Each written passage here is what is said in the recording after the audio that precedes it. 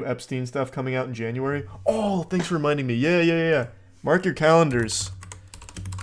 Apparently, I don't know if this is real or not, I didn't look into it, but apparently the Jeffrey Epstein client list is about to be unsealed, like, publicly. So start placing your bets on who's going to be on it. It's coming out in January. A federal judge in New York has ordered a vast unsealing of court documents in early 2024 that will make public the names of scores of Jeffrey Epstein's associates. That's going to be huge. That's going to be a big fucking day online. It's not even the full list. Yeah, it wasn't the full list had like 1,000 people on it or some shit. It was huge.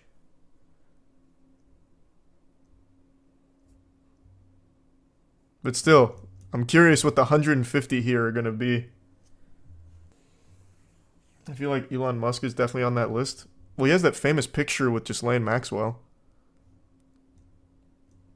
So, yeah, I think that's already confirmed that he will be on it. Hey, good to see you, nice wig. Thanks for the resub. Red Thread episode idea. Oh, wait, that's kind of a banger, actually, when you can tell Jackson. That could go hard. Do you think Jonathan Major will be the next Ezra Miller, or is his career over? Oh, no. No. I don't think so. Marvel already dropped him. DC's so desperate they keep Ezra Miller around, but Marvel already dropped Jonathan Majors. So yeah, he's probably fucked. We'll see though, I guess. But I think there's probably not a whole lot to do from there for him.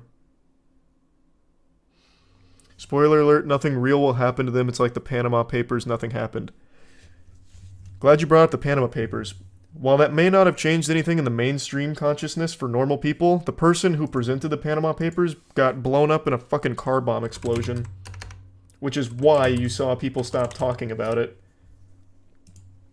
Let me remember who that was. What was their name? Malta car bomb kills the Panama Papers journalist. What was her name, though? The journalist who led the Panama Papers investigation into corruption in Malta was killed on Monday in a car bomb near her home. Daphne Caruana Galizia. This is why you stopped hearing about the Panama Papers. People fearing for their fucking life.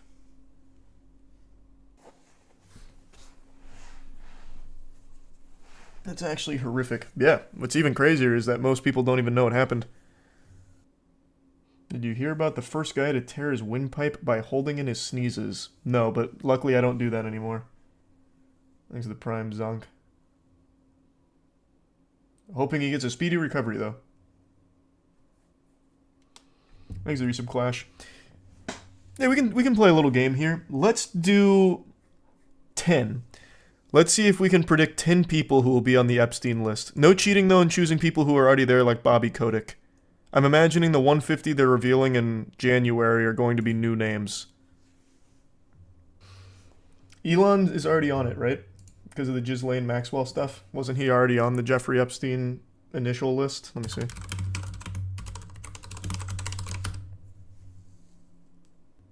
Tom Hanks.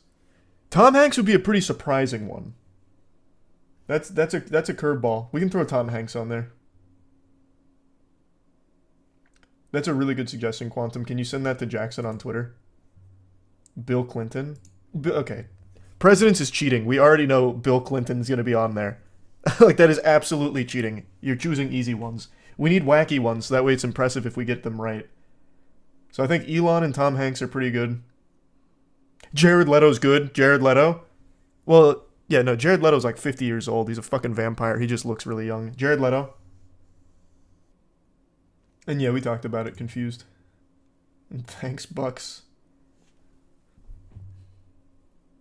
I want one that no one would ever think of. James Corden, we'll throw it in there just because everyone dislikes James Corden to just give another reason. I see you're already cheating by going Matt Groening. He's literally already on the list. No cheating. It has to be new ones. Jimmy Fallon. Oh, Jimmy Fallon's a good one. Alec Baldwin. Wait, was Alec? I don't remember if Alec Baldwin was one of them on there. Okay, so who do we have? We'll do both. Alec Baldwin, Jimmy Fallon, James Corden. Who else? Elon. Tom Hanks. We have 5. Bill Nye the Science Guy. I like it. That's a wacky one. Bill Nye. If Bill Nye's on the Epstein list, that'd be fucking crazy. Thanks the membership, Sunstreaker. Oh, and Jared Leto. So we got 7. 3 more. Let's get 3 more bangers. Chris Pratt. That's fire. That's a big one. Let's make the last 2 really wild ones and see if we get it right. Thanks for your sub-scout and the membership to Fanny. You people are saying some that are already on the Epstein list. Stop cheating. We need new ones. Work together. Come on. You just keep spouting the same ones like Matt Groening.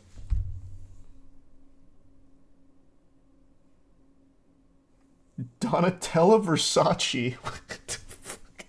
Okay, you're just throwing away one of your votes. No, I'm not putting Versace on there. Joe Rogan, big. Joe Rogan's big. All right, Joe Rogan gets number 9. All right, 10th.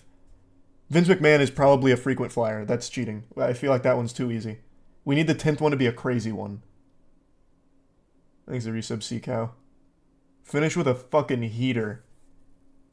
Thanks to resub Butter. And also, we can refer to the stream for evidence that we did get it right. Tom Brady. I love it. Lock it in. All right, we got our 10.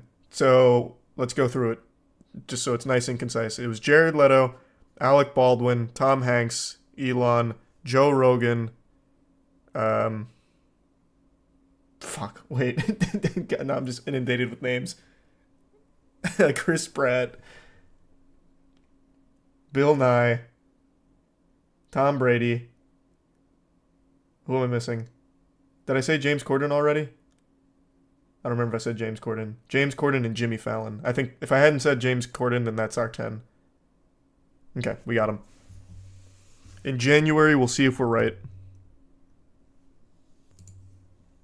Mr. Bean. That can be a wild card guess. Write this down. Why? We got a clip of it right here. We can easily refer to it. So January 1st. Wow, what a way to kick off the new year. 2024 is starting with a bang. Hey, welcome to 2024. Here's 150 more pedophiles. Cool. Hey, here's 150 new Epstein clients. Bet Dan Schneider's on the list? Probably, but I think he was in the initial reports, I would guess. Now, that's going to be crazy. Thanks for the membership, NG. Santa's naughty list just got an update. What a wild way of talking about 150 child sex traffickers. Yeah, they would definitely be on Santa's naughty list, though. I mean, you're not wrong. Would Valve send them coal in Dota 2? I think Valve would. I do think Valve would probably send them coal in Dota 2 and ban them. If Joe Rogan's on that list, we become number 1. Oh, true. Yeah, if Joe Rogan's on this 150 from the Epstein flight list or whatever, that means Red Thread takes the number 1 spot on Spotify for podcasts. That's so true. Thanks to the resub, Sunray. You think Conor McGregor would be on the list? Probably not, I don't think. I don't think he would. What about Dan Schneider? Yeah, people keep mentioning Dan Schneider. I think he was probably on the initial list that came out, like with Matt Groening and all that, but I'll check for you real quick. But I also think that one's too easy of a guess. Because powerful man, huge from Nickelodeon, he probably would have been on the Epstein client list. Let's see. Your pedophile teacher that you mentioned that one time. What a specific reference. Brother, my pedophile teacher would not have made it to the Epstein client list. He was trying to solicit 13-year-olds from Craigslist or something for sex and then got arrested. He wouldn't have made it to the big leagues of pedophile rings. We need to do a female list now? How many female flyers were there on the Epstein list? I'm very curious, actually. There can't be that many, right?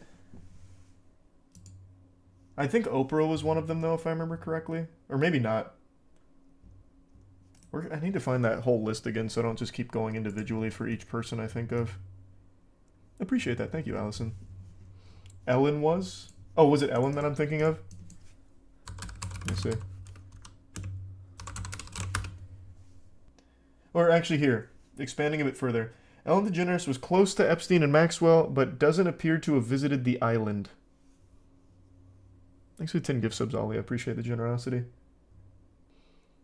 Thanks to the resub fisherman.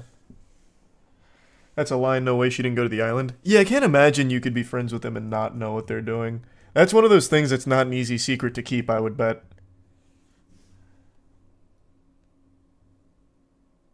And yeah, we talked about it earlier, but I haven't watched the whole thing yet. Hold on, give me 1 second. No, I'm back.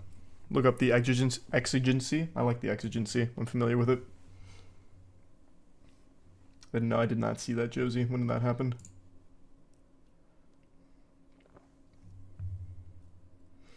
Probably a bunch of random billionaires no one's heard of.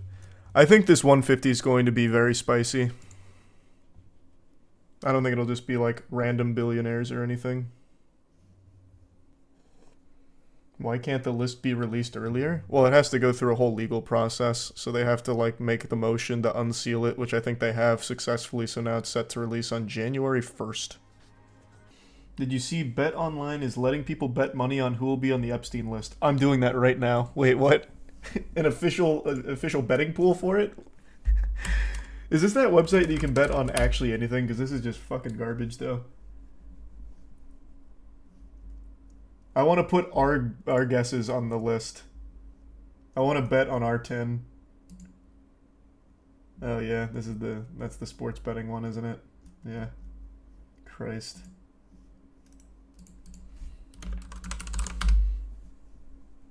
Alright, here you go. As of 9 hours ago. Epstein's document list props betting. Here's the... Let's see if any of ours are on here. Let's see if anyone's betting on our shit. I don't know if this is like official or not. I have no idea. I don't know how sports betting works on these sites. But this seems to be the pool right now. So it looks like Donald Trump Sr., Bill Clinton, Bill Gates. I think this one's a guarantee. I am very confident Bill Clinton is on there. I do think Bill Gates is also probably on there. Kevin Spacey, also pretty surefire, especially according to the Tucker Carlson thing he dropped. Still need to watch that. Elon Musk, I also think is pretty solid. Harvey Weinstein, easy slam dunk. Hillary, probably.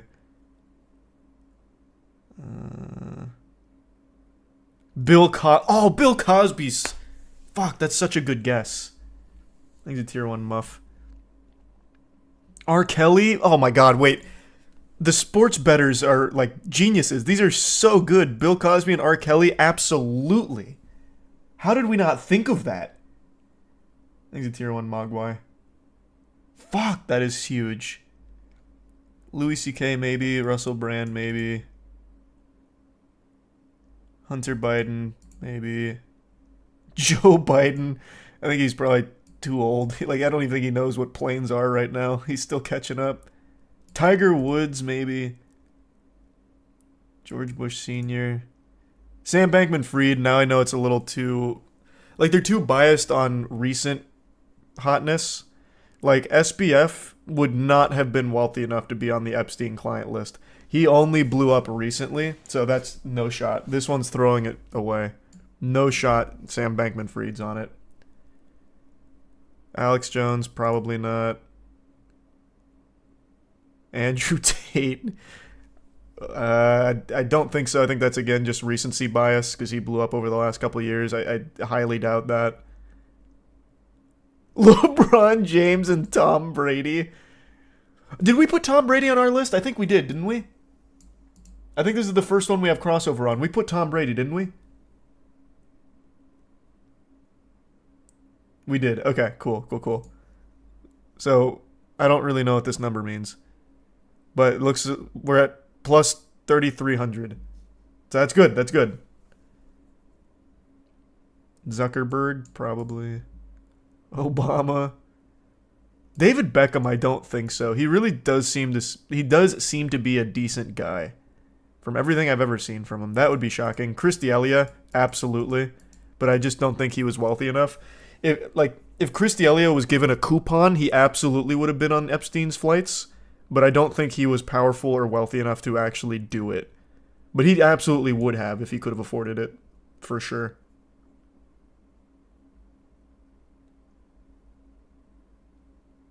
Ronaldo and Messi are here. Here's The Rock. Putin.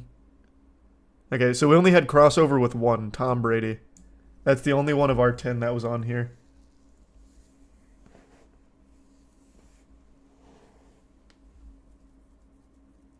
Chat, what is this betting for? Who's going to be on the Epstein list? The new 150 that's being unsealed. And this was the betting ones. Like the prime iron. I think it's worth pointing out that the release order is for people named in court documents relating to Epstein, meaning victims will also be listed. This has in no relation to his client list. No, that's part of it though, right? Because it's not only just the victims. We did talk about it. It's the victims plus also people that fought to keep their names off of the initial release, right? Or am I misremembering? Because I'm almost positive it is. Because it's unsealing and putting through some of the other names that fought to get off. Documents may not make it clear why a certain individual became associated with the lawsuit, but more than 150 are expected to be identified in hundreds of files that may expose more about Epstein's sex trafficking of women and girls in New. Where is this not the same source I used last time?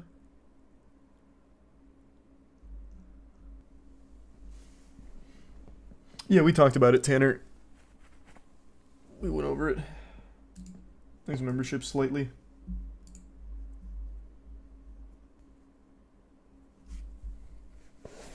This is Santa's naughty list. Yeah. Yeah, this is Santa's naughty list. You think Billy Mitchell should be on there? Billy Mitchell would be another crazy one. That one would be fucking absurd. Well, no, and Billy Mitchell's not going to be on there. He's not nearly rich and powerful enough to have made it onto the Epstein client list. It just would be a crazy one if he was. That would be the biggest shock probably I'd ever experience. Seeing Billy Mitchell's name on the Epstein list. Do you think any non-celebrities will be on the list? Well, just extremely wealthy, powerful people that work behind the scenes, yeah. Not necessarily celebrities per se, but still rich and powerful people that you just don't know about.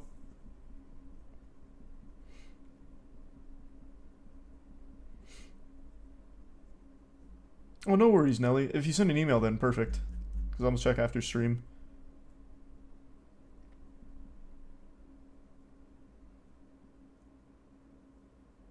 Don't you dare disrespect the greatest gamer alive. You think he's not worthy of becoming a pedo. Well,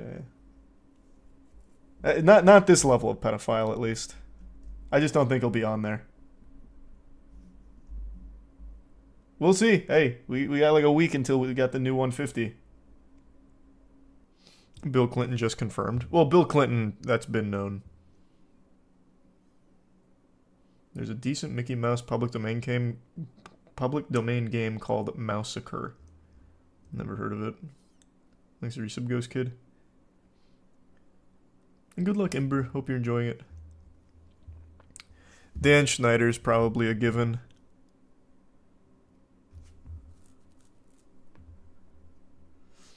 Muda retweeted it. I know Muda made a post about how he was going through it like an hour or two ago.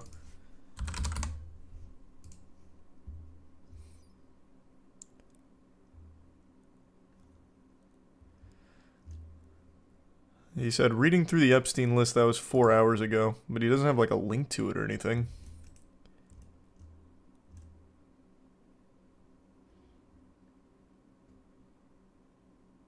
And he even has like this, excerpt from it. He's got this. So something has to be out. Where the fuck is it? Why don't any of the mainstream media outlets just provide it?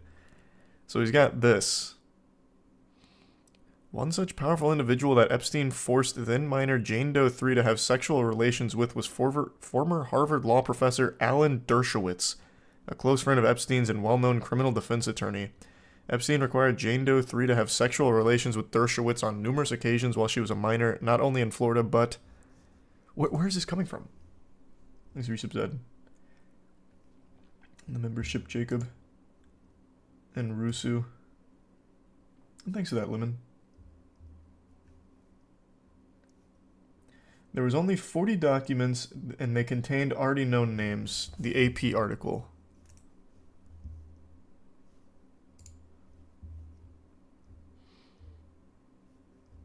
I don't remember Alan Dershowitz's name anywhere.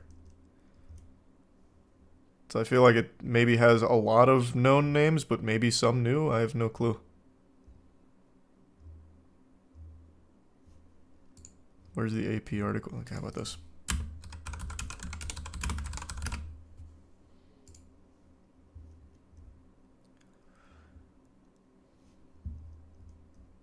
Thanks the resub tummy.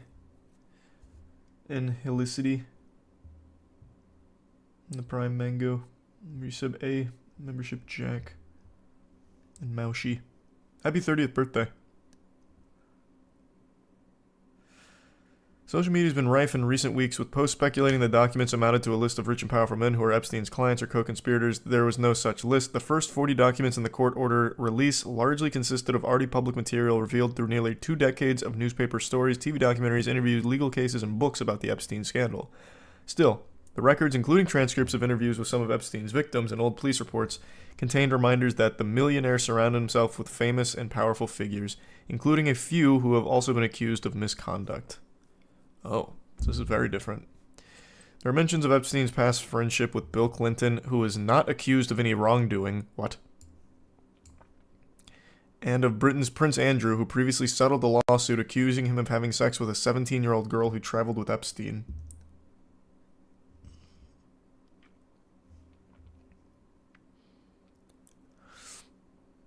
What do you mean? Who was not accused of any wrongdoing? Is it Prime Logan? What was Bill Clinton doing there? The Guardian has it.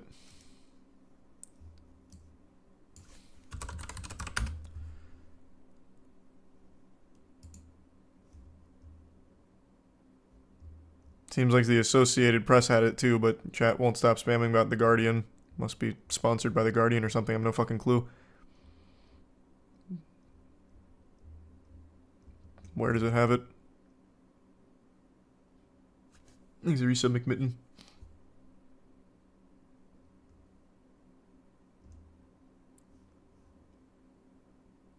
I'm not going to fucking R. Epstein.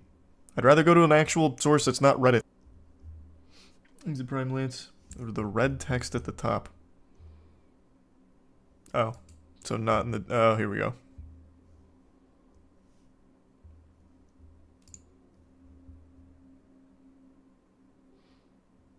So this is the 40-page doc... No, this is not the 40-page document. This is the old one. Right? Isn't it? Fuck, I don't remember. It's been too long. Fuck.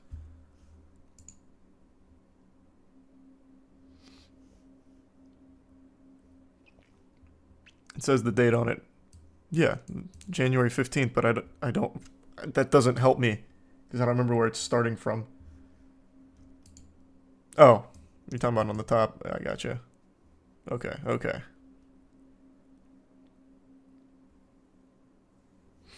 It's a tier 1 tune.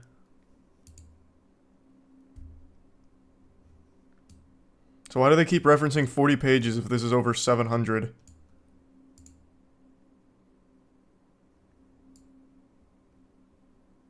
It's 943. Yet everything references a 40-page document being unsealed. There's a Prime Cricket in the Resub Luge. It's 40 documents, not pages. Must have misunderstood then. Well, it's no shot I'm reading through 963 pages in one evening. 43 pages in one evening.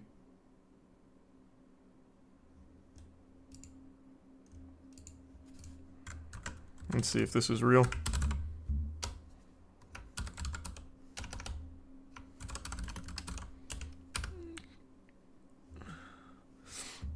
So here's Bill Clinton.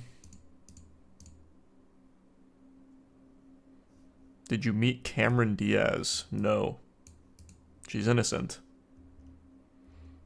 Did you see Bill Clinton on the island? No. Did you see Bill Clinton in the helicopter? No.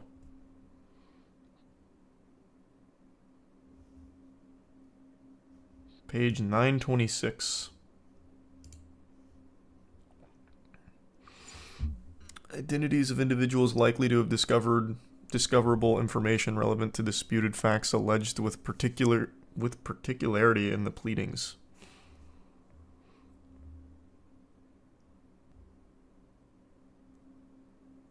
There's a prime snazzy. Oh, here's Alan Dershowitz. That's the only name I recognize because Mudahar just talked about him. He was the Harvard professor. Mr. Dershowitz has knowledge concerning plaintiffs' false statements to the press and court pleadings and in sworn testimony at issue in the matter. Oh, it's cute, Justin. Hey, appreciate that. Thanks for some Natalie. The membership Pelican. Alan Dershowitz was Epstein's lawyer. Oh, really? I see. Jeffrey Epstein. I don't know any of these names.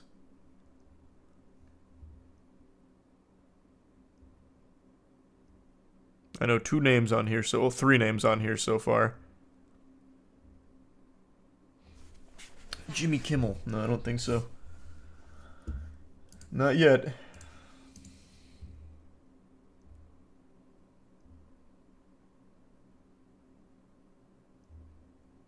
Yeah, I don't recognize any of those names.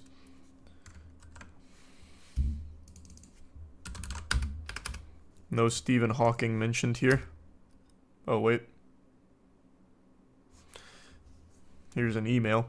You can issue a reward to any of Virginia's friends' acquaintance family that come forward and help prove her allegations are false. The strongest is the Clinton dinner.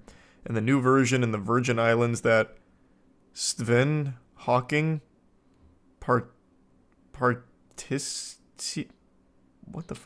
participated, maybe? Why is there a dash there? In an underage orgy. What is this?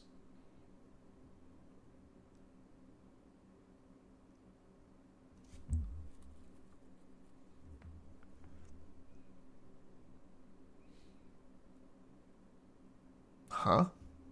So the Stephen Hawking thing isn't just a meme. Chat was wrong about that. I mean, he is mentioned here, assuming he's Stephen Hawking. That's fucking crazy. Here's his name here. Al Gore. Wait, what is this? All photographs or video containing any image of you and the following individuals to the extent you have sent... Okay, wait, what section is this?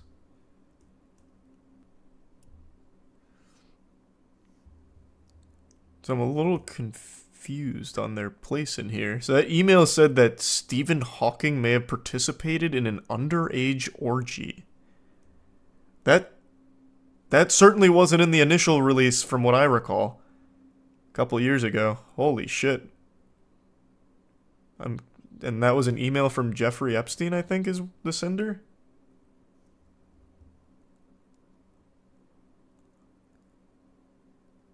What the fuck? Wait, this is so wild. So Bill Clinton's name comes up a lot here. What is this section? So this is some kind of interview conducted, I'm guessing, with one of the victims, and they were asking about certain names, and Bill Clinton was one. And it seems like, according to them, he wasn't on the island or anything? Is this why a lot of the article, all the articles, I guess, so far are saying Bill Clinton was not accused of any wrongdoing?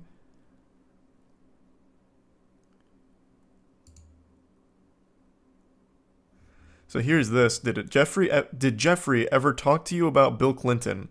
He said one time that Clinton likes them young, referring to girls. Do you recall ever taking a trip to Jeffrey Epstein's home in New Mexico? Yes. Do you recall who you went on that trip with?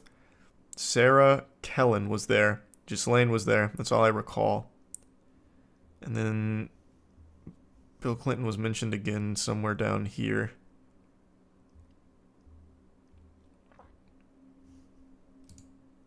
there.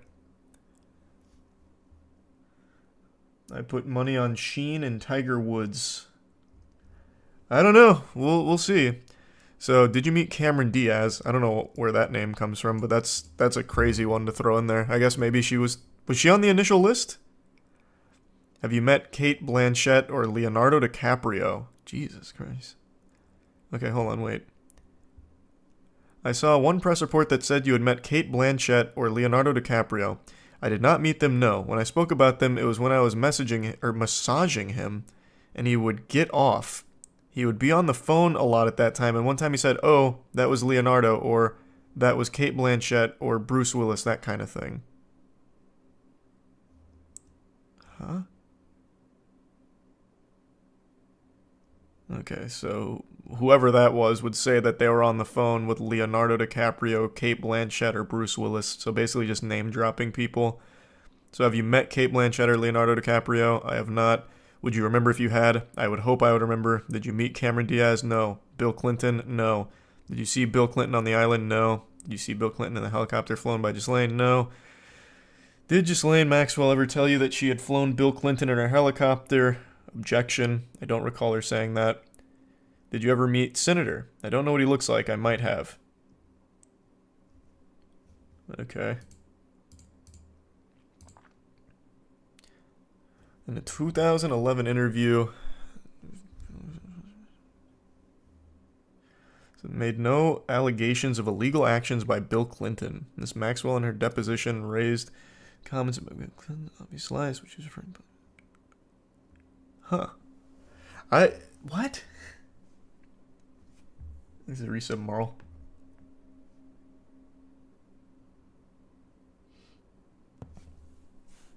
Is Donald Trump on there? Not, I mean, here, let's look. Not that I've seen so far scrubbing through this.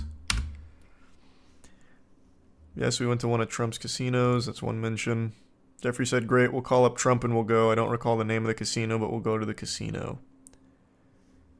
Donald Trump, no. Did you ever massage Donald Trump? No.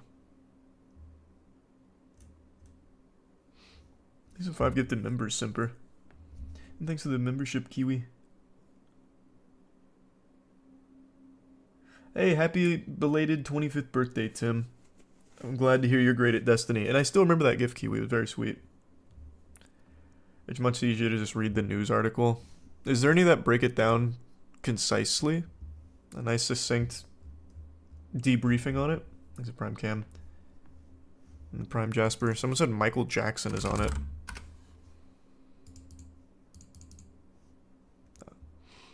Did you ever meet anybody famous when you were with Jeffrey? I met Michael Jackson. Oh, really? Where was that? At his house in Palm Beach. At Jeffrey's house in Palm Beach. Did you massage him? I did not. Anybody else you remember? I know you mentioned David Copperfield earlier. Anybody else? No, I'd remember that. I have played the finals, but only their tech test. I haven't played the full thing. Anyone but MJ. I mean, I guess according to this, maybe he was innocent. I've said this a million times. I feel like there's no way you could be close with Jeffrey Epstein to the point where you're going to his house without knowing about this. Like, without knowing about what he was doing. Because that's such, like, a massive thing. Like, I feel like that's not a secret that you would be able to keep from these people. There's no way. Like, I don't think you'd just hang out with Jeffrey Epstein or take a flight with Jeffrey Epstein without knowing about his actual nefarious shit.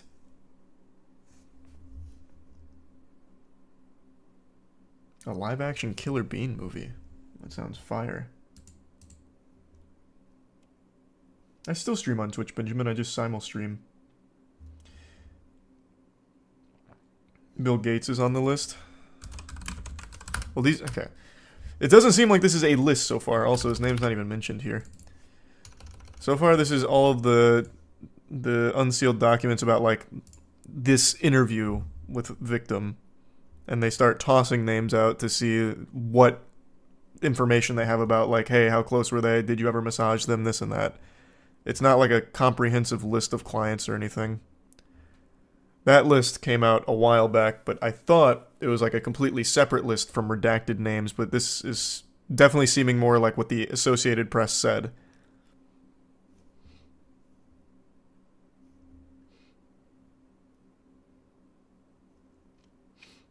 There's more info on David Copperfield. He apparently knew. Let's see. He couldn't make the Jeffrey Epstein stuff disappear, I guess. David Copperfield was at a dinner at Epstein's, and there was another girl present who looked young, and Johanna asked what school she went to, and Johanna did not recognize the school name as being a college, and she said it was possible it was a high school-age girl. Johanna said Copperfield questioned me if I was aware that girls were getting paid to find other girls. Have you met David Copperfield? Yes.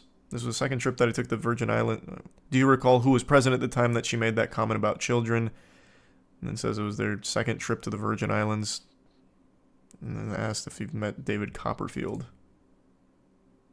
Did you observe David Copperfield to be a friend of Jeffrey Epstein's? Yes. Did Copperfield ever discuss Jeffrey's involvement with young girls with you? He questioned me if I was aware that girls were getting paid to find other girls. Thanks for the membership, L. That whole Michael Jackson thing was back when Jeffrey was helping him with his financial battle against Sony. Thanks for 5 gift subs, Fox. Is that right? I don't know anything about it.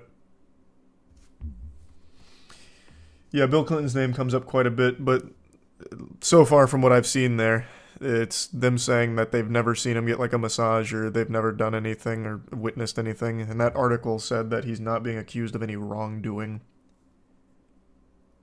And long time, Benjamin. If you like 2D platforms, play Massacre. Maybe I'll check it out.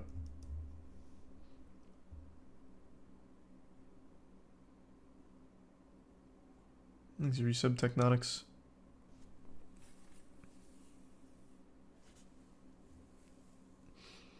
So where's like a article with a good comprehensive breakdown of it so I don't have to just keep control F'ing through all of the sections?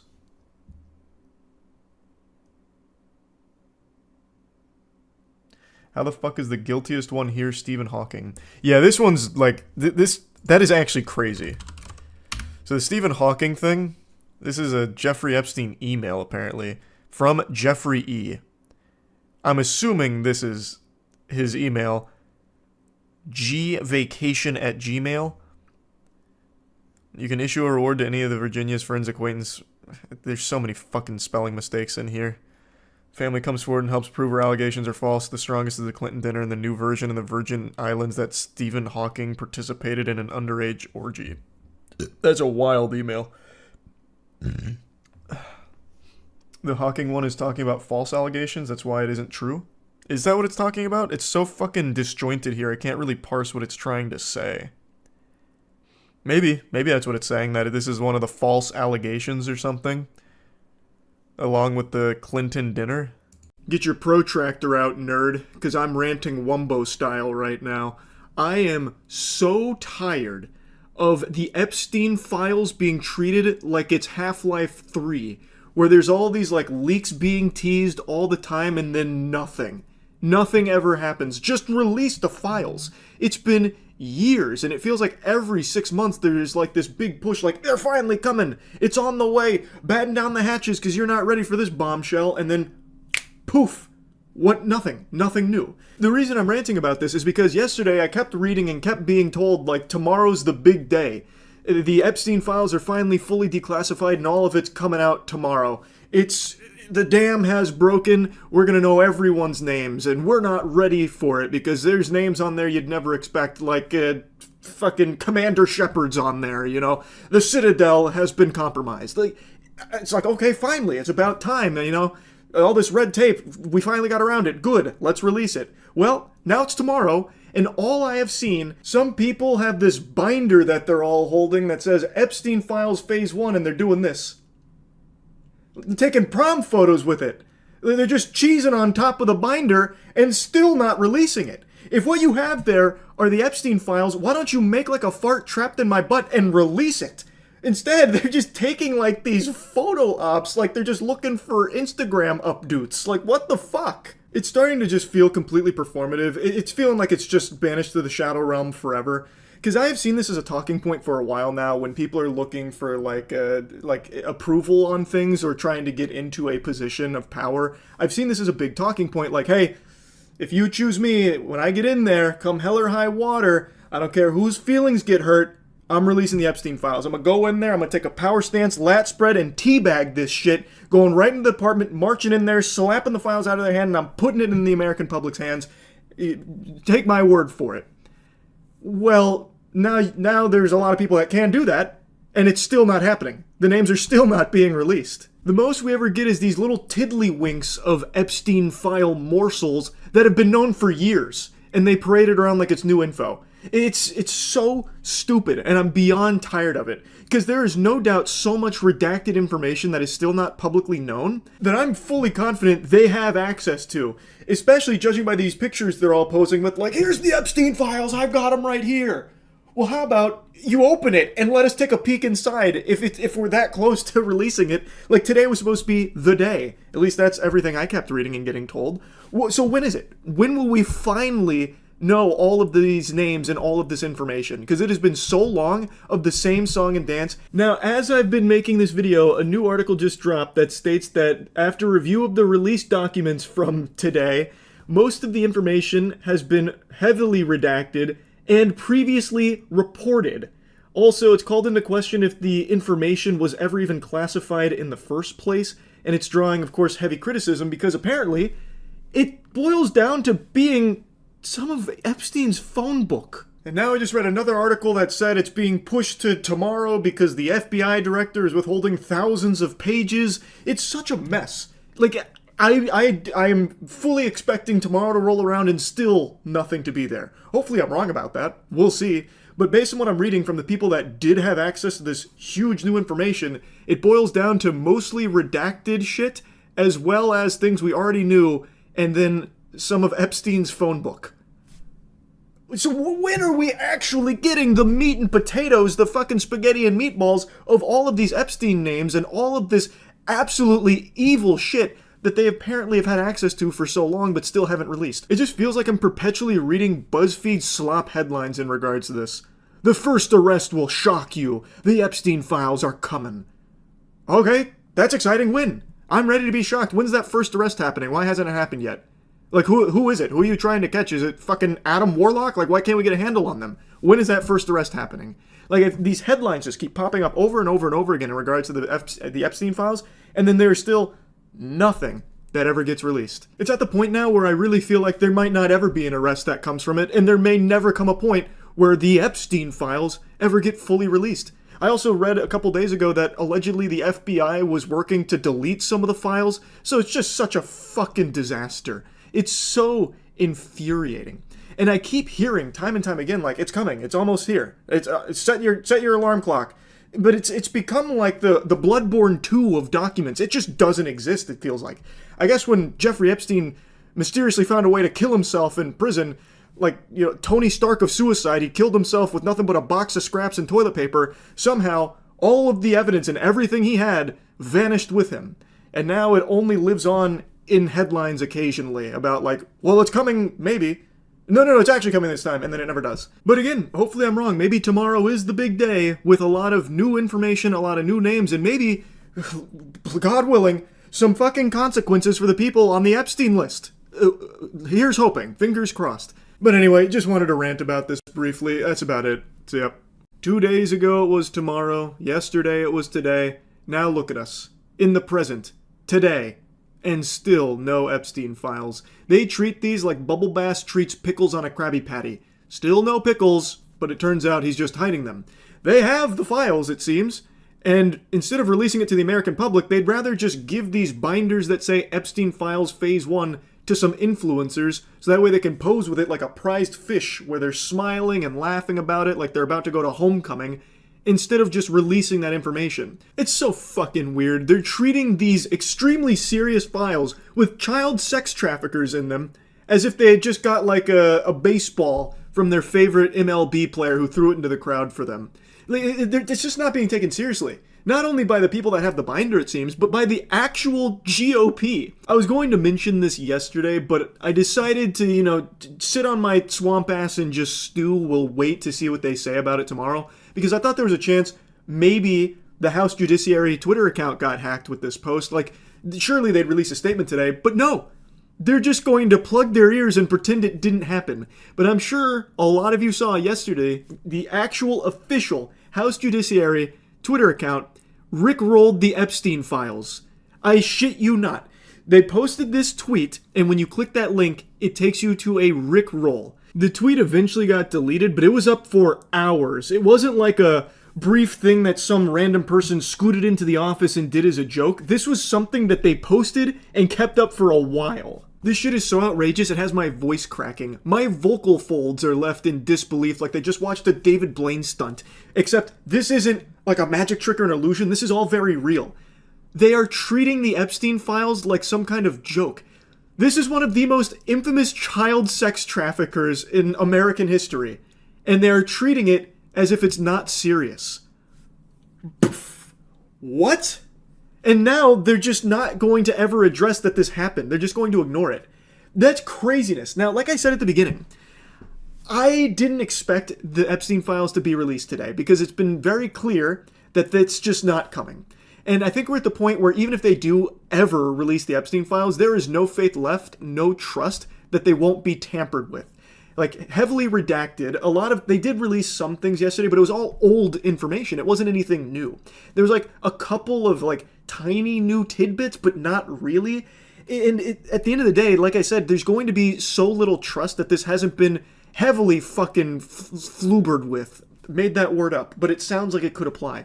Like, it's a Schmeckeldorfing, it feels like, where the information, it might not even be accurate anymore.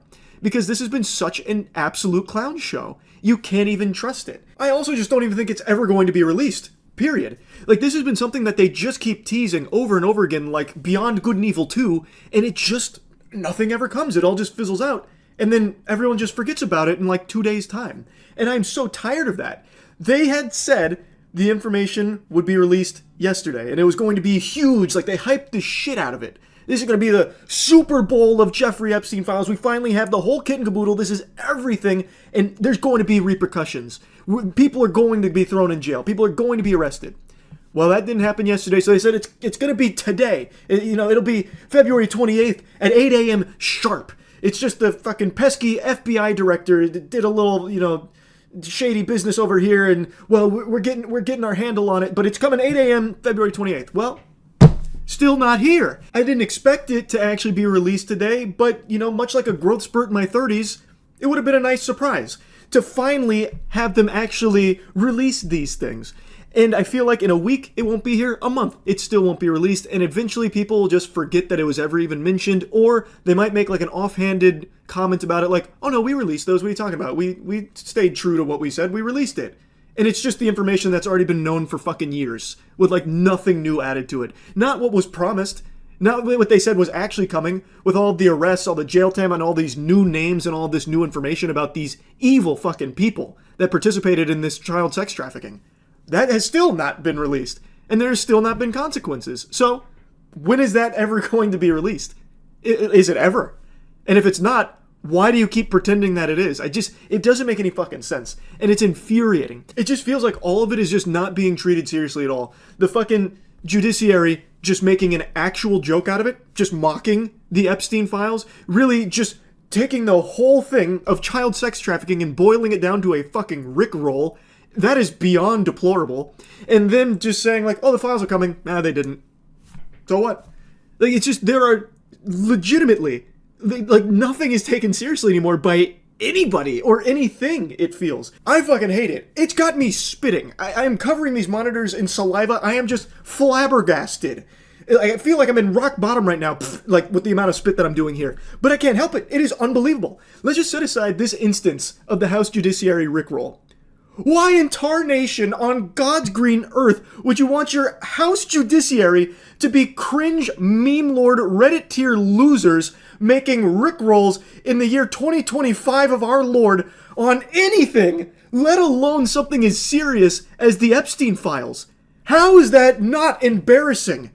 How is that not shameful? I'll stop yapping and ranting about it, but it is just mind-boggling that they can do that and then nothing happens. They just get to pretend it never happened. They just don't even have the wherewithal to even mention it again or try and explain what led them to thinking that was a good idea, or explaining why the Epstein files that they've promised are still not being released. It's so fucking dumb. It's really about it. So yeah, I'm about to have a conniption. I'm sure all of you have seen this by now, but I have to yap about it. It is infuriating.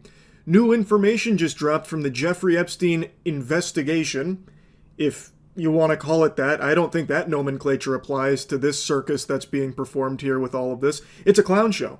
It's about as much of an investigation as Bozo investigating a pie that was thrown in his face. It's a fucking joke. Read this headline and tell me it doesn't make you fail the try not to fume challenge. This shit has got me steaming. They are trying to, with a straight face, say that Jeffrey Epstein never had a client list and did commit suicide. There was no foul play, no fishy business there. That was no horseradish, no flag on the play, just a classical suicide. Also, no client list, no blackmail, no evidence of either of those two things. How peculiar, considering it wasn't that long ago that they were flaunting that the client list was coming out, the Epstein files were releasing. They even gave the Phase 1 files to a bunch of influencers online for some photo ops, and they were posing like fucking prom pictures. They made a big hoopla that those were the Epstein files in their paws right there. And they'll eventually release to us plebeians out here. Well, if there's no client list, what the fuck is in those folders? What Pokemon card binder? Like, what did you give them? Yeah, apparently there's no client list, so what did you hand them? Just an empty file? An empty folder? And not only that, Pam Bondi herself here, she has made so many statements about, like, how the Epstein client list is on her desk right now. You know, it's over there gathering dust. She'll eventually brush it all off and drip feed us the information as it comes, and everyone that's on that list is gonna face justice. She was cutting WWE promos about the Jeffrey Epstein client list. She'd even set hard dates on when it's gonna drop like it was a new album. Mark your calendars, sports fans. The Epstein files dropping on this date. And then the date rolls around and it's just nothing. Like, actually nothing Burger Central. Like, shit got more delayed than Half-Life 3. It just never showed up, even though she would set dates, and then all of a sudden she's got excuses for why it's not there. But now, apparently there was no client list in the first place, so what the fuck was sitting on your desk, Pam? How could the client list be sitting on your desk when the DOJ and FBI say that there is no client list? What an interesting pickle. That's quite a conundrum. She says that she had the client list, like a physical copy on her desk. She constantly has referenced the client list, spoken directly about the client list. But now all of a sudden, DOJ and FBI said it's not a real thing. I have no idea how she's even going to begin to tackle that plot hole there. It is crazy how stupid they treat the rest of humanity. Like, all of the people on the planet are lobotomites, and they can be fed any information whatsoever, and they'll accept it with a smile on their face and think nothing of it. And in some cases, that does happen. But in something like this, there should be 0 people on the planet that are happy with this and believe this, because this is the most blatant, fraudulent lie since Wes Watson lying about being 6 feet tall. This is absurd. This is just ridiculous. It is downright diabolical to be doing a cover-up job like this. It's literally fart investigated poop and found no shit. They have talked about it themselves for so long, about having this client list and all of this blackmail evidence and everything, about how all of them are going to face justice. Pam Bondi talked about tens of thousands of videos that they recovered as well. Like, how are you going to just wipe your ass with that and expect people to believe it? If anyone believes this, you need serious psychiatric help. If you actually swallow this shit they fed you with this information, that it's, you know, a case of suicide, no client list, and no blackmail, you really need to take a hard look in the mirror. Because you are just not like a thinker. Like, you don't have a thinking cap on at all. Because this is just absurd. There should be no one on the planet that is fooled by this. This should make you mad. It absolutely should make you very upset, because this is blatantly covering up for corrupt, evil people in high positions of power. I saw this said as a joke, but I actually think we're pretty close to them just denying Jeffrey Epstein ever even existed in the first place. I really think the next step here is they're going to start talking about, like, evidence to confirm that Jeffrey Epstein was never real. It was a code name for, like, a shadow operative that never actually existed. There was no island. There were no victims. I think we are not far away from them trying that play, because they are using every weird tactic in the book to try and bury anything even remotely related to Jeffrey Epstein, while trying to put on a strong face about how everyone's going to face justice. Well, where's that? That hasn't happened. And it hasn't happened for years. So what is up with all of this lying? They just keep kicking the can down the road. They have still not released the Epstein Files, and now they've put the kibosh on it, saying the Epstein Files aren't even real in the first place. It was all just made up, a fucking illusion. So now it is 100% ensuring everyone that was associated with all of that evil gets away with it. And they're just proudly doing it in front of the entire American public's face, spitting in everyone's mouth by trying to say that doesn't exist, it's not real. No client list, no blackmail, nothing like that, and he did kill himself. And apparently they're releasing some surveillance camera footage, like a lot of hours worth of that, to show that no one entered his cell during any of that time. Obviously just doing everything in their power to put the conversation of Jeffrey Epstein and everything around the topic to rest. So now you have the three-letter organizations all working together, the DOJ, the FBI, the DVD, the VCR, the BBL, all of them working together, now trying to sell this horseradish about there being no client list and no blackmail.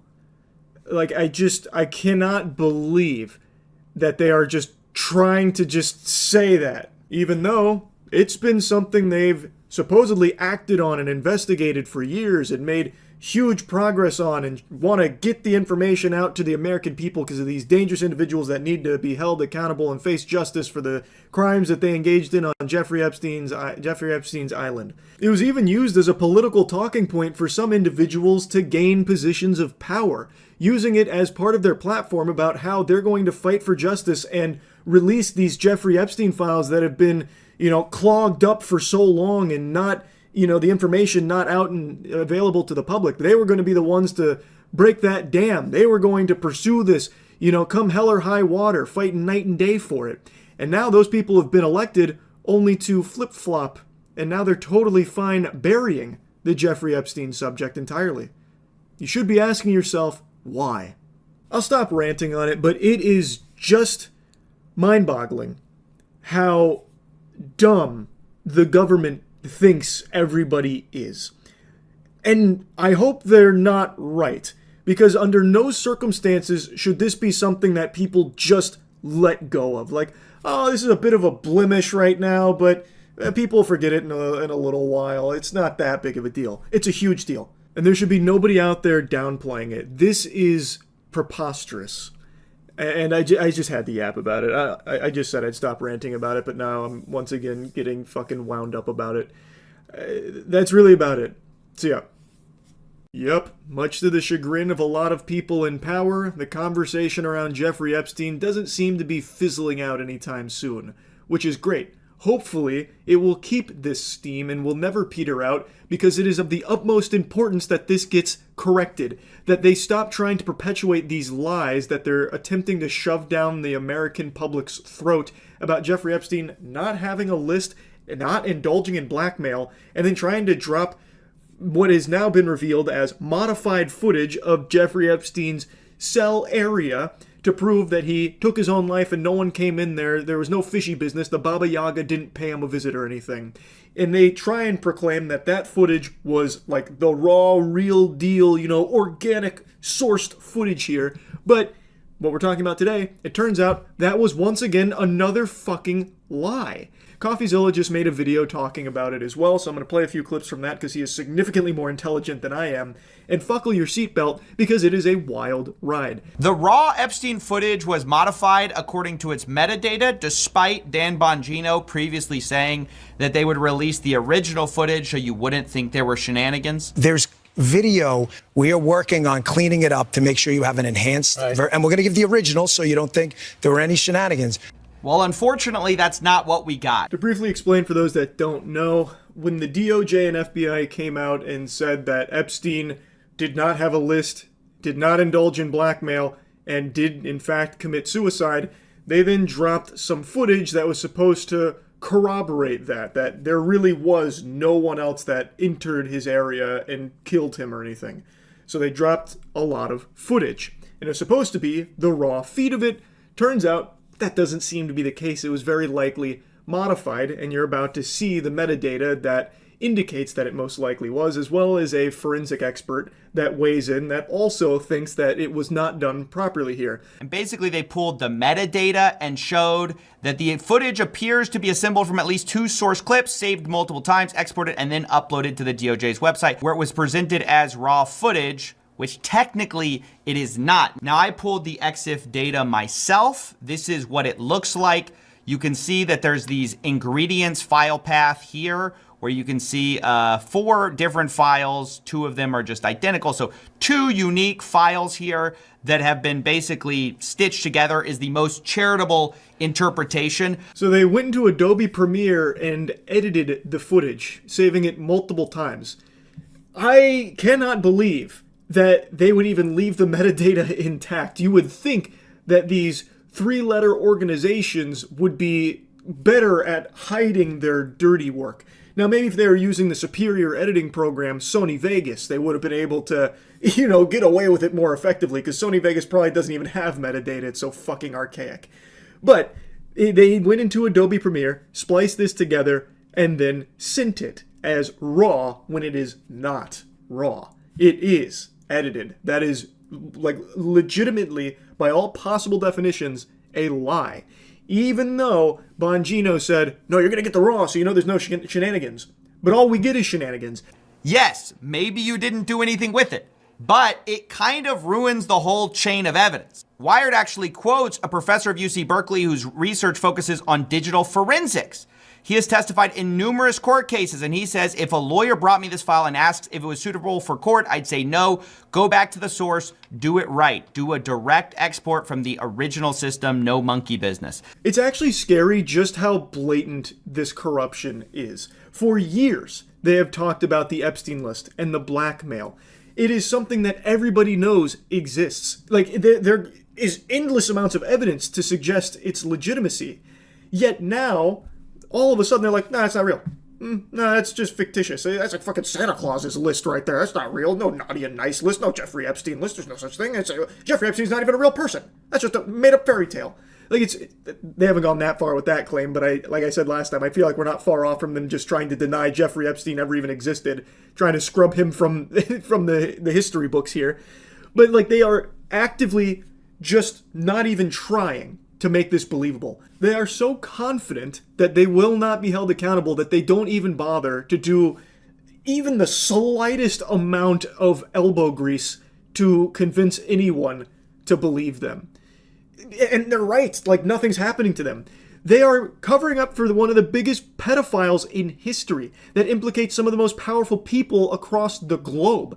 And they are sweeping it under the rug. There have been no arrests made, and it doesn't seem like they're pursuing it at all. Caroline even just recently said that they're not, releasing anything in regards to it because of, how graphic and gross all of it is. What do you tell MAGA supporters who say they want anyone involved in Jeffrey Epstein's alleged crimes to be held accountable? This administration wants anyone who has ever committed a crime to be held accountable, and they put out a memo in conclusion of that review. There was material they did not release because, frankly, it was incredibly graphic and it contained child pornography, which is not something that's appropriate for public consumption. But they committed to an exhaustive investigation.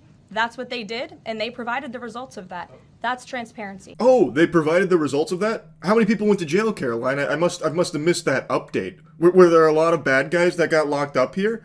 Oh man, that's huge. I feel like more people should know that. Can you share who all got arrested from all of the Epstein investigations? This vile worm tries to say that nothing's going to get released, and I guess nothing's going to happen to anyone that was incriminated here, because a lot of it was not fit for public consumption. Fucking weirdo, no one's asking you to, like, share the videos or anything like that. But you are saying that you have this evidence, and you're doing nothing with it. And we know there is a list of clients and a lot of people that engaged with it. Fucking arrest them! What the public deserves is that you will follow through with your duty of arresting these evil people that you have unbelievable amounts of evidence on, which is not happening. This is the furthest thing from transparency, unless she's trying to argue that this cover-up is so blatant, obvious, and terrible that everyone can see through it, so you can immediately know how guilty some of the most powerful people are. Then I guess that makes sense, because this is such a poorly done attempt at burying this that everyone can see through it. Is that the point she was trying to make? Perhaps, I guess. Every step of the way here, they are lying and trying to cover up everything related to Jeffrey Epstein, including this footage that was supposed to be raw footage. The video aspect ratio suddenly shifts as the tape changes over, or whatever they claim. You can see that right here. There's like a sudden shift in the video. I have not changed this video in any way. I have it in the Premiere Pro timeline, which I guess they had as well. So this is as intended. So there's this just weird shifts in the footage. I mean, this was done in actually a very sloppy way after they explicitly talked about needing to do it in the right way so the American public could rely on it. Now, as CoffeeZilla says, it could be all just incompetence, like actually just fucking troglodytes here in charge of all of this. So even though they called attention to needing to do it the right way, they're just so fucking brain dead, like actual lobotomites, and just couldn't even do it the right way, so then they just farted this out. Like, it could be, like, no manipulation here, like, this is just how it's done, like, for some reason it dumps a minute, like, as it's switching over, and they had to put it into editing software and fuck up the aspect ratio. I guess it could be incompetence, but I would not be that charitable with this. They are doing so much lying. Again, we already know about the list existing, and we know about the blackmail. That is all real stuff, and now they're denying it. And now they're doing this modifying of footage while trying to fight back against the conspiracy that Jeffrey Epstein didn't kill himself. It's just insanity. They are so confident that the public will do nothing about it. They'll get upset, but they'll just swallow it and be done with it and move on. And some people are, but I'm happy that most aren't. They are desperately doing everything in their power to try and bury this whole conversation about Jeffrey Epstein. Like a couple days ago where Trump interrupted a question about it in order to try and shift to something else. Like, are you still talking about Jeffrey Epstein, that creep? How can you be talking about him when there's floods going on in Texas? It's such a bad look. Why there was a minute missing from the jailhouse tape on the night of the set? Yeah, sure. If I Could I just interrupt for Sure. 1 second? Are you still talking about Jeffrey Epstein? This guy's been talked about for years. You're asking, we have Texas, we have this, we have all of the things. And are people still talking about this guy, this creep? That is unbelievable. Do you want to waste the time, and do you feel like answering? I don't mind answering. I mean, I can't believe you're asking a question on Epstein at a time like this where we're having some of the greatest success and also tragedy with what happened in Texas. Yeah, people are still talking about Epstein. It's one of the biggest, most in-your-face cover-ups most people have ever seen. This is one of the biggest pedophiles in history that implicates so many extremely powerful people. Yeah, people are still talking about it, understandably, because the people deserve answers, and there needs to be justice for all of the people that engaged in this.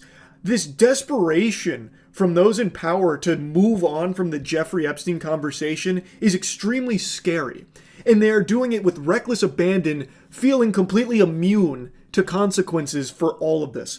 And so far, they're right. Like, there's not anything that's coming from it. There's still no arrest being made. There's still no new information coming out. The only information we get is more information about how they are lying, like modifying the footage and shit. It's craziness. I just wanted to give you a little update here with everything that's unfolding in the Jeffrey Epstein case. And yeah, that's really about it. So yeah. I'm running out of words to express my disbelief in how the Jeffrey Epstein case is being handled by the government. Like, I'm having to make up words to try and encapsulate my feelings. We're all being mahoojinized here by, like, these elites in power that are so desperate to bury the Epstein conversation. To briefly bring you up to speed, if you're a little lost, previously on Dragon Ball Z, the FBI and DOJ had concluded their investigation and determined that there was no Epstein client list, there was no blackmail, and Epstein did indeed take his own life. This runs counter to everything the government has said for years, in the previous administration and in the current administration. Even infamously Pam Bondi saying she's got the files, everything's on her desk, and it set so many deadlines for its release. And one of the big talking points for a lot of people running for positions of power was how they were going to be the ones to declassify the Epstein files and release the Epstein files. But then the DOJ and FBI pulled a reflafitation job here and just retconned all the lore, sent out some new talking points to the puppets, that there is no client list, there is no blackmail, and he killed himself. So that's what all these ghoulish vermin, these zombies in suits, have been spouting. Until last night, where Trump made a post that said, there are files, but they're made by Obama, Crooked Hillary, the Democrats, and everyone. Which goes against what the DOJ and FBI was just trying to say about the outright existence of those kind of things not being in the fucking corporeal realm. But now Trump is saying, no, they're there, but they're like really fraudulent because Obama and Hillary and everyone, they like made them. It was so absurd, in fact, that he got ratioed on his own platform by his most loyal of enthusiasts. It is such a bad job at covering this up, everyone is seeing through it. And I want to go over it here, because this is like a full-blown reflafitation that we're witnessing. Like, that's not even a word, and yet that word still elicits some kind of emotion. Like, it still feels like it fucking means something. I don't have words to express how bad all of this has become. It's unreal. What's going on with my boys, and in some cases, gals? An excellent intro right there. That would be an A+ on the summer book report. My God, what a way of starting a post. They're all going after Attorney General Pam Bondi, who's doing a fantastic job. We're on one team, MAGA, and I don't like what's happening. We have a perfect administration, the talk of the world, and selfish people are trying to hurt it, all over a guy who never dies, Jeffrey Epstein. For years, it's Epstein over and over again. Why are we giving publicity to files written by Obama, Crooked Hillary, Comey, Brennan, and losers and criminals of the Biden administration who conned the world with the Russia hoax, 51 intelligence agents, the laptop from hell, and more? He literally right there says that there's files, which is the exact opposite of what the DOJ and FBI have been saying, that there are no files, there are no client lists, there is nothing there. But now he's saying it is there, but you can't trust it because Obama and Hillary and all these other people worked on it. Like, what the fuck? He continues, why didn't the radical left lunatics release the Epstein files? If there was anything in there that could have hurt the MAGA movement, why didn't they use it? Fucking exactly! If this was written by Obama and Crooked Hillary, why wouldn't they have used this against you when they had power? Fucking Biden was president for 4 years. If they had already orchestrated this fraudulent Epstein list, don't you think they would have dropped it as a weapon against you? You are contradicting your own statement here. The reason these files haven't been released is because it implicates so many people from all sides of the political spectrum, so both sides are fucking fearful of these ever seeing the light of day. If this really was written by Obama and the crew here, surely that would have dropped at some point. No doubt. I'm going to go ahead and fast forward to the end here because the little nugget at the end is unreal. 1 year ago, our country was dead. Now it's the hottest country anywhere in the world. Let's keep it that way and not waste time and energy on Jeffrey Epstein, somebody that nobody cares about. One of the biggest pedophiles in history, with clientele that includes some of the most powerful people in the world. And now all of a sudden nobody cares about Jeffrey Epstein? What? What are you trying to even say? You yourself even made the promise that you would declassify the Epstein files if you were elected. If you were elected, you were going to make a big song and dance about this transparency and the Epstein Files coming out. So many people around you also made the same claims, and now all of a sudden, nobody cares about Jeffrey Epstein? Nobody? Nobody out there at all? Huh, that's so odd. That's so weird how that just fucking flip-flopped. That's really weird. This desperation from the people in power to bury this conversation should be extraordinarily alarming to anyone that is using any amount of neurons in their noodle. Like, just think for a moment. Why are they trying to pretend that this is nothing? They're trying to, like, hypnotize or brainwash people into just writing this off as no big deal. They were talking about children being raped by so many people in power. In what universe is that not a huge issue that everyone should care about? You are paying taxes to and are being controlled by people that were raping children. And they are not facing justice, even though justice is what was promised by this administration and had been repeated so many times to the American public of how they were going to be pursuing justice come hell or high water. Everyone that Epstein ever associated with, everyone incriminated in these files, is going to face the piper. So put that in your pipe and smoke it, criminals. And now they're just saying, no, it's not real, it doesn't exist, there's no evidence of that, we're not doing anything.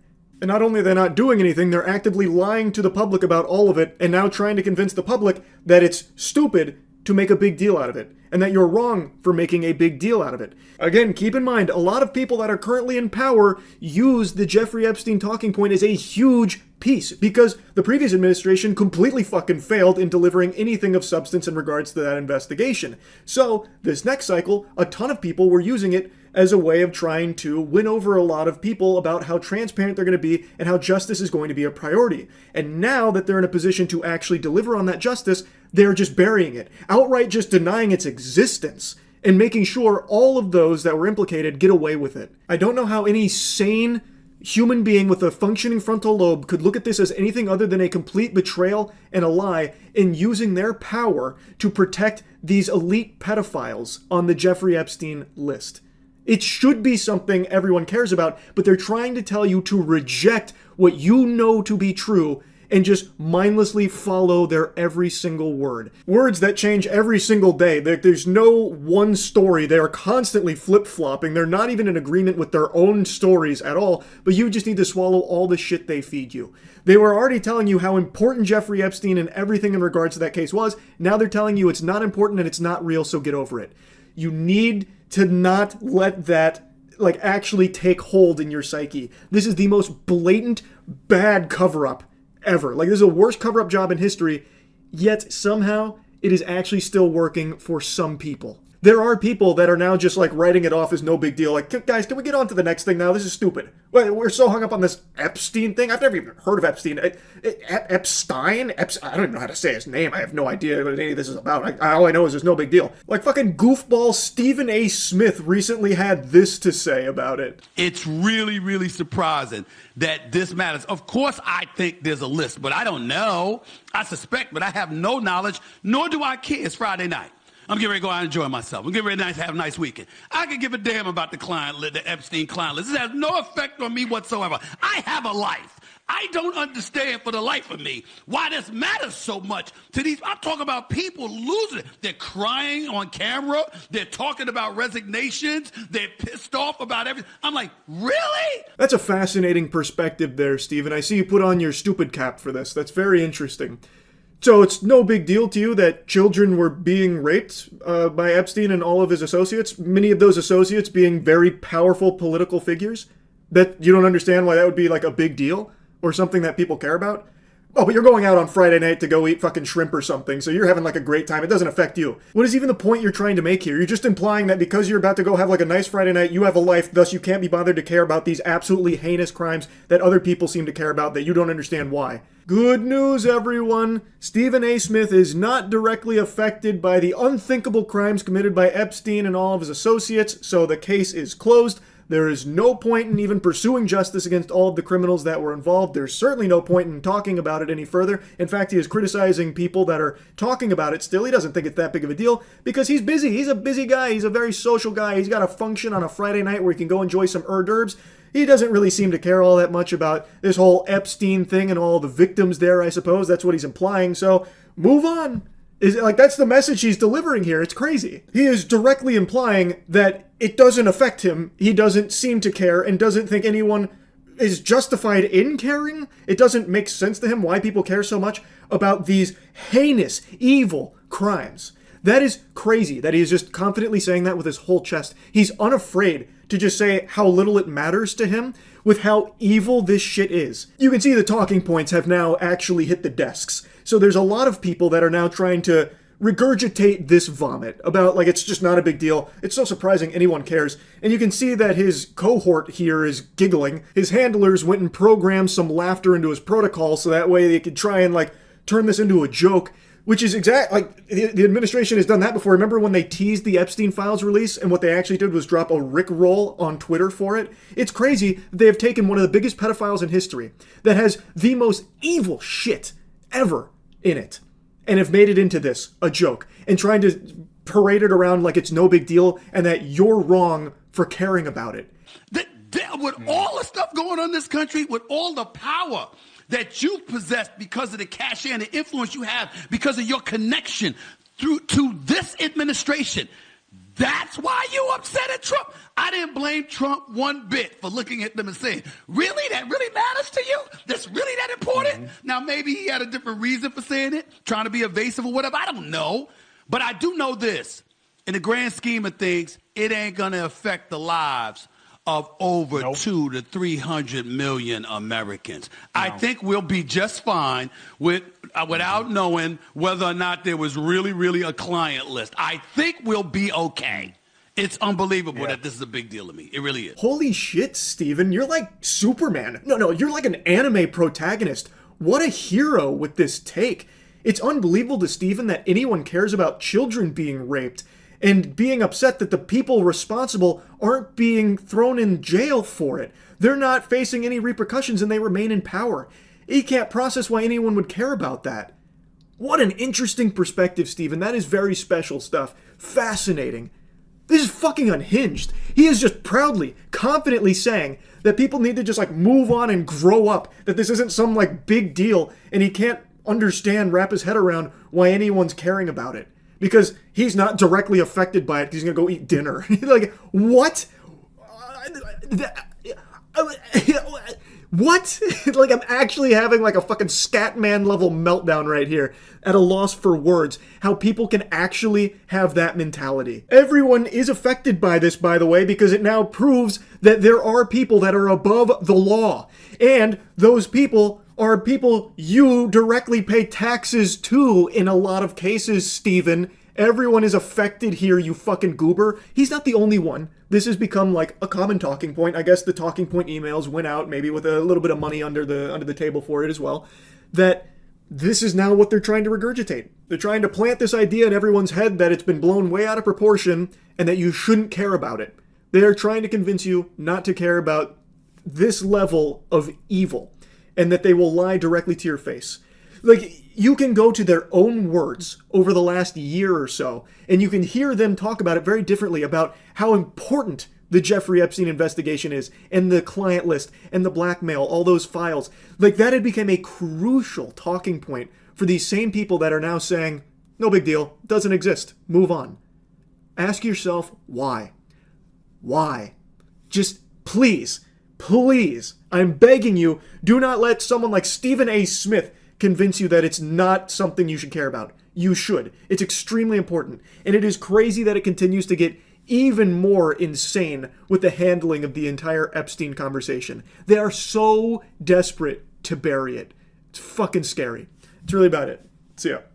5'6" funky Florida man coming at you again with a new infuriating update in the disastrous handling of the Jeffrey Epstein case here. No good news on this front, sports fans. All of us continue to wiggle our cheeks into the front row seats to blatant, evil, degenerate corruption with the most obvious cover-up of all time and unfolding right in front of our fucking faces.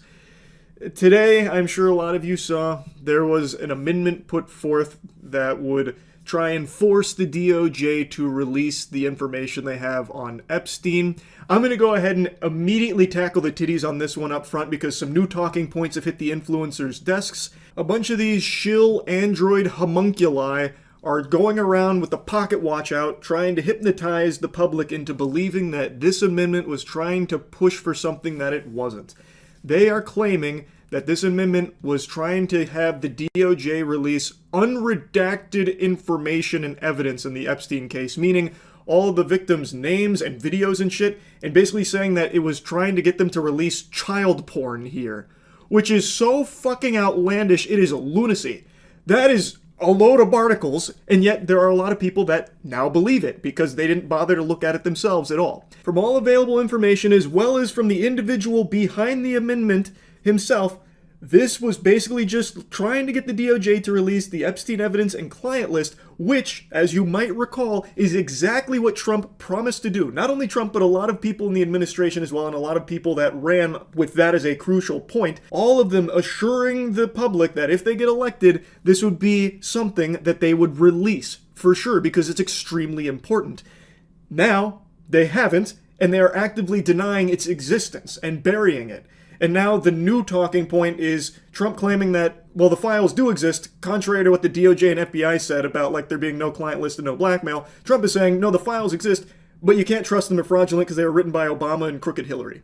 But in essence, you can kind of boil this amendment down to basically just wanting Trump and the administration to follow through on that promise of releasing what they said they would release. This is the flight logs, this is the client list, that kind of shit. It is not trying to force the DOJ to release unredacted videos and information of the victims. That is obviously not something that anyone is asking be shared with the public. It is disgusting, and it is a crazy deflection that they're trying to pull here. So, anyway, this amendment was put in there, and it was voted on by, first, the House Rules Committee, where it caught the hands in the Thunderdome and got blocked. They took it over their knee and spanked its keister. Also, I am unfamiliar with Virginia Fox here, but she is looking like an ancient artifact here. That is a fossil. Pardon me while I go on a bit of a tangent here. It's a little unrelated to everything, but I'm just so tired of how everyone in power seems to be extraordinarily old. She looks straight out of a sarcophagus. Why is everyone in power here so old? Like, Jesus Christ, she looks like every time she farts, dust comes out. And it's not like exclusive to just like some political people here and there. It's like a ton of them. Fucking Joe Biden was hardly ever lucid. You'd have to wave like an ice cream cone around his nose just to get him alert for conferences. Like, it is crazy how common it is that the people that lead us are so fucking old. Like, Trump is extremely old too. So many of them are, and I am really tired of that being commonplace. Anyway, though, I'll stop ranting about that. The amendment got blocked here. But that didn't mean that it was completely dead in the water. It then went to another vote, which was the whole House voting on it. But spoiler alert, you can probably piece together the breadcrumbs here. Didn't go so well there either. On this vote, the yeas are 211, the nays are 210. The previous question is ordered.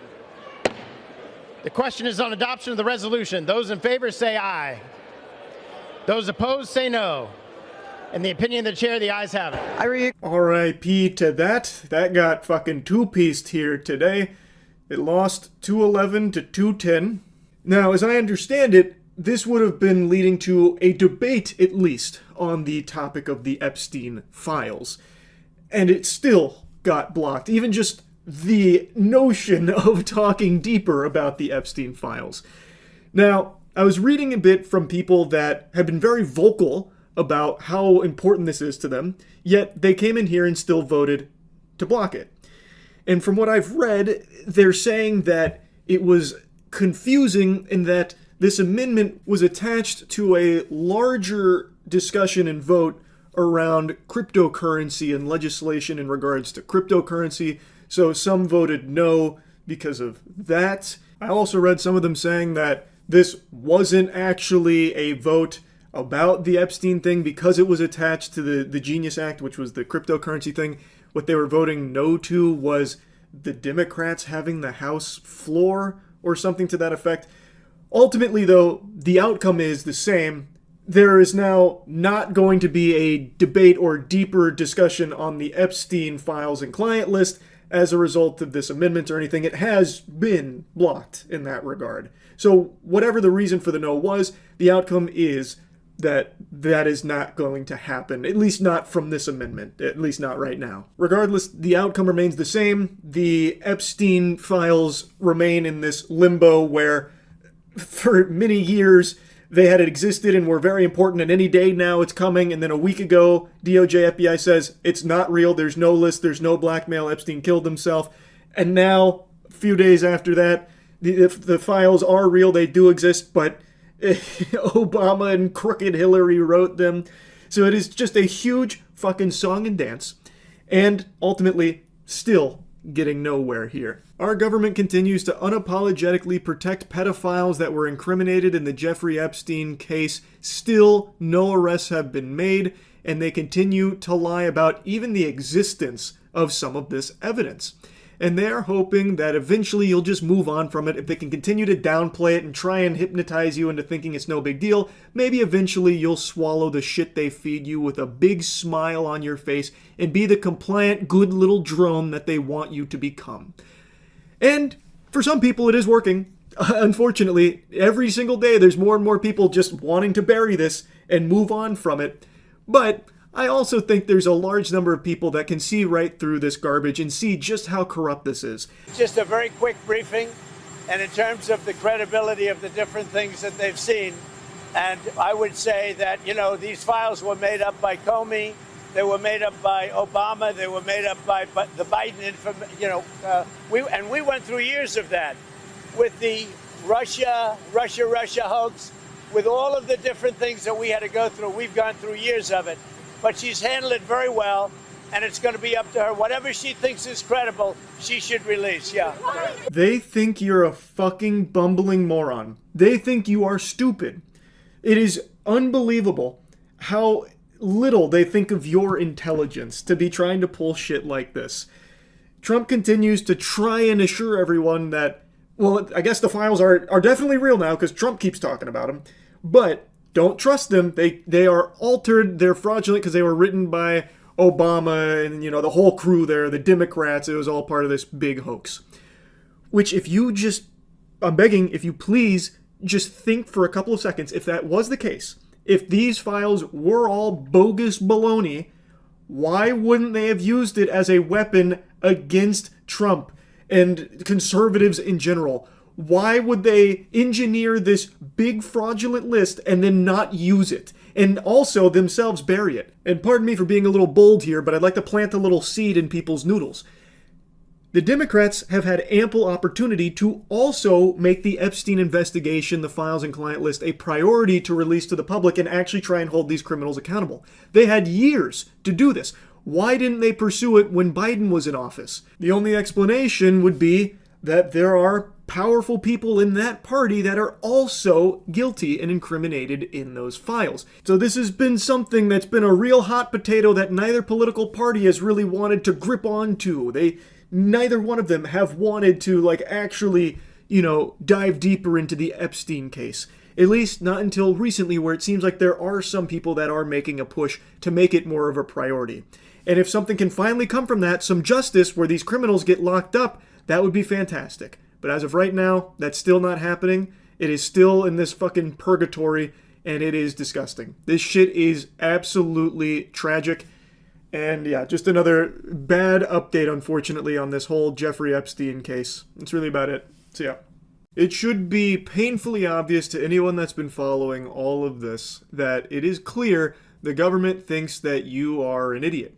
They think you are a drooling, stupid Cro-Magnon that will just happily swallow anything they put into your mouth and not think anything more of it, so they don't even need to try when it comes to the cover-up of the Jeffrey Epstein case. There is now a desperate push from Trump and a lot of paid shills to convince the public that the Jeffrey Epstein thing is no big deal and that it's all now a hoax. It has now been officially labeled by Trump and people on the payroll here as a hoax. And they are legitimately laughing at you and actually giggling. They cannot help but have an actual Santa Claus ho ho ho belly laugh at this play here, this fucking play that John Madden's playbook wouldn't even have in it, about how they're just going to tell you that all of it's not real a week ago, and now they're telling you it is real, but it's actually a big fake hoax from Obama, Hillary Clinton and the Democrats. And for some people, that's enough. He hit the big buzzwords, so it must be true. So now a lot of people are running with that, like, we gotta move on from this Epstein thing. It's all fraudulent. He said so.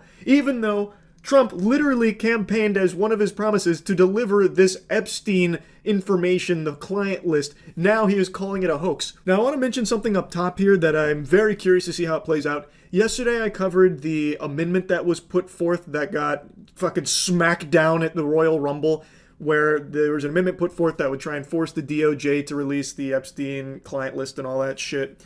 And it got voted against unanimously by the Republicans voting to block it. Democrats voted unanimously to not have it be blocked, so that way they could at least have a debate about the Epstein files and the handling of it. It didn't go to the next step. It got stopped there.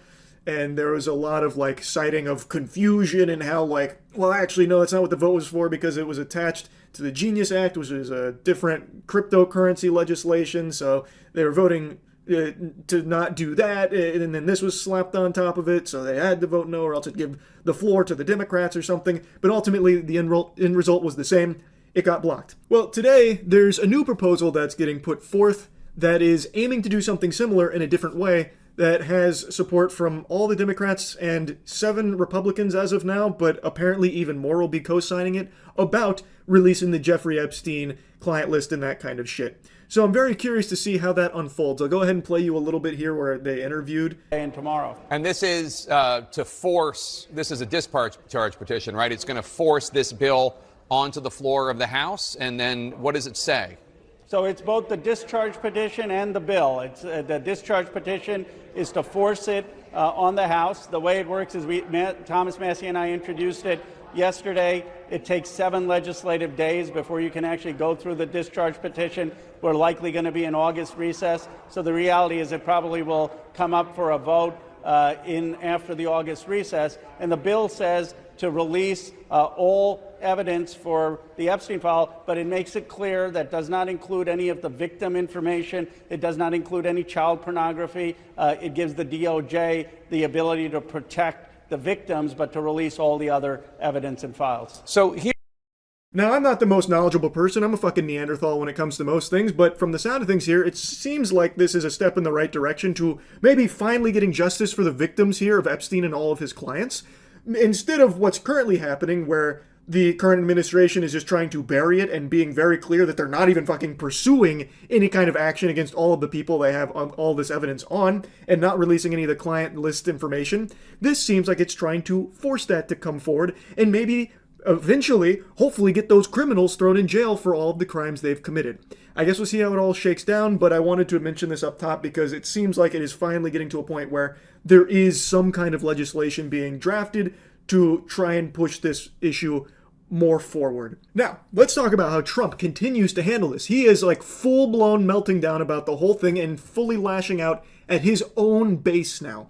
He is attacking even his most adamant supporters over the Epstein case. He's even saying with his whole floppy chest that you are a bad person if you care about the Epstein stuff, saying that it's boring and nobody should care, even criticizing his own base, calling out his most loyal MAGA supporters, all the enthusiasts, calling them weaklings if they care about this and how they're falling for a big scam, hook, line, and sinker into a Democrat galaxy brain chess maneuver here. And actually, like, I wasn't exaggerating, they are literally laughing about it. It's pretty boring stuff. It's sordid, but it's boring. And I don't understand why it keeps going. I think really only pretty bad people, including fake news, want to keep something like that going. But credible information, let them give it. Anything that's credible, I would say, let them have it. So there you hear it. Now, to some of you, the copium's going to set in. You're going to say, hey, he said the credible information, we can release it. We should release it, and we'll talk about that. But they also say in the same interview, we already released the credible information. And the credible information's been given. So if it's already been given, they're not going to give you more stuff. CoffeeZilla recently just covered this section here beautifully. I'm just going to show you a couple of clips here from it where that guy next to Trump actually couldn't contain his laughter. He was howling like someone went over there and started tickling him. because of Trump's statement here about Epstein, calling people bad people if they care about this. Literally one of the biggest pedophiles in history. Now all of a sudden, it's boring, nobody should care, and actually, you're a weakling, coward, weirdo, loser, bad person if you do care. So he's trying to get people to, like, attack others who give a shit about this, which is crazy. Because imagine being this brain-dead fucking bumbling homunculi on Twitter that is now attacking people that are calling attention to this. When, keep in mind, Trump himself actually had a crucial component of his campaign talk about the Epstein client list and all of that information and how he was going to be so transparent and release it to the public because of how important it is. Not just Trump, other people in the administration as well made same promises that are now flip-flopping on it. This is pure concentrated lunacy. It is unhinged. And I cannot believe that he is just saying this. Like, not even like tiptoeing around it. He is just full-on saying it. Fucking wet spot in his goddamn diaper here. Just saying it in front of the cameras multiple times now. Like, this is an element you won't find on the periodic table, the element of surprise, because I am shocked by this and how people are actually okay with the statement. He is saying that you are a piece of shit if you are trying to get answers about the biggest child predator of all time and all of the evil associates that are getting away with the unthinkable crimes they committed. There have still been no arrest or anything even close to it, and he is now calling even people in his most tight-knit groups of enthusiasts that sing his praises and suck farts out of his butt all fucking day, calling them weaklings if they care about this. It's unbelievable. Oh, also, there's a little interesting tidbit of lore about the guy who was laughing next to Trump. The guy next to Trump looking on and laughing as Trump says this is a big nothing burger. The only people who would deal in this kind of talk are fake news. That is Epstein's neighbor. That is Howard Lutnick, who has a house that was next to Epstein's place. You can see him laughing here. Isn't that fascinating? If this was a TV show, people would criticize this for bad writing, being like too in your face. I mean this legitimately. The government thinks you are a fucking imbecile. They think you are a buffoon that can't think for themselves at all, can't rationally, sensibly think about anything, so they can just piss in your face and tell you it's raining, and you'll smile about it and nod and say, thanks, you're right.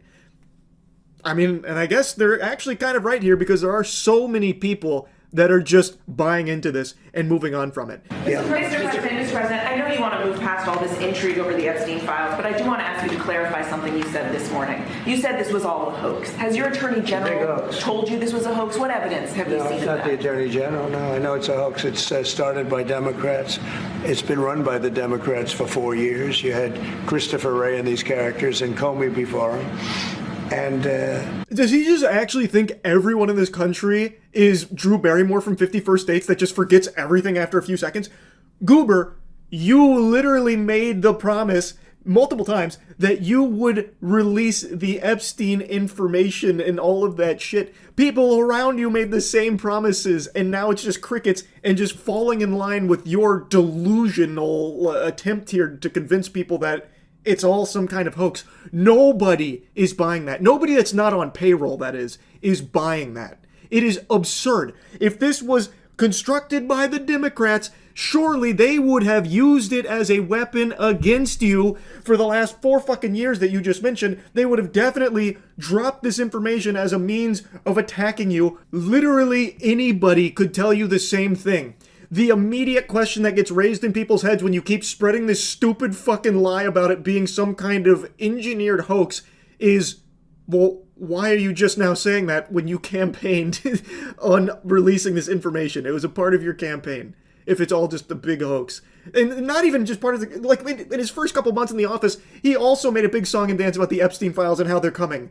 He even had fucking the file folders distributed to a bunch of fucking drones, a bunch of androids that were parading it around and taking prom pictures with the Epstein Files Phase 1, who also are now being called weaklings by Trump because they cared about the Epstein files. So he is actually calling those people that he gave those files to fucking weaklings, and says, he did say he doesn't want that kind of support anymore for anyone that cares about Epstein.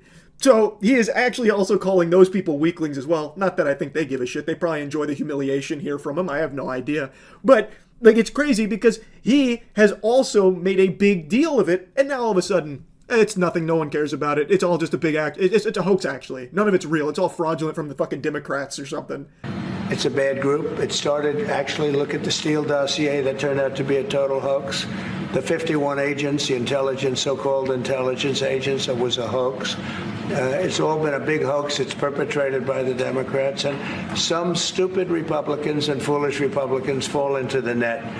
And so they try and do the Democrats' work. No, it's I call it the Epstein hoax. It takes a lot of time and effort. Instead of talking about the great achievements we've had. He's not being shy about it. Like, he's not being timid. He's not over here, like, under his breath saying these things. He is actually just full-blown multiple times saying how stupid people are if they care about Epstein case and all of the evil people that have gotten away with it that are actively being covered for by this administration. Also, the previous administration as well. Anyone that's ever cared about the Epstein case apparently is stupid in Trump's eyes and has been deceived by an elaborate Democrat hoax, which they never actually used for some fucking reason. I guess, because that makes sense. It's demented. He has latched onto this titty hard and is trying to suck all the milk it can possibly get from this narrative that nobody is believing. No real people, that is. He is so desperately on his hands and knees, crawling, groveling, begging people to move on from it, trying to even give it like a title. Their new scam is what we will forever call the Jeffrey Epstein hoax. And then again calling out his supporters, saying that they bought into the bullshit and that they haven't learned their lesson, never will. And it's just crazy. Like, he is actually even attacking his own base now. He says, let these weaklings continue forward and do the Democrats' work. Don't even think of talking of our incredible and unprecedented success because I don't want their support anymore. You can literally hear him crossing his arms in that statement. Well, I don't want their support anymore anyway. Like a child mad at their parents because they didn't get a cookie after dinner or something. It's so pathetic. I really don't understand how just a normal person could see all of this and still just write it off as no big deal and be supportive of the way he is handling this shit and the administration, the way they're handling it. It's incomprehensible to me. Now, I understand people who are pretending to be okay with it because they're getting some doubloons under the table for it, no doubt.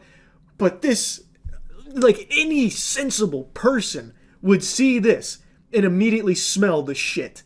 It's just so fucking nuts how blatant this is. And it's, I just can't help but keep talking about it. I can't stop yapping about it. It is unreal. So anyway, that's really about it. See ya. Everything happening with the Jeffrey Epstein case gets more and more unfathomable by the day. It's like the plot to Moonfall, how it just continuously gets more insane as it goes.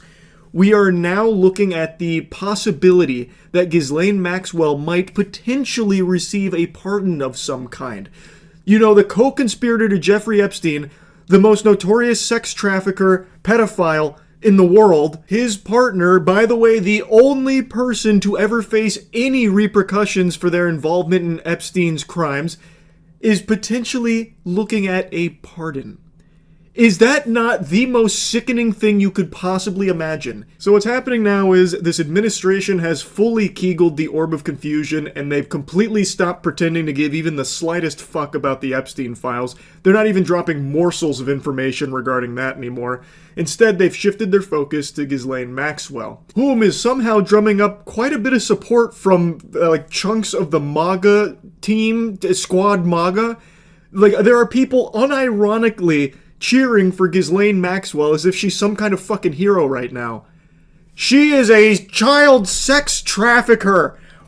What is happening to the world? But now, since the administration has completely given up on ever releasing the Epstein files, it seems, they are talking with her and dangling a potential pardon and recently like this limited immunity in her face. Which, if you have your thinking caps on, if your IQ is, above 60, you should be able to recognize how manipulative this is. Why would you not release the Epstein files? You have them. Well, actually, if you follow the storyline, if you follow the lore from all of the seasons of this anime, first, there were no Epstein files, there was no blackmail, it was just Epstein, there were no, extensive list of clients that were implicated in his crimes or anything.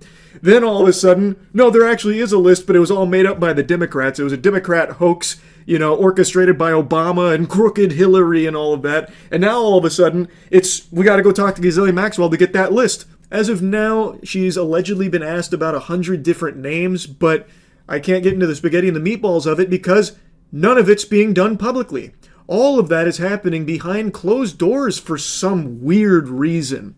But if those names are people implicated in Jeffrey Epstein's crimes, they need to face justice, and the question needs to be asked, are they even going to be prosecuted at this point? Because it's been years and still nothing is happening.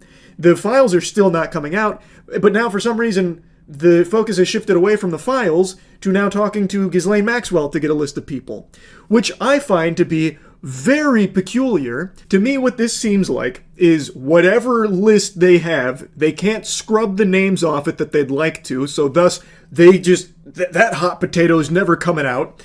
So instead, they're going to shift focus to Ghislaine Maxwell, who is someone they can have, absolve those they want absolved. Because if there is a pardon on the table, you bet your sweet Bippy she will motorboat whoever's tits are required there in order to get that.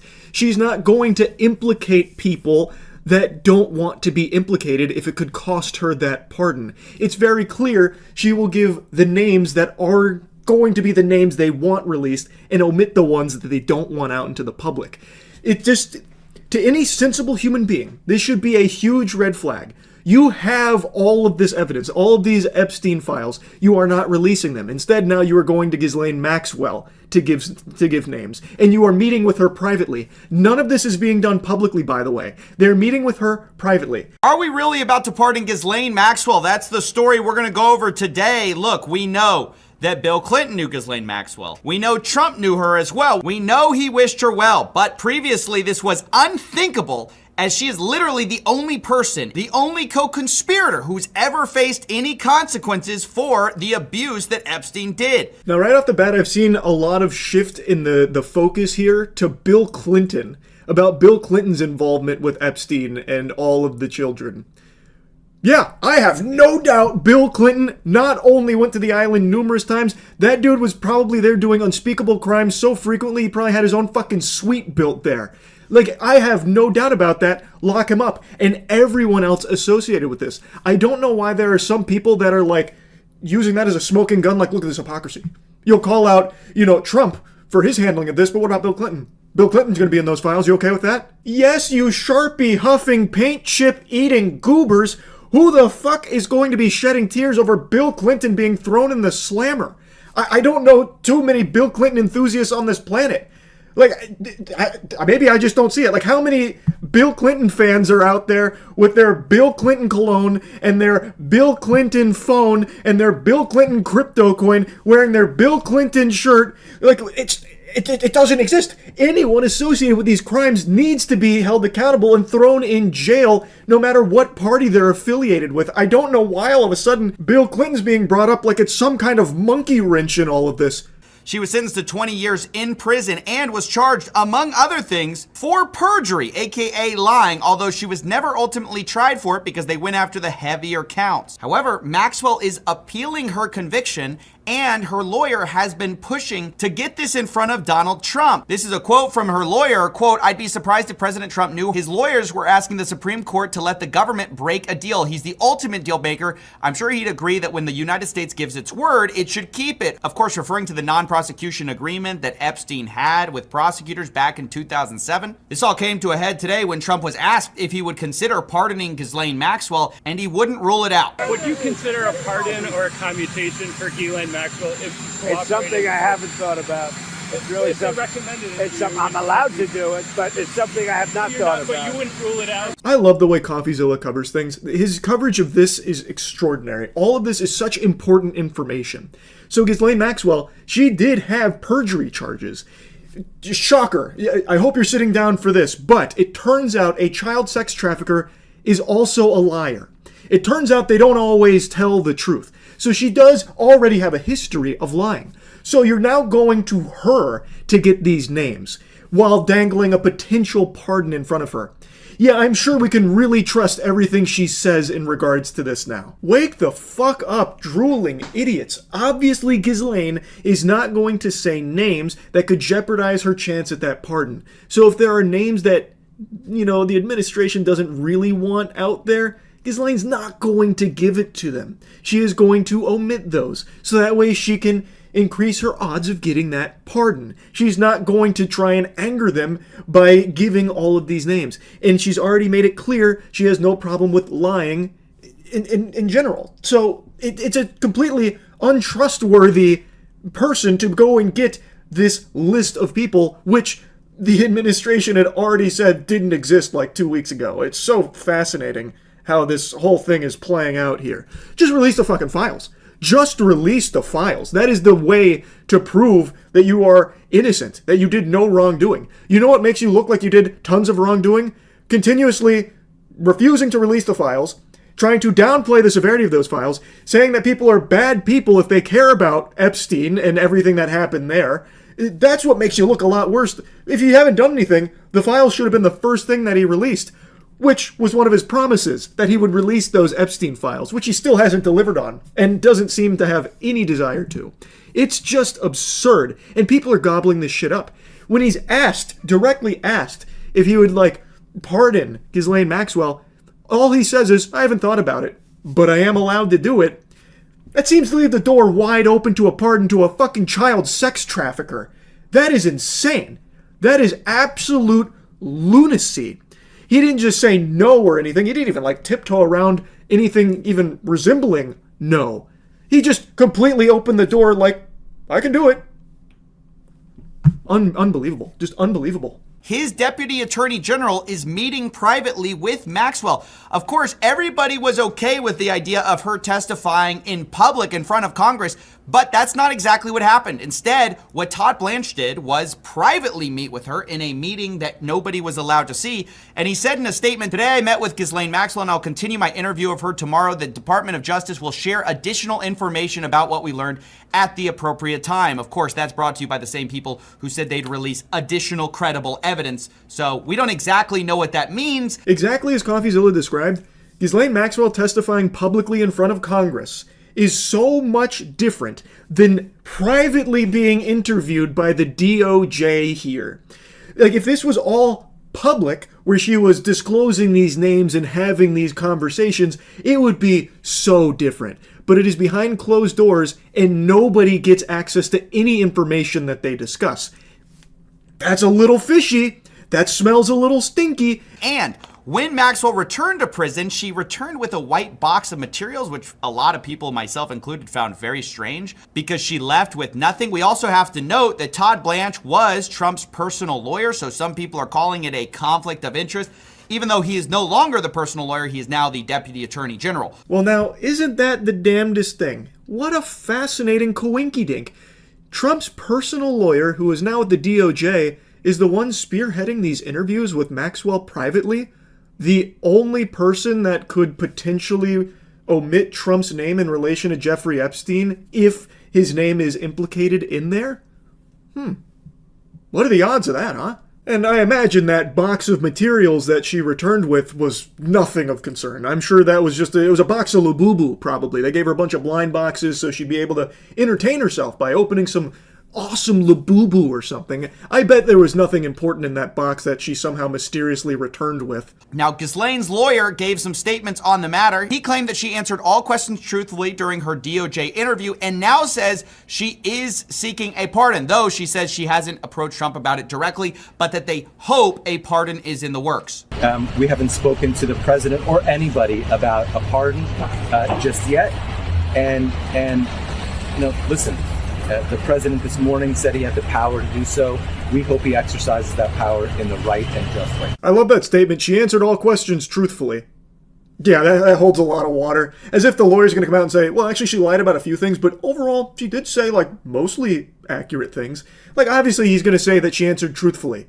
There's no way of knowing if she did or not. It's all fucking private in the first place, but she does have a history of lying. She did have perjury charges that weren't pursued, but they were present. Like, it is crazy to see this unfold, and how he is now saying, like, we hope that he'll do the right thing and use that power to pardon for justice here, and pardon Ghislaine Maxwell, one of the most fucking infamous child sex trafficking co-conspirators of all time. Like, it seems like people are forgetting she herself participated in the trafficking of these children, calling them her slaves and shit. Like, what the fuck is going on here that this is even something that's a possibility? It is so sick and twisted, and it's unfolding right in front of people's faces. In fact, there are already rumors coming out from some sources at ABC News that Ghislaine Maxwell may have already been granted a limited form of immunity to testify in the first place, presumably only for the new information that she's talking about. But still, it does seem like a pardon for Ghislaine Maxwell is very much on the table, very much possible, and it's sick to imagine that the one person who's ever faced any consequences for the most notorious trafficker of all time might get away with it. It is completely deplorable.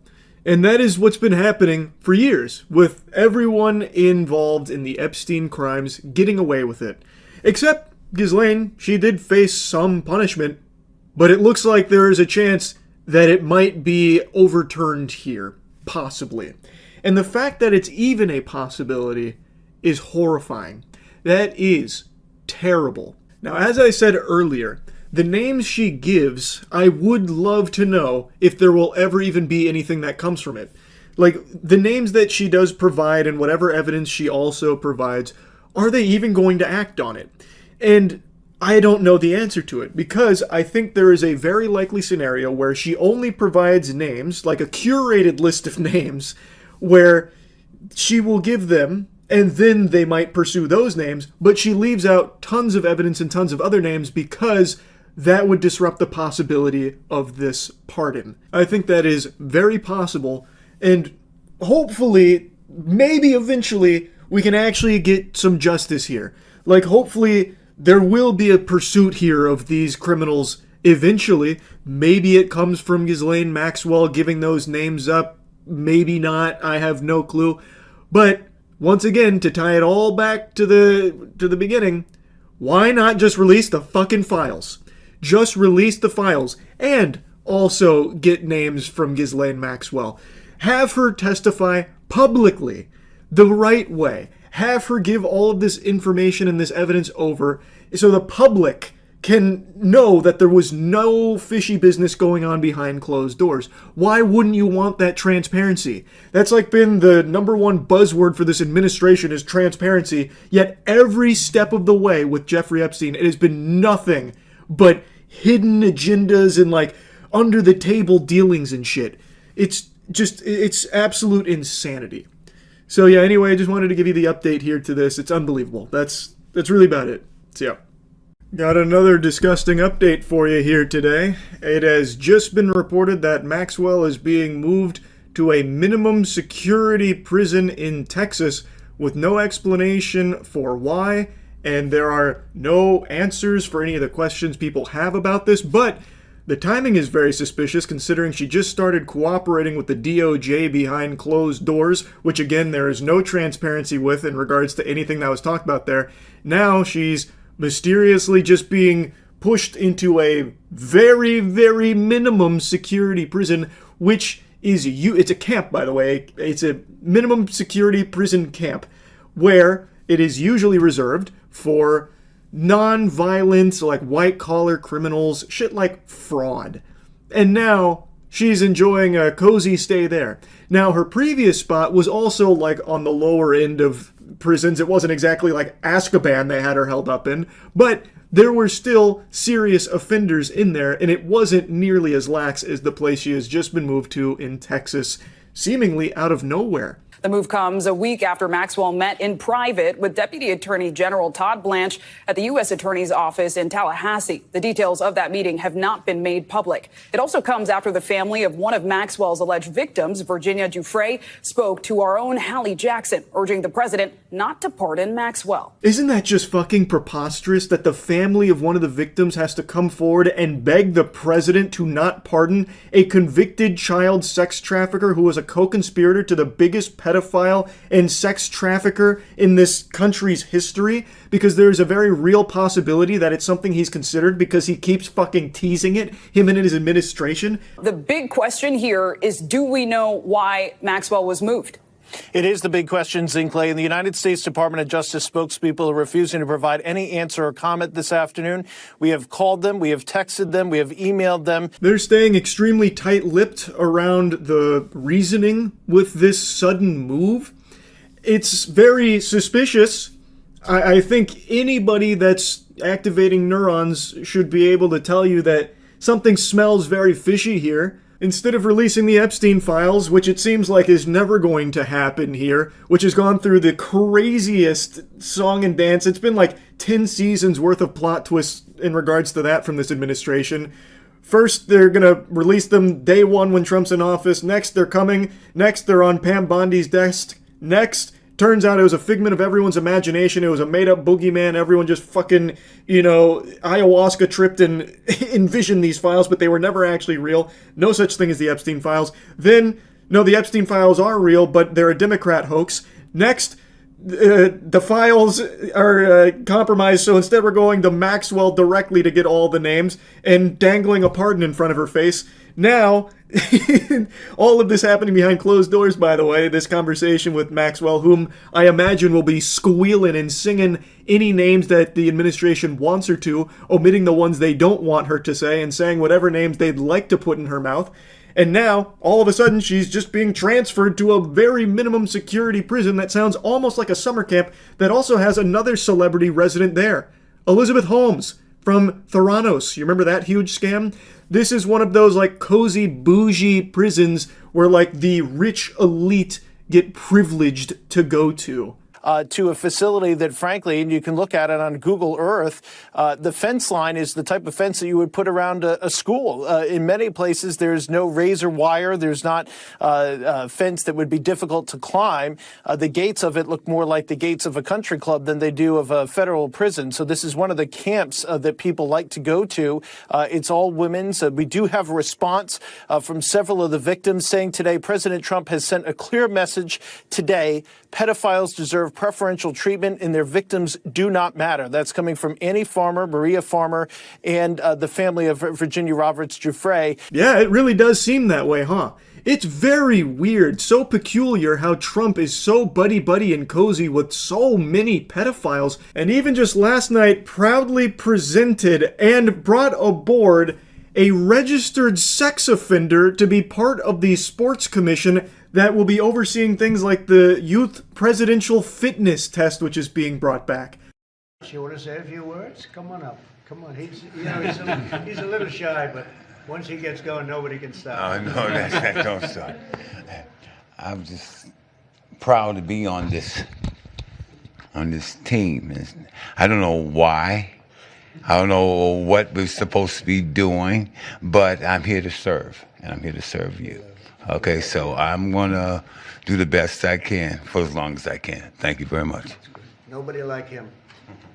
If you know anything about football, you probably recognized who that was immediately. That's Lawrence Taylor. He is a Hall of Famer, probably still to date the hardest tackler in NFL history.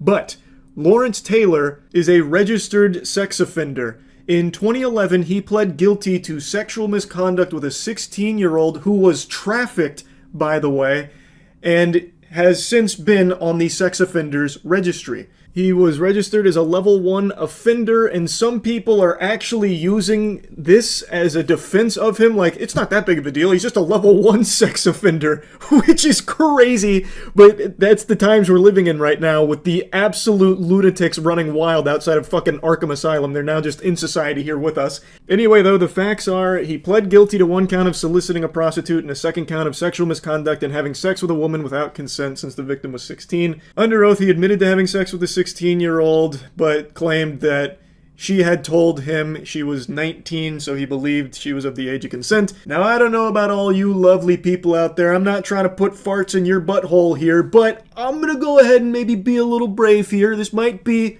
just a spicy hot take, but I'm gonna let it rip anyway. I don't think a registered sex offender who has openly admitted to having sex with a sex-trafficked individual he thought was of the age of consent but was actually a child is really the best fit for the Presidential Sporting Commission here that will be overseeing activities for children.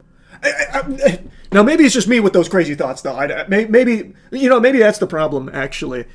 I'm not open-minded enough to see why this is actually such a galaxy brain good idea. Because there's a lot of people defending it. Like, how's Trump supposed to know? This was 14 years ago. It's ancient history. What's the big deal? And then people just excusing it like, oh, it happened so long ago and Trump is such a busy man. There's no way you could have possibly known about this history with Lawrence Taylor.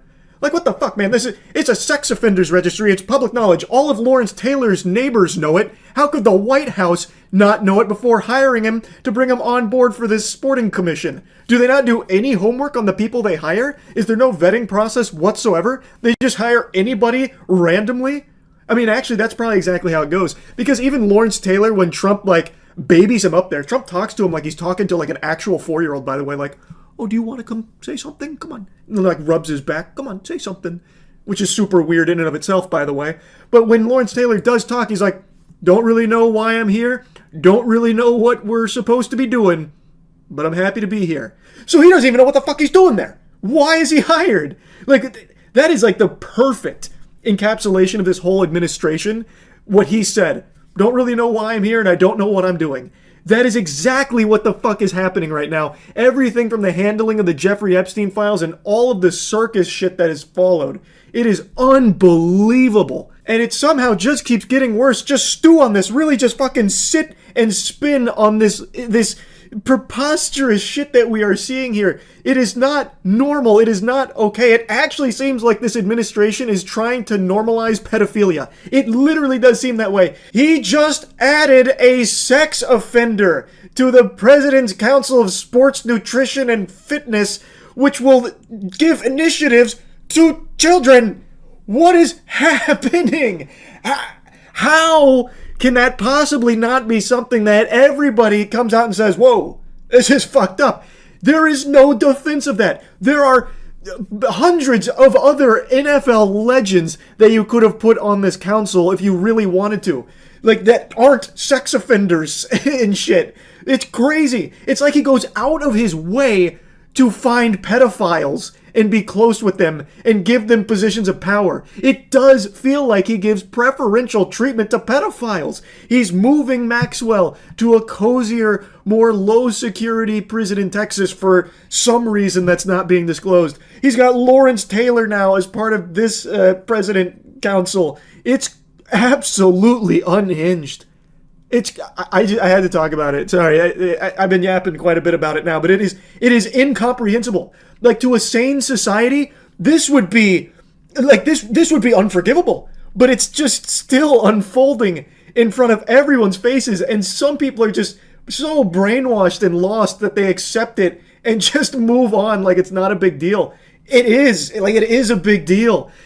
All of the evil people that were on the Epstein client list are still getting away with it with no punishment, and the only person who has faced any punishment at all for being a co-conspirator, Ghislaine Maxwell, is maybe going to be receiving a pardon. What the fuck? Anyway, I'll stop blabbering for now. That's really about it. See ya. Been a little while since my last Jeffrey Epstein update, so I figured I'd tag in here and give you the latest scoop. The Jeffrey Epstein birthday book has been released. There is a little bit of information redacted in there, but not all that much. It's, for the most part, the entire kit and caboodle, filled with all kinds of new photos, and basically, if you don't know what the birthday book is, it's something that Ghislaine Maxwell put together for Jeffrey Epstein's birthday, which is a bunch of notes that were written by his closest pals. I'm not going to dive too deep on this one here because CoffeeZilla just tackled this on his Voidzilla channel and did an amazing dive into it, as well as analyzing the credibility of the contents of the book, because naturally the administration is claiming it's all horseradish, it is fake, baloney, fiddlesticks, that kind of thing. And I think CoffeeZilla does a good job of analyzing the facts that are presented here. This is a actual book that has been compiled here, and if it is all fake and a forgery, it is one of the most elaborate forgeries I've ever seen. Because again, there's a lot of new information and new photos, actual legitimate photos of Epstein and friends in this book that have never been presented elsewhere before. And from what I can tell, pretty much everyone else that is in that book that has wrote letters isn't denying the authenticity of the letters they wrote. It's just Donald Trump crying foul on it. If the whole thing is fake, why is it only him pointing that out? Or maybe they're claiming that only his section is fake. And in that case, that's a really difficult thing to have slid into an actual bound book in a way that is this watertight. It would be, like I said, one of the most elaborate forgeries I've ever been aware of. Anyway, I highly recommend you check out Voidzilla's coverage of it. I'm not here to talk too deeply on that. The one I want to focus on is by far the wackiest claim I have seen yet from this administration in regards to Donald Trump's ties to Jeffrey Epstein, where they are trying to claim, or at least they were briefly trying to claim, that he was actually an FBI informant working to take down Jeffrey Epstein. I shit you not, they actually tried the classic, 5-dimensional chess move of, well, actually, simpletons, this was a bold strategy from Trump here, being the brave, courageous man that he is. He only got close to Jeffrey Epstein and flew on his plane numerous times because he was compiling evidence against him so that way the FBI could bring him down. His actual quote was, when he first heard the rumor, he kicked him out of Mar-a-Lago. He was an FBI informant to try to take this stuff down. What a preposterous, absurd claim. More like Mr. Gargling Johnson, because he's got Donald Trump's dick so far down his throat that now he's farting out these fairy tales. What? So he tried to say that once Trump became privy to the evil of Jeffrey Epstein, he excommunicado from Mar-a-Lago, kicked him out. Really, it was all an elaborate ruse. He was a super spy working for the FBI to try and put the kibosh on the Jeffrey Epstein operation. Wow, they think you are that stupid that you will buy this B-movie plotline here. Just picture this for a moment. If Trump was an FBI informant, do you think that wouldn't have been the first thing he would have said when Jeffrey Epstein did eventually get busted? By the way, it wasn't Donald Trump's deep cover that led to that or anything of the sort. But just imagine this. If that was the case, that would be literally the first thing Trump would have said, and he would have crowned himself like the next James Bond. You wouldn't have heard the end of it. Donald Trump would not have ever let you fucking stop hearing about how he was one of the most successful spies, up there with some of the greats like fucking Ethan Hunt from Mission Impossible. He was able to stop Jeffrey Epstein. He was an FBI informant for all these years. What an outlandish narrative to try and pull out of your asshole here to explain his proximity to Jeffrey Epstein for so fucking long and the amount of times he flew on his plane. To say that it was all because he was an FBI informant is just unhinged. Just imagine those phone calls if this was real. FBI, listen, Jeffrey Epstein, he's not buying it. I'm gonna have to fly on the plane and there's going to be some bad stuff that happens, but just know it's all in the name of keeping my cover intact. I gotta make sure he trusts me. No, really, I swear, that's exactly what it's for. Okay, I'm going in. This was received so poorly, laughed at by so many people, even in the most devout of MAGA cults, that Johnson had to walk it back 2 days later. He tries to explain what I was referring to in that long conversation was what the Epstein victim's attorney said. More than a decade ago, President Trump kicked Epstein out of Mar-a-Lago, and he was one of the only prominent people, as everyone has reported, that he was willing to help law enforcement go after this guy who was a disgusting child abuser, sex trafficker, all the allegations. That's what they heard, so the president was helpful in that. I don't know if I used the right terminology, but that's common knowledge, and everybody knows that. So this is much ado about nothing. Also, fun fact, Trump recently debunked that theory that the reason he kicked Jeffrey Epstein out was because he found out about all of the disgusting shit he was involved with. According to Trump, the reason they had a falling out is because People were taken out of the spa, hired by him, in other words, gone, and other people would come and complain. This guy's taking people from the spa. I didn't know that. And then when I heard about it, I told him, I said, listen, we don't want you taking our people, whether it was spa or not spa. I don't want them taking people, and he was fine. And then not too long after that, he did it again, and I said, out of here. So he is literally just throwing that into the shitter himself, saying, no, I actually kicked him out because he was stealing my workers. He was taking my girls over here. And I said, nope. I had to put my foot down right then and there, and I said, this is a load of fish paste. This is no more. This is the end of that. You know, get out of town, Buster. So what Johnson is even referring to here is something that it seems Trump himself shot down the idea of. So, like, it is just crazy across the board. To me, what this feels like is that the political puppets in power here are dipping their tootsies, testing lines to see how far they can push, like, absolute fantasies. How stupid are people and how much shit will they eat? And he tried this FBI informant angle just to, you know, test the waters a little bit. Will people buy it? Can we get away with something like this? But in this case, stove was too hot, so he took his hand off it and said, no, it was a misunderstanding. This is what I was referring to. Because the backlash was a little much. It was too stupid. So they're trying to find that perfect line of insanity that people will buy. That's what it seems like to me. There is just no way this was some mix-up here in terminology. What sensible human being would possibly get confused on what an FBI informant means? You called him an FBI snitch. Like, that's like an actual thing. And you're just like, oh no, I might have used the wrong words there. That's not exactly what he was. In fact, he never really worked for the FBI or anything like that in any official capacity. And really, you know, he didn't actually, like, provide a whole ton of evidence that led to the arrest of Jeffrey Epstein. Now, it's kind of like a completely different investigation that Trump wasn't involved in. But yeah, he was like an FBI informant, I think. At least I thought he was. No, that's not the right word. What's the word I'm looking for? Friend. He was a friend of Jeffrey. No, not a friend. No. Man, there's a word for it. I just can't find it somewhere. It's weird, but yeah, everyone's making a mountain out of a molehill here. I just said the wrong terminology. You knew he kicked Jeffrey Epstein out of Mar-a-Lago, right? Like, no, that's the most important part. What a bumbling oaf. Just like a true textbook imbecile. It's crazy, though, because I do know people bought that. I know there were people that heard that and breathed a huge sigh of relief, wiping sweat from their forehead. Whew. I knew it all along. I never had any doubts. I knew Trump was actually 5 steps ahead of everyone else. He was an FBI informant. I always had a hunch. I always knew that. It's so fucking sad. It's so pathetic. Anyway, I just wanted to give you the little Epstein update here. Again, I highly recommend checking out the Voidzilla video covering the most recent Epstein development here in regards to the birthday book. And yeah, anyway, that's about it. So yeah, Epstein Files are coming out. I'll believe it when I see it. This is the most progress I've seen, but I'm very skeptical. I really feel like what they're going to do is just re-release the same files they've done like 10 times already. I think it's just going to be the same shit again. You see, Trump gave Bill Clinton a blowjob in the Epstein files. You're talking about the emails, the blowjobtimus prime that Trump's accused of delivering. I think it's very possible. Very possible. Did you see Clay Higgins' response on Twitter after being the only one to vote no during the Epstein Files vote? No, what did he say?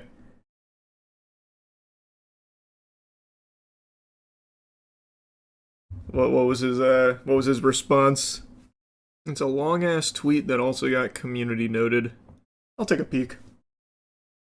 Clay Higgins, that's the guy who voted no for the Epstein stuff. Representative Clay Higgins. Oh, this guy looks like a goober, holy. Okay, let's take a peek.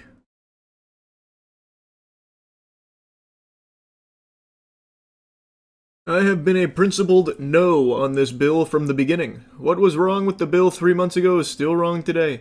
It abandons 250 years of criminal justice procedure in America. As written, this bill reveals and injures thousands of innocent people, witnesses, people who provided alibis, family members, etc. If enacted in its current form, and this is bolded, this type of broad reveal of criminal investigative files released to a rabid media will absolutely result in innocent people being hurt. Not by my vote. The Oversight Committee is conducting a thorough investigation that has already released well over 60K pages of documents from the Epstein case. That effort will continue in a manner that provides all due protections for innocent Americans. If the Senate amends the bill to properly address privacy of victims and other Americans who are named but not criminally implicated, then I will vote for that bill when it comes back to the House. And then here's community note. Representative Higgins' claim misrepresents this. The bill includes redactions for victim and uninvolved individuals. Massey explained victims can't release names due to lawsuits forcing them into homelessness, and the petition was not yet eligible 3 months ago. Wow, this guy's an American hero. Clay Higgins for the pedophiles. What a guy. What district is he from? I have no idea. Proudly representing LA. Los Angeles? Is he a Los Angeles rep? Member of GOP Oversight. Oh, he has a fucking hashtag in here. Louisiana. Okay. Higgins definitely on the list. No, don't be ridiculous. He's just looking out for the privacy of innocent Americans. What are you talking about? There's a guy who very much values the 250 years of criminal justice procedure. That's all it's about. Don't be ridiculous. Clay Higgins in the files? Why, I never. Some digging needs to be done into Higgins. Yeah, I don't know what you'll find. I bet he's probably not actually in the files, but he's one of those people that's like, this could be bad. Imagine the turmoil. He's probably just one of those guys.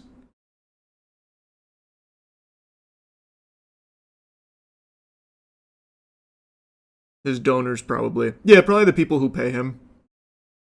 I'm still skeptical if the files actually come out. I hope they do, but I think whatever comes out now will probably just be an extension of what's been released 10 times, man. That's what I was saying at the beginning of stream. I really think it's just going to be the same fucking package, different wrapper. But I'd love to be proven wrong, I guess. I think it'll happen, but be heavily redacted. Maybe. I guess we'll know soon enough. I wonder how much...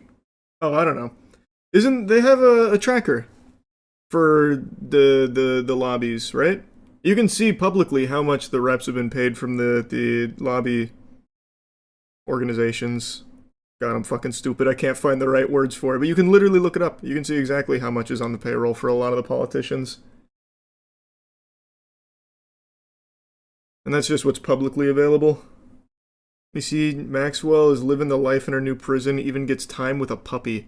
I keep seeing that, but I haven't really looked into it. It just makes me mad. So I haven't really, dove into Maxwell, what she's up to right now. She's got a puppy now? Jesus Christ. She's learning her lesson, I'll tell you what.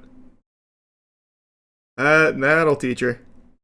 There's been a lot going on in regards to the Epstein files and been a bunch of emails that have come out. It's been kind of a smorgasbord of new information, surprisingly.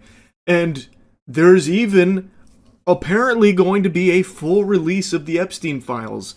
It's been voted on, it's passed, but I'll believe it when I see it. I've talked about this on stream.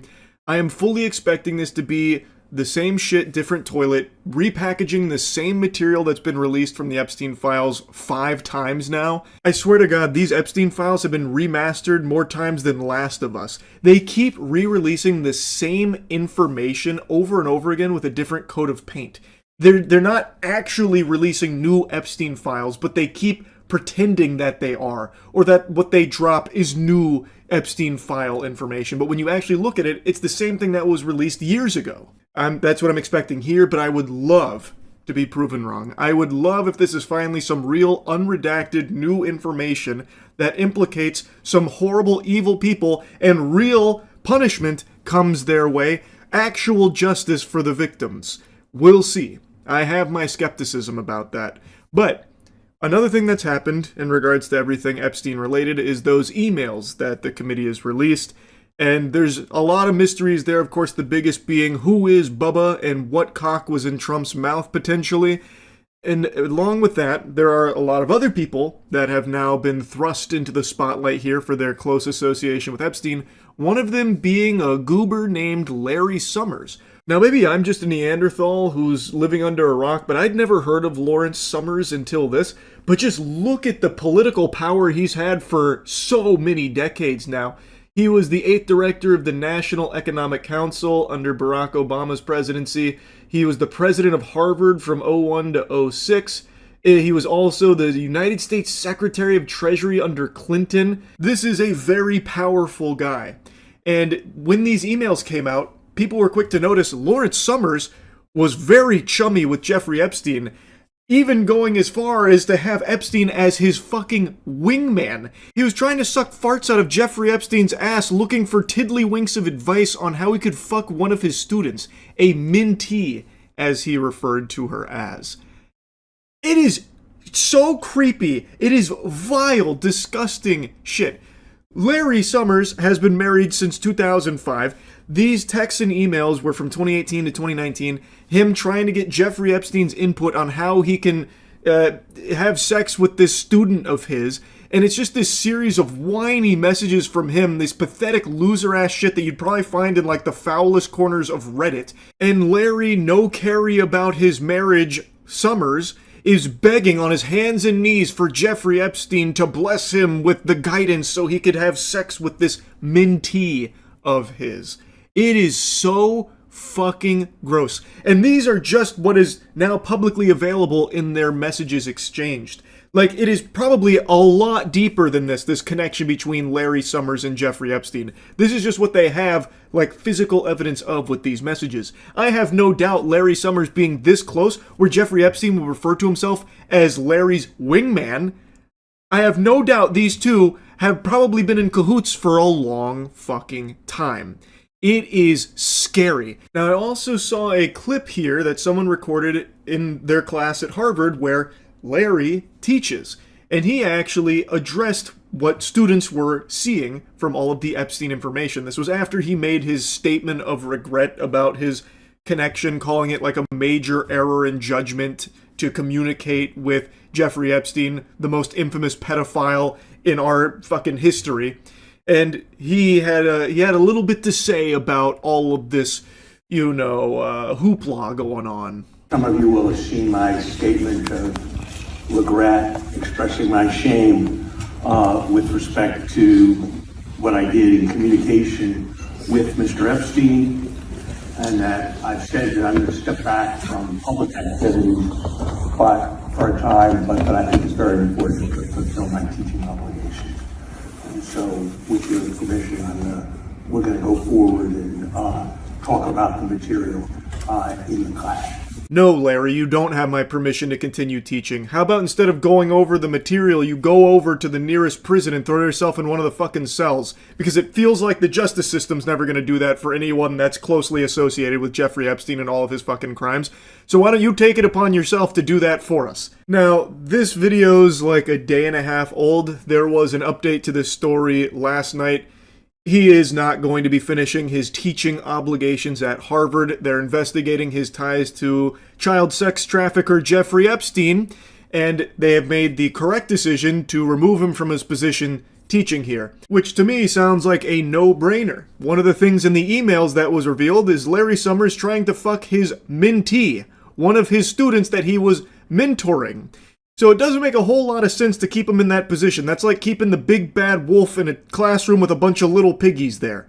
So that was the right call, taking him off of that position during this investigation. And I feel like it's probably a pretty easy investigation when there's already a ton of evidence to his close ties to Jeffrey Epstein. The question that remains is, how close are those ties? Did he visit the island? It seems like he was very buddy-buddy with Jeffrey Epstein. I cannot imagine that these 2018 and 2019 exchanges are like the only things that they ever talked about. If I was a betting man, I would make a strong wager that this communication is not the first time they've been closely talking. I don't think Jeffrey Epstein would jokingly call himself Summers' wingman based off of only a few text messages over the course of that year. I would wager that they have been very close for a long time, and I imagine Larry Summers is implicated very deeply in a lot of the Epstein files that we just haven't seen all of yet. And it seems like that hunch is corroborated by a lot of outlets reporting that his correspondence with Epstein had extended for over a decade. after Epstein had already been sent to jail for soliciting a minor for prostitution. So it's not like Larry Summers wouldn't know this about Jeffrey Epstein. He was talking to him all the way up until like the day before he got arrested in 2019. There's no way Larry didn't know who Jeffrey Epstein was and what was going on there. I just don't believe that. He can call it like an error in judgment all he wants, but he literally had already been arrested for soliciting a minor for prostitution, and that is the guy that Larry Summers was going to frequently for advice on trying to fuck one of his students. I feel like there is no world where Larry Summers wasn't closely tied to Jeffrey Epstein for a long time and wasn't privy to what was going on behind the scenes with Epstein's operation and all of that shit going on there. Now, going back to that video briefly, I find it baffling that Harvard didn't immediately relieve him of his position after the information came out, like while they were about to conduct an investigation. I don't know why he was allowed to go into the classroom and give his statement, like his POV on everything here, and it seems like was even going to continue teaching in some capacity to this classroom. He went in there with, his PR speech like, hey guys, listen, look, you may have read some not so good yucky things about me and Mr. Epstein. I know, not a great look, but we have to remember your minds are hungry and I'm the chef. It's my duty to teach you, so we're here. Get your pen and paper out. Let's go, Poindexters. I have a teaching obligation to fulfill and I plan on doing that. Also, unrelated to everything, I have slots available for mentorship if anyone wants to be mentored by me, to see me after class. Anyway, though, it's time to get back to the teaching. Like, it's so weird to me.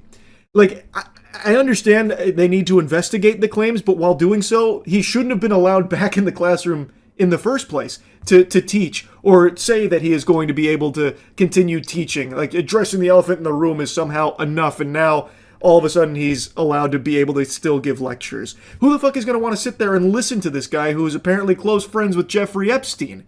I'm surprised everyone didn't immediately just get out of their seats and walk out of the class. Maybe they did. It's a very short video. It's entirely possible they did. I just find it odd, is all. Anyway, just wanted to yap a bit about Larry Summers for a bit, and that's really about it. So, yeah. Boy, howdy, I can't believe it. The title is not clickbait. This is big.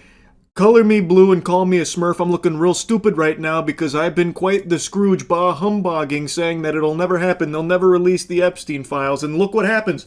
Random Friday evening, they drop these puppies. Oh, the same Epstein files that the government also tried to say aren't real are actually a huge hoax and you're an idiot if you believe in them. They're like the Tooth Fairy or something. No such thing. Oh, well, here's those Epstein files that we said not long ago weren't real, by the way. Finally, all of the information on all of these evil pedophiles right here at our fingertips. We get one sentence and then pretty much everything else redacted. And this isn't some isolated incident where I'm cherry picking shit. The bulk of these files are heavily redacted and heavily doesn't even do it justice. It's so beyond that. Like, it is redacted to a comical degree where it would be laughable if it wasn't just so blatantly evil. Like, look at the thumbnail here. You could close your eyes and see the same thing that these files show you, which is just nothing. Darkness. I always said if they do release it, it'll probably be heavily redacted. I didn't even expect it to be this extreme. This is crazy. They don't even let like a couple of like rogue words fly, like random like the or and. It's all just blacked out emptiness. They released hundreds of pages of it's unfucking believable. Yeah, we've really got these evil pedophiles on the ropes now that the most transparent administration in history has dropped these puppies fresh on our laps here. Look at this. Wow. We've really got them now. We've got them cornered. Surely they'll be held accountable with this out there. We'll talk about blacking out. I don't know if I can get a close-up of my phone. This is one of the documents that the Justice Department released. It's 100 pages. Right. This is what it looks like. I don't know if you can see. It's all black. It's just 100 pages of redaction. That's the transparency we're getting here. Right, and I'll point to... This is like the LaCroix of Epstein files, where it's the idea of the files themselves, not actually providing anything. Imagine scrolling through those 100 pages of just pure void emptiness. What the fuck? That is absurd. Now, it's not just these empty files that they plopped out there in the open. They did also provide a lot of new photos that show people like Bill Clinton with Jeffrey Epstein and Maxwell, as well as like Chris Tucker, even Michael Jackson. Like, there were a large amount of photos that weren't previously public. And in those photos, there are individuals whose identity is redacted. They have like the giant black square over them. They've been censored. And I thought that was supposed to be for victims, you know? But according to what I read, this actually comes from Fox News. They said the Justice Department redacted the names and identifiers of victims. Fox News Digital has learned that the same redaction standards were applied to politically exposed individuals and government officials. What the fuck? Why would those same redaction standards be applied to politically exposed individuals? That's like the most important individual to be exposed in these Epstein files. Why would that under any circumstances be suitable for a redaction? That's fucking crazy. So, like, they can just be censored out like it's fucking Super Smash Bros. Melee when you're about to unlock a new fighter through, like, a challenge approaching you. Why? That makes no sense. That should just be reserved solely for the victims here. I don't understand, if this is true, why they would be able to redact that kind of information on politically exposed individuals. And it doesn't apply to all politically exposed individuals, clearly, because Bill Clinton is completely unmasked here. He is just, like, raw out in the open in these photos, as well as others, like I mentioned. So it was, I guess there was exceptions for some of them. I'm not exactly sure how the ruling all worked. There's like a bunch of like nuance to it here. It's very confusing, but under no circumstances should there have been exceptions for these politically exposed individuals in the Epstein files and photos. That's really peculiar, and that really seems extremely corrupt because they should all be going to jail. Like, take, for example, Bill fucking Clinton here. This guy's like the Ronald McDonald to Jeffrey Epstein's empire of child sex trafficking. This guy is in so many photos with so much evidence to support how deeply involved he was as a client. We now have even more photos of him, and still nothing has happened to Bill Clinton. The only person with more photographs with Jeffrey Epstein and Maxwell is Trump. And speaking of Trump, he is doing everything in his power to ensure Maxwell has the easiest time imaginable. Maxwell, the only person, by the way, who has ever faced even an iota of punishment for all of the innumerable, unthinkable, heinous crimes with Jeffrey Epstein's empire of child sex trafficking, the only person who faced even the slightest punishment, he has now ensured went from a prison to a fucking summer camp where she gets to, like, pet training service dogs now, and she lives luxuriously there. It's pretty weird. I think it's very odd that these files are so heavily redacted. I think there's also a very good chance that the photos released were probably not the entire kit and caboodle. I would bet there were probably even more photos that we don't have access to and have probably been completely burned and buried somewhere that just don't exist anymore. That would be my guess. And if you're wondering about any new photos of Trump with Jeffrey Epstein or Maxwell, there's not really anything new there, but he does appear in a few of these photos they released, like this one where there is a framed photo of him with Jeffrey Epstein and Melania in between, as well as this right here where you can see two different pictures of Trump in the drawer. So overall, no like new photos of them together, but there is a framed one and a couple in that drawer, so he did like to keep photos of Trump around of the two when they hung out. And it's hard to say if there's any new evidence there because there isn't anything new in the files themselves since it's all fucking redacted. So the only thing like new here are some of these photographs, which also are redacted. And while I thought it was supposed to be reserved solely for victims, it seems as though there is the potential that it was also used to hide politically exposed individuals. I don't know if that's 100% confirmed or not, but there is now a lot of hoopla saying that this doesn't comply with what was actually sought, and they are looking to pursue further action because they redacted so much that they weren't allowed to. So I guess we'll see how it all shakes out, but holy shit, I still cannot believe what they released here in the state that it is. I can't believe they thought this would go over well with literally anybody to release hundreds of pages of pure redactions. That's unbelievable. But as far as the new photos go, I don't see how that's not actionable to at least try and investigate further. In particular, someone like Bill Clinton, who's here constantly. This guy's popping up like it's Where's Waldo, but he's really easy to spot. I don't understand how, if all of this information has existed for this long, and even in this administration that was denying its existence, why don't they do anything about what they have? I feel like it should warrant, at the very least, some further poking around to see what the fuck was happening here. Like, it just makes no sense to me until you start to realize that all of these people in power, this administration, the previous administration too, who also didn't release anything of substance when it comes to the Jeffrey Epstein case, still nobody's been punished. It's very clear when you realize that there are people on both sides of the political aisle here that are implicated, and should someone like Bill Clinton fall, there's a chance that many others do too that they don't want being exposed. I think that's probably why there's been so little action being taken. It's just so fucking sickening how blatant this corruption is, just out in the open. And now with these documents they released, if you can even call them that, it's even more clear as day just how deep this rot goes. It's fucking absurd. Anyway, I had to yap about this a bit. That's it. So yeah. I was also surprised about the Bill Clinton released the files statement. Yeah. You saw the DOJ... Oh, I was going to go over that too. Yeah. It's crazy they put a CGI animation in the files.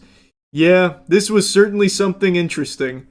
So the DOJ, as part of their file dump, released a video of Jeffrey Epstein killing himself, which, very surprising stuff considering there was apparently no video of anything. Turns out it was an old 4chan video, which is just a joke video that's on YouTube. And they released it in their files. It's actually crazy, the level of incompetency. What's the orange stuff all over? I don't know, it's just part of the 4chan animation. I couldn't tell you. But the DOJ released it in their file dump. Crazy. Video was posted without explanation to Justice Department's website as part of its Epstein file dump, with the footage just the latest item among a trove of documents and images to be revealed after the complete hoard was ordered released in November. And this is literally a YouTube video from 4chan. Fucking amazing, man. Crazy. Another interesting little tidbit. I haven't looked into this too much myself. I just got home. But I saw that apparently if you download the files from the latest Epstein release, like the redacted ones, some of them you can actually unredact yourself because they didn't actually redact any of the information, they just blacked it out. So since it's a PDF, you yourself can unblack it out. So I saw a couple of them have been doing that. Like a couple of accounts have been doing that. I haven't looked into it too much, but it's apparently a very confirmed real thing you can do. You can download them and unredact the information yourself. Fucking unreal how stupid everyone here is. Like, it is crazy just how inept at literally every job at the higher level. I can't believe it. They actually hire fucking lobotomites. So all of them will be unredacted soon. I don't think it works for all of them. Again, I can look it up now. I just got home and only saw tidbits of information with people starting to do that. I haven't looked into all of it myself. Looks like the main ones floating around right now are a couple here. Let me... How can I pull this up since I'm not logged in on Twitter? I was hoping there'd be articles talking about it right now, but not from what I can tell. The most recent Epstein article is about Trump saying that the Epstein files are damaging completely innocent people who met him, like Bill Clinton. Don't know what that's all about. But I did see Bill Clinton said, "Release the files, pussy." Bill Clinton, whose face is plastered all over that motherfucker. He's like, yeah, can you just, release those, please? Maybe this is just too fresh. I'm not logged in on Twitter, so I can't go through all the threads here. Maybe I'll just wait for an article about the unredactions. Imagine what's going on behind the scenes. Yeah, I couldn't even imagine. Literally nobody is on the same page there. It's crazy to me how someone like Kash Patel is not in jail yet. There is overwhelming provable evidence of the bare minimum perjury, with him saying yeah, we have no credible evidence of Epstein trafficking minors to anybody. And now all of a sudden he's singing a very different tune. That was under oath. Why can he just infinitely lie with immunity? It's unbelievable. Perjury is never charged. I know, it's crazy. I don't even know why we even have it as a law. It is just never enforced. Do you think the Epstein Files will ever be released for real? No, I don't think so. They'll always find a way to snake themselves out of it. They'll always weasel out of it. And I don't think there's anyone in the government right now that's ever going to try and legitimately hold them accountable. It's all just posturing.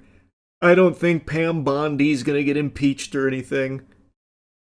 It's all just going to be business as usual until the next big distraction. I think that's the sad reality of it. The pulled 60 Minutes episode got leaked. Did it? I did see that yesterday as well when I got back. They killed the 60 Minutes episode at the behest of the administration. Very cool. I didn't know the whole thing came out, though. Or leaked or whatever. Wasn't really leaked, it aired in Canada. Ah. Hype. It's 5 a.m. I got a butt full of poop, but I cannot peel myself away from the computer to go take care of that business. I'm refusing nature's call, and it's not insomnia that's keeping me awake right now. We are in the middle of what I believe to be an actual big development here in the Epstein case. CoffeeZilla just made a video talking about this, as well as giving instructions on how you yourself can get your hands on this latest dump of documents that wasn't supposed to go out yet, but had been accessible to people savvy enough to get their hands on it, and now it's been disseminated. And these are some documents here that I imagine they were probably going to do a little bit more to hide some names and hide certain elements of, because, whoo-wee, boy howdy, I imagine Trump and a lot of the elites are doing this right now. Yeesh. There is some big stuff in here, and I'm not saying that sarcastically this time around. Yes, the vast majority is still like hundreds of pages of completely blacked out, redacted garbage, like it's completely useless.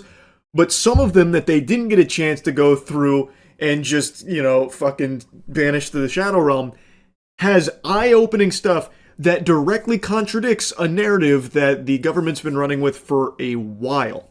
Here's what that looks like. It's volume 8 of the files, but you can see right now that they've only released 7 data sets. And so myself, the guys at Jmail, and the guys at DropSite, we've been investigating this. I've partnered with them to kind of look at some of these files, and they got access to volume 8 early. You would just type it in the URL. It wasn't like indexable on search, but you could just type in the specific URL and it would just come up. You could download the entire zip file, and that's what we did. Before anyone tries to cry foul questioning the authenticity of these documents here, this is the actual volume 8.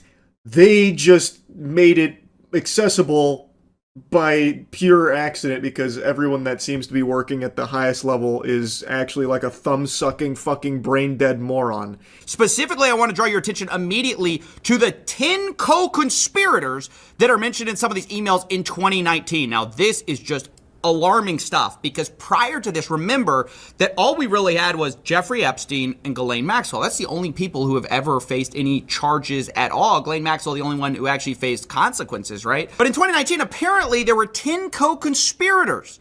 Now, the people who were sending this to and from have been blacked out, but at the bottom we see that this is the Violent Crime Section, Crimes Against Human Trafficking Unit. That is huge information, especially when you consider clowns like Kash Patel saying that there's no evidence that Jeffrey Epstein was trafficking victims to others or anything like that, making it seem like it was a solo operation and Ghislaine Maxwell, was second fiddle and that's it. And also Maxwell, worth remembering, isn't exactly facing the harshest of punishment. Not real justice there now that she's at a summer camp prison for a little bit petting service animals.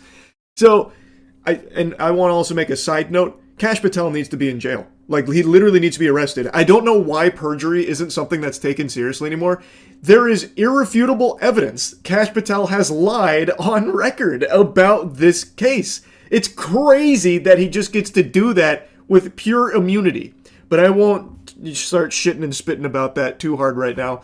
The important thing about this piece that CoffeeZilla is highlighting is that we now have information that confirms that authorities were looking into other co-conspirators in this operation. Co-conspirators that clearly they must have dropped the leads at some point. They stopped sniffing around, said not worth pursuing, but at one point they did have other co-conspirators, and apparently quite a bit of information on them, as the documents seem to hint at and reveal and talk around.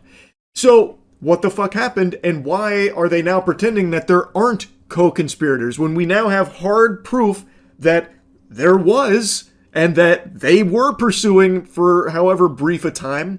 And additionally, some of the details on this are revealed later, because we see this subject line. It says co-conspirators at the top. And it says, blank does not need to head out. We made contact with blank last night in New York City. Blank last night in New York. Contact was made with blank, blank, and blank. By the way, I love how these potential co-conspirators are people who are being blacked out. Like, why? I thought the whole point of this was you couldn't redact people for personal information reasons or for public embarrassment. You could only redact on the basis of it being a victim. And I'm not sure how these people could possibly be victims here. Epstein Files Transparency Act prohibits redactions, quote, on the basis of embarrassment, reputational harm, or political sensitivity. Has anything been redacted on that basis? Absolutely, positively not. Liar, liar, plants for hire. His nose about to grow fucking 5 feet with that big old fib. This is inarguable that they are redacting names of people that aren't victims here. As CoffeeZilla points out, these are co-conspirators. The evidence is overwhelming. There's no wiggle room here, no way to weasel out some kind of explanation for why these would be justifiably censored and blacked out and redacted. These are clearly not victims. This is about the co-conspirators. So there should be no exceptions made. Their names should be revealed here in these documents, but they're not. It's been redacted. Why? Who are they covering up for? And why? This is illegal. You cannot do that. And this is inarguably them redacting names of people that are not victims. It's craziness, and it's so blatant, it's right in your face. Like, the proof is in the pudding, and yet I know people are going to deny it still. It's fucking unhinged. There is no world where you can spin a narrative here where these redactions in these places make sense, because there's no way that what they're talking about right there can possibly be minors or victims. These are co-conspirators that are being protected. That's fucking insanity. But anyways, you can see that it says attempts were made to blank and Brunel, that's Jean-Luc Brunel, the famous who's now dead. Blank is confirmed to live in New York, was away for the holiday weekend. We did not have a good address, but an attempt was made in New York. Attempts are made to Maxwell today. Blank, you get it. Like, it's all the people they suspected this whole time are redacted, of course. And then they say, I do not know about Ohio contacting Wexner. Now, that's a reference to Les Wexner, the former CEO of Victoria's Secret. This is huge. We've long suspected that he was, of course, one of the co-conspirators. And obviously, the fact the FBI suspected it isn't a 100% proof confirmation. But clearly, they were serving grand jury subpoenas. I mean, that must be who they're talking about, one wealthy businessman in Ohio, because later it's confirmed by this whole idea of Ohio contacting Wexner. Even though most of the names are redacted, it's not all of them. So Wexner's name appears here, as well as Brunel, but as CoffeeZilla mentioned, he's dead. He's already burning in hell right now. But Wexner, this was someone that they grand jury subpoenaed, seemingly, and I don't think I've heard a peep about any kind of consequences or justice being served over there, or any kind of like pursuit on analyzing his connections here to all of this, even though he is here in one of the emails here about being a co-conspirator. What happened there? The well ran dry or something? Like, it turns out he was completely innocent? That seems kind of hard to believe. That'd be a surprising, shocking twist, more so than a fucking Darman video. I don't know about that. That seems a little fishy. And again, why are other names here blacked out? Why are co-conspirators being protected? Why aren't their identities being revealed? Food for thought. And you can see at the bottom, this is from the FBI New York. When you get a chance, give me an update on the status of the 10 co-conspirators. This is really bad to know that we knew as early as 2019 the right people to target, and yet our FBI, who's had evidence of this the entire time, or leads on it, has declined to prosecute. Right? Because this is what the FBI now tells us. Oh, don't bother.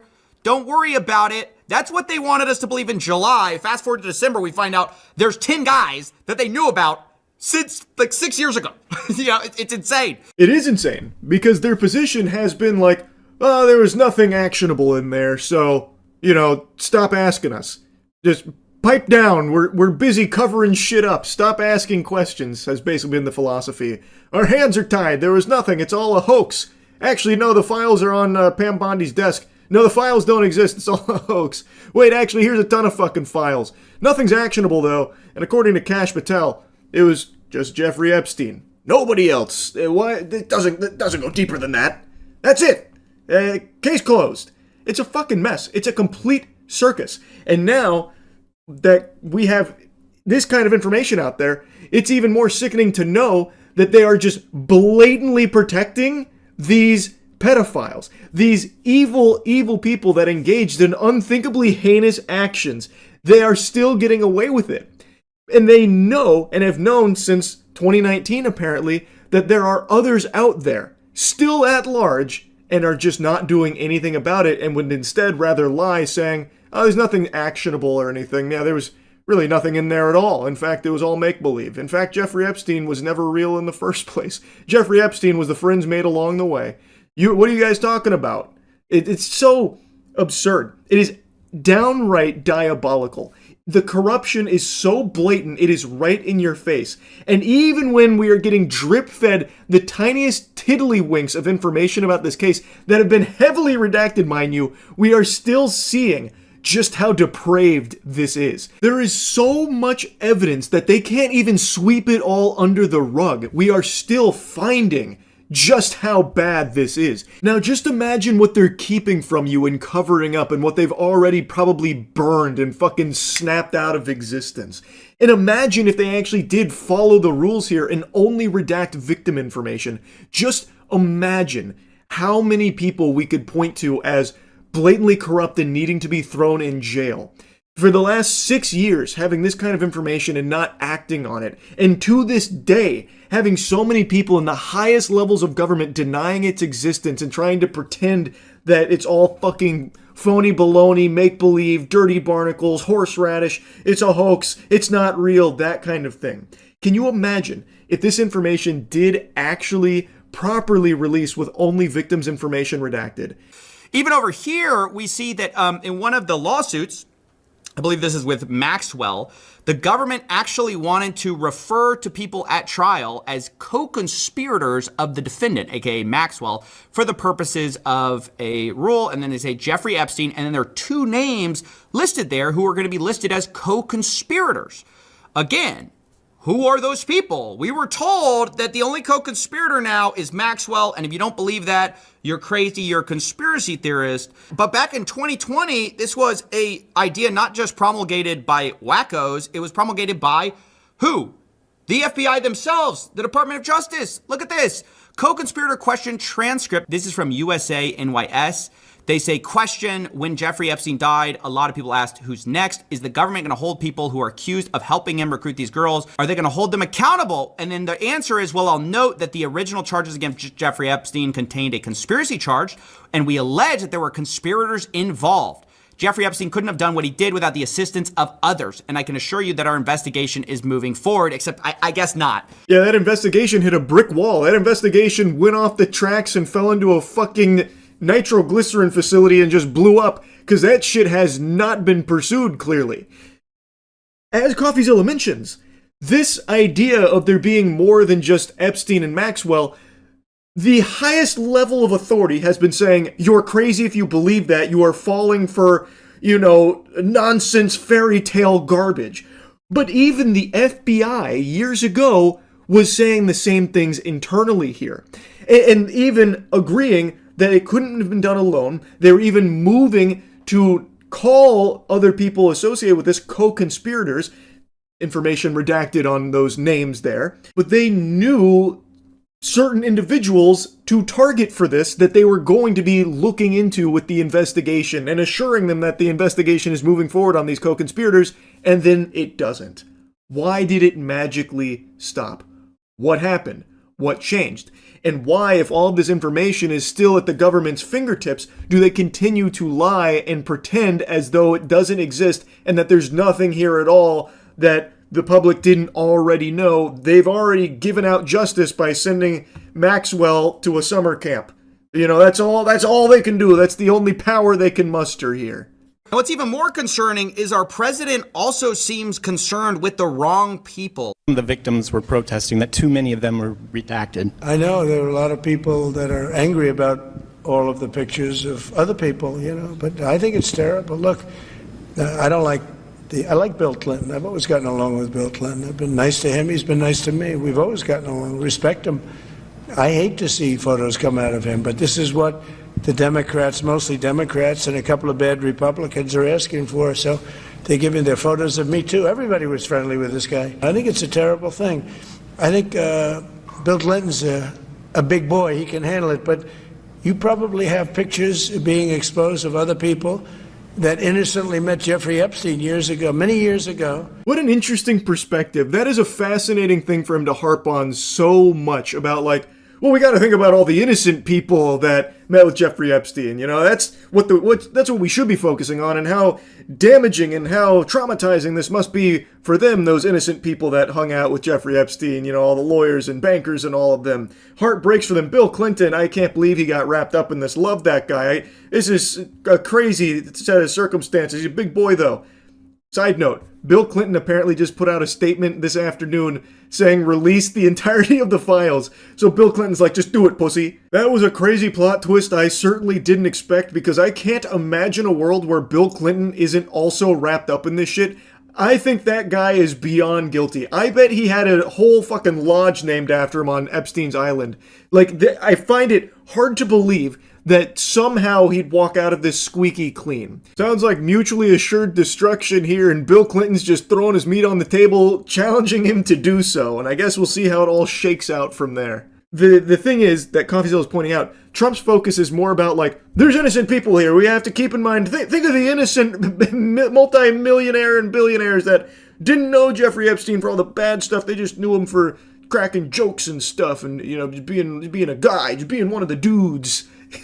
Why is that what you're focusing on? Why wouldn't you instead be focusing on trying to catch all of the people that have just completely been swept under the rug? Why would that not be the focus? Why instead would you be pretending none of this is real, it's all a hoax?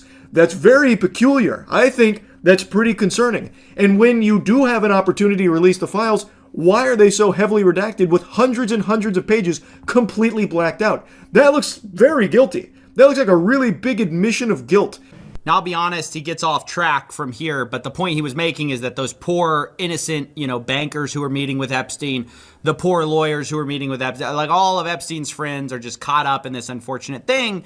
And it's just such a reversal of what previously the DOJ and FBI believed. In fact, they believed it so much that they got a federal search warrant for the SDNY, and they got it, and part of the seizable data, part of the stuff that they commanded them to seize as part of the search warrant, and part of it says evidence concerning the identity or location of co-conspirators of Jeffrey Epstein, including blank and Ghislaine Maxwell. So again, who is blank? Well, they keep redacting the names of these co-conspirators, uncharged, remember, and now they're saying we have no evidence to charge anybody. Clearly, they had evidence for a search warrant, and it's just completely ridiculous that some of this stuff is redacted and that we're viewing the rich and powerful people who are mentioned as the victims here. Once again, just further evidence that they are indeed scrubbing the name of co-conspirators. These are not victims or minors that they are taking the names out of here. Thus, they are breaking the rules of how this is supposed to go. It is blatant, this cover-up. There is no world where that is somehow a victim there, yet their name has been redacted. Why? Why are they hiding the co-conspirators' identities? It's fucking outrageous. And people should be very mad about this. But I have no doubt, again, it's 5 a.m. right now, so I haven't seen the full response to all of this now being out there, but I know there's going to be people that are butt-chugging the Kool-Aid to such an unbelievable degree that the delusion has fully taken hold that they're going to go through these mental gymnastics to explain why, actually, there's nothing fishy going on here. This is totally normal. They did everything by the book, and you're making a mountain out of a molehill. Clearly the most transparent administration in American history at work here, obviously. Which just, again, you have so much evidence to prove that this is not by the book here. This is indeed a co-conspirator's name and many other examples of co-conspirators' names being redacted. Not victims, not minors. Unless they're trying to say that these names here are victims, these people that are potentially co-conspirators of Epstein, they're also victims. And in that case, you need to be institutionalized ASAP if that's what you think. That is a fucking crazy take. But I guess it's not the most outrageous thing to picture someone believing when you have someone like Trump who continues to just drive that point home, where it seems like he's not even really focused on the actual victims of Epstein and all of his clients. He's instead more focused on like, oh, the innocent guys, we used to, just go watch the ball game together with Jeffrey Epstein. They had no idea, and my heart breaks for them. Oh, Bill Clinton playing a song on my world's smallest violin. Like, he's just constantly bringing up, like, oh, so many innocent people. They're getting wrapped up in all this Epstein hoopla. I can't believe we're still talking about it. You're a bad person if you're talking about it, which is something he did say, by the way, not too long ago. I highly recommend you go check out the rest of CoffeeZilla's video. He also gives you the tutorial on how you can get your hands on these files as well to check them all for yourself. Now, after combing through them, there were some other big eyebrow-raising moments. One of them, CoffeeZilla also tweeted out. This is from a U.S. attorney who wrote in 2020, Donald Trump traveled on Epstein's private jet many more times than previously has been reported or that we were aware, including during the period we would expect to charge in a Maxwell case. And then it concludes with, on 2 other flights, 2 of the passengers respectively were women who would be possible witnesses in a Maxwell case. We've just finished reviewing the full records, more than 100 pages of very small script, and didn't want any of this to be a surprise down the road. I noticed Trump's name in quite a few documents in this most recent volume. This has been one that is obviously pretty interesting because it's talking about his frequent flyer miles that he was accumulating with old Epstein Airlines, about how he had flown on the airlines far more than they had thought at the time. Now, whether that's before or after all the flight logs, which does show Trump flying on the planes quite a bit, I don't know. Maybe there's more that weren't on the flight logs. I'm not sure. Again, all of this is still brand new. And I guess as more gets combed through, we'll get more and more information. But like I said, I have been glued to this for hours now. And I really just wanted to yap about it because there is some crazy shit in here. This is finally, for the first time in a long time, big new information in regards to this case and people involved in it, and exposing a blatant cover-up of very important information from these files. Now, it's very late in the evening, and all of this is still very fresh. I have no doubt there will be a lot more that comes from this, so I'm just going to try and keep my finger on the pulse of it.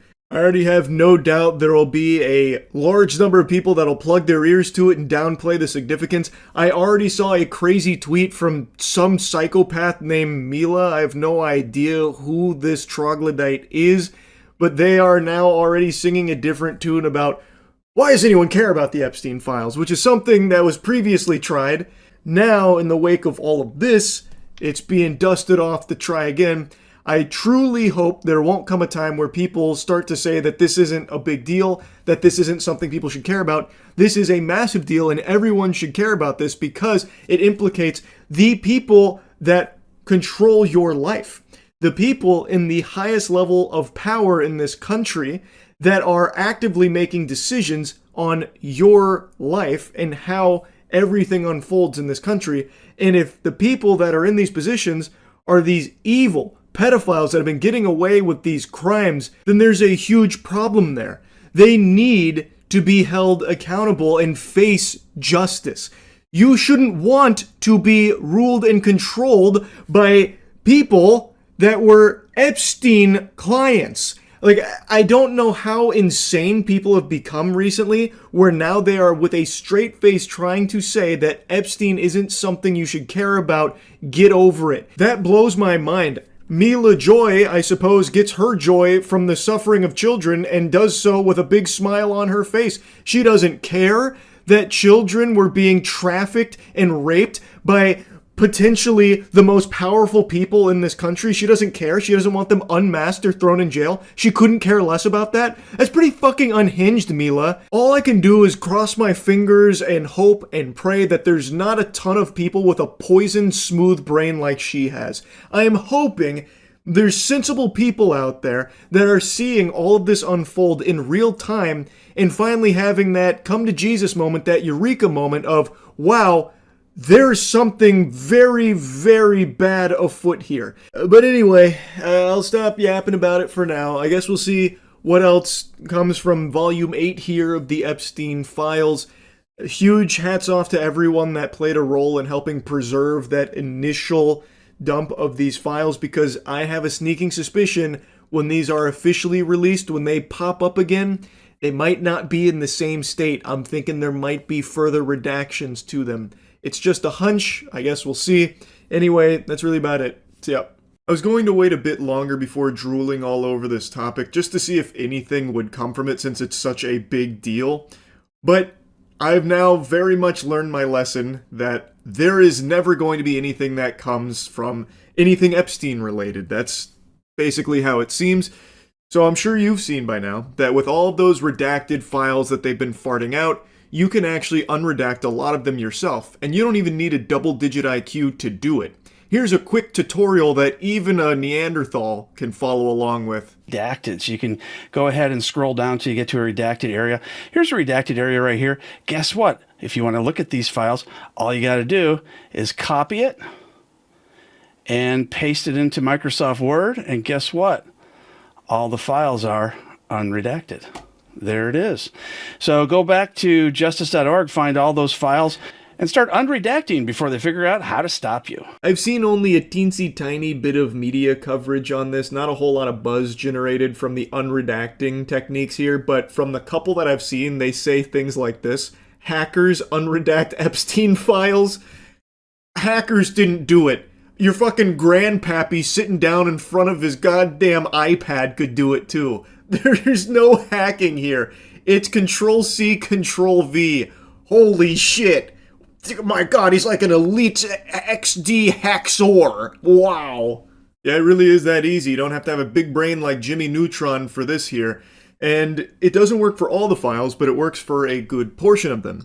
And what you will find when you unredact a lot of this is that they very clearly have not complied with the law. They are not following the rules of the redactions, which, mind you, are supposed to be reserved exclusively for victims and minors, that kind of thing. But when you unredact a lot of this information, you are finding information that is not related to a victim, a minor, anything like that at all. There are numerous examples of these improper redactions being applied to these files here. There are more examples of that than there are of me being short. You can find so fucking many.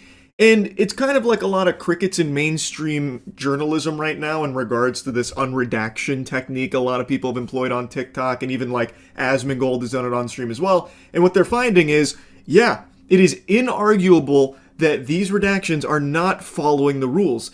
There's like this article here that's written about like the redactions on 184 through 192 that were describing taxes paid by companies incorporated by Epstein properties that were not on the balance sheet. And at the end, it even says it's unclear how property material complies with the redaction standard under the law. An inquiry to the Department of Justice has not yet been answered, and it probably won't be answered, because the sad reality of it is law doesn't apply to people at a certain level of power. The law is like simply here for plebeians, it seems. And it's not even subtle. Fucking goofball Kash Patel can go under oath and lie out of his ass out the wazoo till the cows come home with a straight face and a limp dick, talking about how they don't have any credible evidence that Jeffrey Epstein trafficked victims to anyone, so it's just Jeffrey Epstein and Maxwell, that's it. If you believe anything else, you're a crazy conspiracy theorist. And now with these files, we have provable evidence that they at least knew of 10 other co-conspirators that apparently they just decided to throw in the garbage can and never pursue. But we have so much evidence to prove beyond a shadow of a doubt he is lying, yet he won't face any perjury charges, he won't be arrested, he'll just keep fucking cruising podcasts like they're glory holes here about how he's doing such a good job and puffing up his chest and shit. None of these people that are just blatantly lying and breaking the law will ever be held accountable here. All of these improper redactions that don't comply with the law, don't comply with the rules here, everyone responsible will not face any repercussions. I'm so confident in this, it's fucking sickening. Nothing's going to happen. And it is so incredibly sad. And not only is nothing going to happen, nothing's going to happen and people are going to cheer for that too. I've already seen the narrative shift to like, who cares about the Epstein files and all these crazy mental gymnastics to downplay the significance of the biggest child sex trafficking operation in our country's history, where there are still unbelievable amounts of people that got away with these heinous crimes, still potentially in the highest levels of government, and people are just saying like, doesn't matter. That's not the important stuff. And make no mistake, this wasn't some innocent whoops-a-daisy where they accidentally redacted information that they weren't supposed to, but they were trying their best to be super transparent and comply with the law. This was on purpose. It's by design. This is a cover-up. It's not a conspiracy. It's in front of your face. You can unredact the information yourself, and it doesn't take a lot of technical prowess to do so. You can confirm this yourself. They are trying to protect these pedophiles. They are running defense for evil, evil people that they have knowingly collected all this information on and decided to do nothing with for years. Not just this administration, the last administration too, obviously, but the point is, right now, they're still doing all they can to protect these people. That is unacceptable in a sane society. And anyone who writes that off as like not a big deal is a fucking lunatic. Like beyond pathetic loser worm. Now, if you're wondering how this even happened with being able to unredact this yourself, is because so many people working in the government are just actually incompetent. I don't mean that like exaggeratory. I mean like they legitimately like diaper wetting, paint chip eating fucking idiots over there. So the likely explanation here is they used the highlighter tool to black out the information, but they didn't actually redact it. So when you copy and paste it, it's still there. They didn't even actually redact it. That is how bad at their jobs they are. And I've seen a theory floating around that maybe this is on purpose from a whistleblower who was tasked with redacting information but wanted it to get into the hands of the American public, so they instead did like the highlighter tool as opposed to redacting it. And I'd be willing to motorboat those titties, play ball with that idea, if we hadn't seen so many examples of just pure incompetence at the highest level.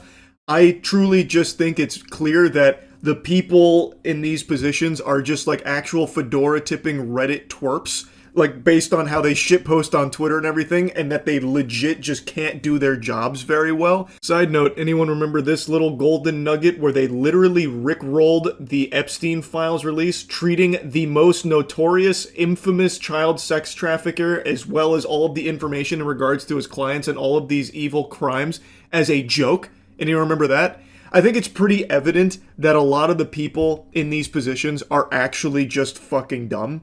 So I'm not willing to believe that this was some kind of internal whistleblower trying to do the right thing. I just think that they are actually fucking lobotomites, just genuinely stupid, and didn't realize that blackout highlighter doesn't actually redact the information. It's wild they can't even do the simplest things correctly, like redact information. You can literally click like 2 buttons in order to do that. And they can't even figure that much out. They are knowingly making a conscious decision to violate the law here in regards to these Epstein file redactions. And even while doing that, they can't even figure out how to redact the information properly. Thus, they get caught with their pants down. They can't even do the cover-up correctly. And still, even though their whole ass is out, goat seed, on full display for everyone, every single human being on the planet that wants to download the files and unredact it themselves, they can see that they broke the law by redacting things that aren't minors and aren't victims. Even this being 100% confirmed will still probably not lead to a single person being fired or a single individual in a higher level of power here even facing some finger wagging. It's just that bad right now. They can do anything they want with complete immunity. And it's just so outrageous. It's infuriating. I had to yap about this a bit because I've now learned that there won't be anything that comes from it, so might as well blabber about it now. That's really about it. See ya. Sailor's Log, January 11th, 2026. Epstein Files still not released, and still complete radio silence on the non-compliance exhibited from the administration with what they have released, where there is irrefutable evidence that they redacted, covered up names of people that weren't victims. They covered up names of potential perpetrators and people of interest, which they were not allowed to do. They have still not fully released the Epstein Files. They are still kicking that can down the road. They have still not complied with the law that they were supposed to follow with all of this. And yet, nothing is happening.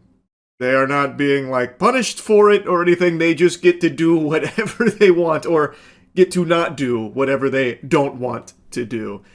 It's complete lunacy, and the Epstein name is conveniently starting to fall out of people's lips, and it seems like the people in power are just conveniently forgetting who that is. It's like the Duffer Brothers with the Demogorgon. Who's that? What is that? Who? Epstein? What in tarnation is that mumbo-jumbo? Some kind of Frankenstein spinoff? I've yapped about it a lot, so instead, let me yap about something kind of adjacent to that.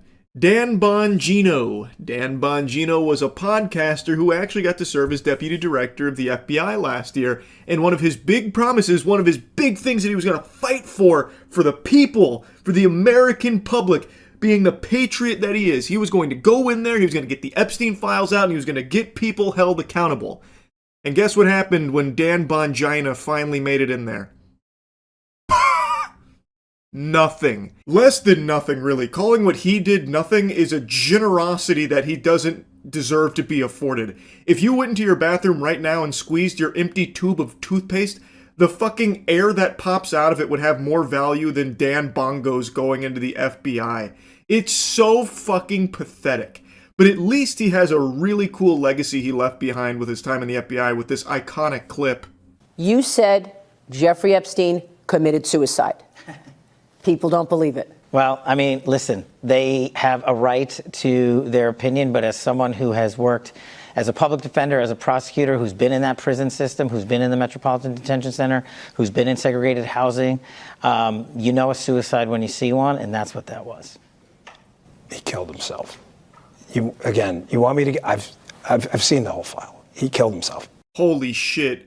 Dan Bongwater here dropping the bombshell. Wow. A very different tune than what Dan was saying before getting into this position, but the things he must have seen with those eyes, the truth that he must have seen, it really started to break him. And now he's finally getting that truth out there to all of us. Turns out it was a suicide and there are no other people to be held accountable. Really a profound, eye-opening interview here from Dumb and Dumber. The doofus duo here really put on quite the clown show. Kash Patel, by the way, I love to mention this, has provably gone under oath and lied about Epstein, where he said that there's no credible evidence that Epstein trafficked minors to anybody. And now, even with their complete sham of Epstein files they released, that were just basically hundreds of pages of blacked out information, even with that, you can still see that what Kash Patel said under oath is a lie. That is textbook perjury, and he is not being arrested for it or anything like that, because the laws just don't apply when you reach a certain level of power, it seems. Anyway, I've already talked about that quite a bit. I want to focus on Dan, because he's now going back to podcasting. It seems like he's going to make his triumphant return to podcasting after his unsuccessful stint as the deputy director of the FBI. He just made an appearance on a podcast, and while a lot of people were rightfully ripping into him, it seemed like there was a large portion of his fan base that was more than willing to welcome him back with open arms and open legs so that he can continue to butt-fuck them with this fake bravado he puts on for truth-seeking, when it is clear, when given that position of power where he could actually find the truth and do some good to, follow through on his promises of releasing these Epstein files and getting this information out to the public, he folded and was more than willing to just bite that nipple and suckle because the government asked him to. When actually given a position of power, he was more than willing to just roll over belly up and just be a good little doggy for them. And now he's coming back and pretending like he did anything worthwhile, and people are still willing to just forget the entire year he spent as deputy director and did nothing about what he said he was going to do. Again, still no arrests from everything in regards to the Epstein clients. Still nothing. Dan accomplished nothing. Literally nothing, and even worked actively to continue to cover up this information with the very people he was criticizing for keeping things under wraps. And yet he's still going to come back to podcasting like he's a big shot and did such tremendous work there. It's so crazy to me. He then has the gall to say, like, anyone still complaining about this kind of stuff is just black-pilled and it's so annoying, this and that. Really feels like a big betrayal of the people that were, like, propping him up, hyping him up, glazing him, excited that he was now in this position to start doing the things he was claiming he would do in that position. Which, again, was lobbying behind Dan because he was the one talking about how important this is to him and how he's going to fight tooth and nail to finally get the Epstein client list out there and get people, fucking thrown in the slammer. Start having deep space...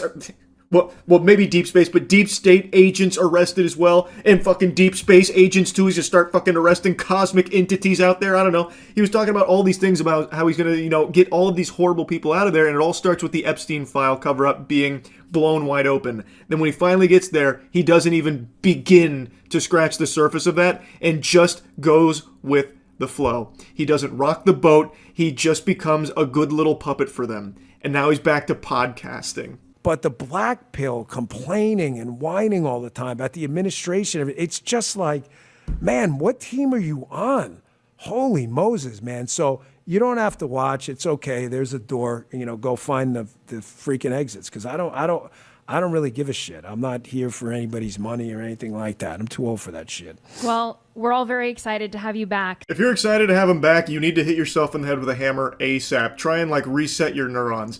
This is a guy who has now proved to you that he is all lip service and will not actually fight for the truth or fight for you. He is not some patriot. He is now not in that position, and when he had that position, did nothing that he said he would do. Nothing he promised the people he would do. And now he's crawling back to podcasting. And then you have drones like her saying, "Oh, awesome, it's so good to have you back. We all can't wait to hear more from you and this insight into the most unsuccessful stint in deputy director history.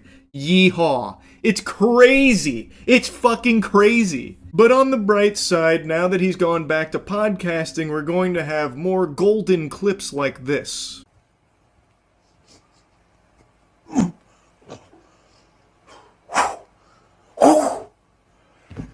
This is Karate Man.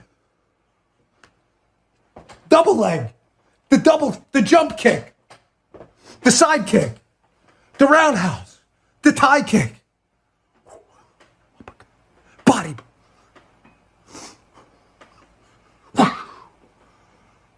A true disciple of Bruce Lee himself, no doubt. I've seen a lot of people clowning on him for this clip. This is going all over the place right now. I've also seen reports that he's blocking thousands of accounts on Twitter, so he is crashing out big time.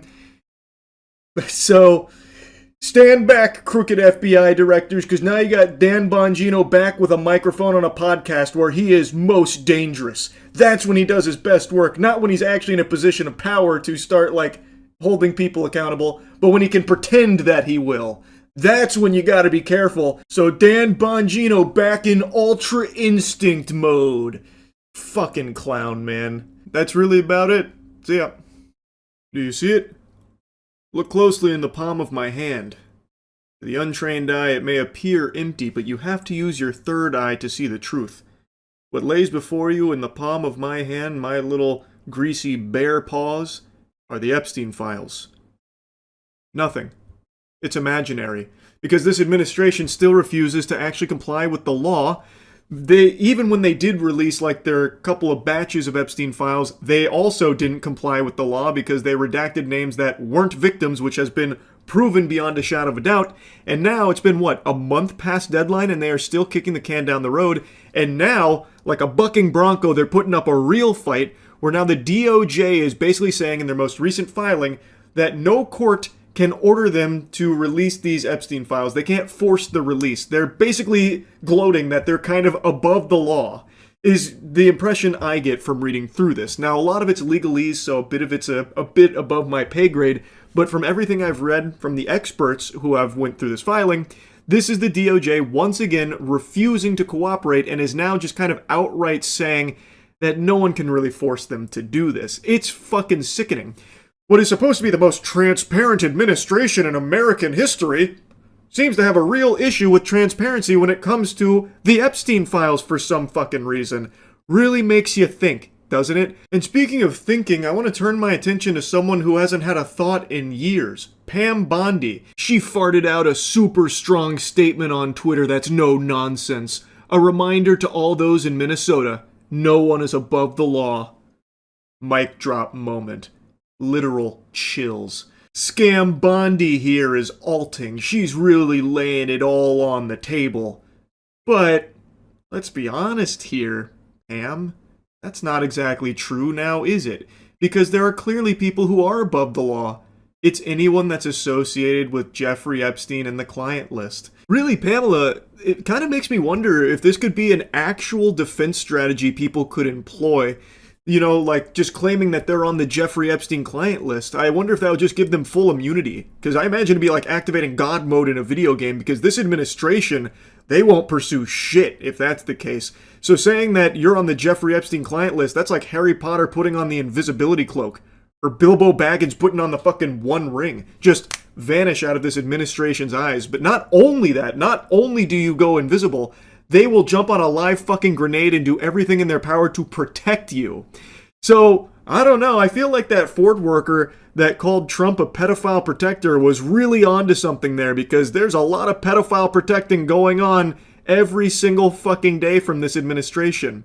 How else can you possibly explain their reluctance to release the Epstein files and how hard they fight to stop it from coming? And since this administration won't do it, then we have to rely on some real heroes amongst us.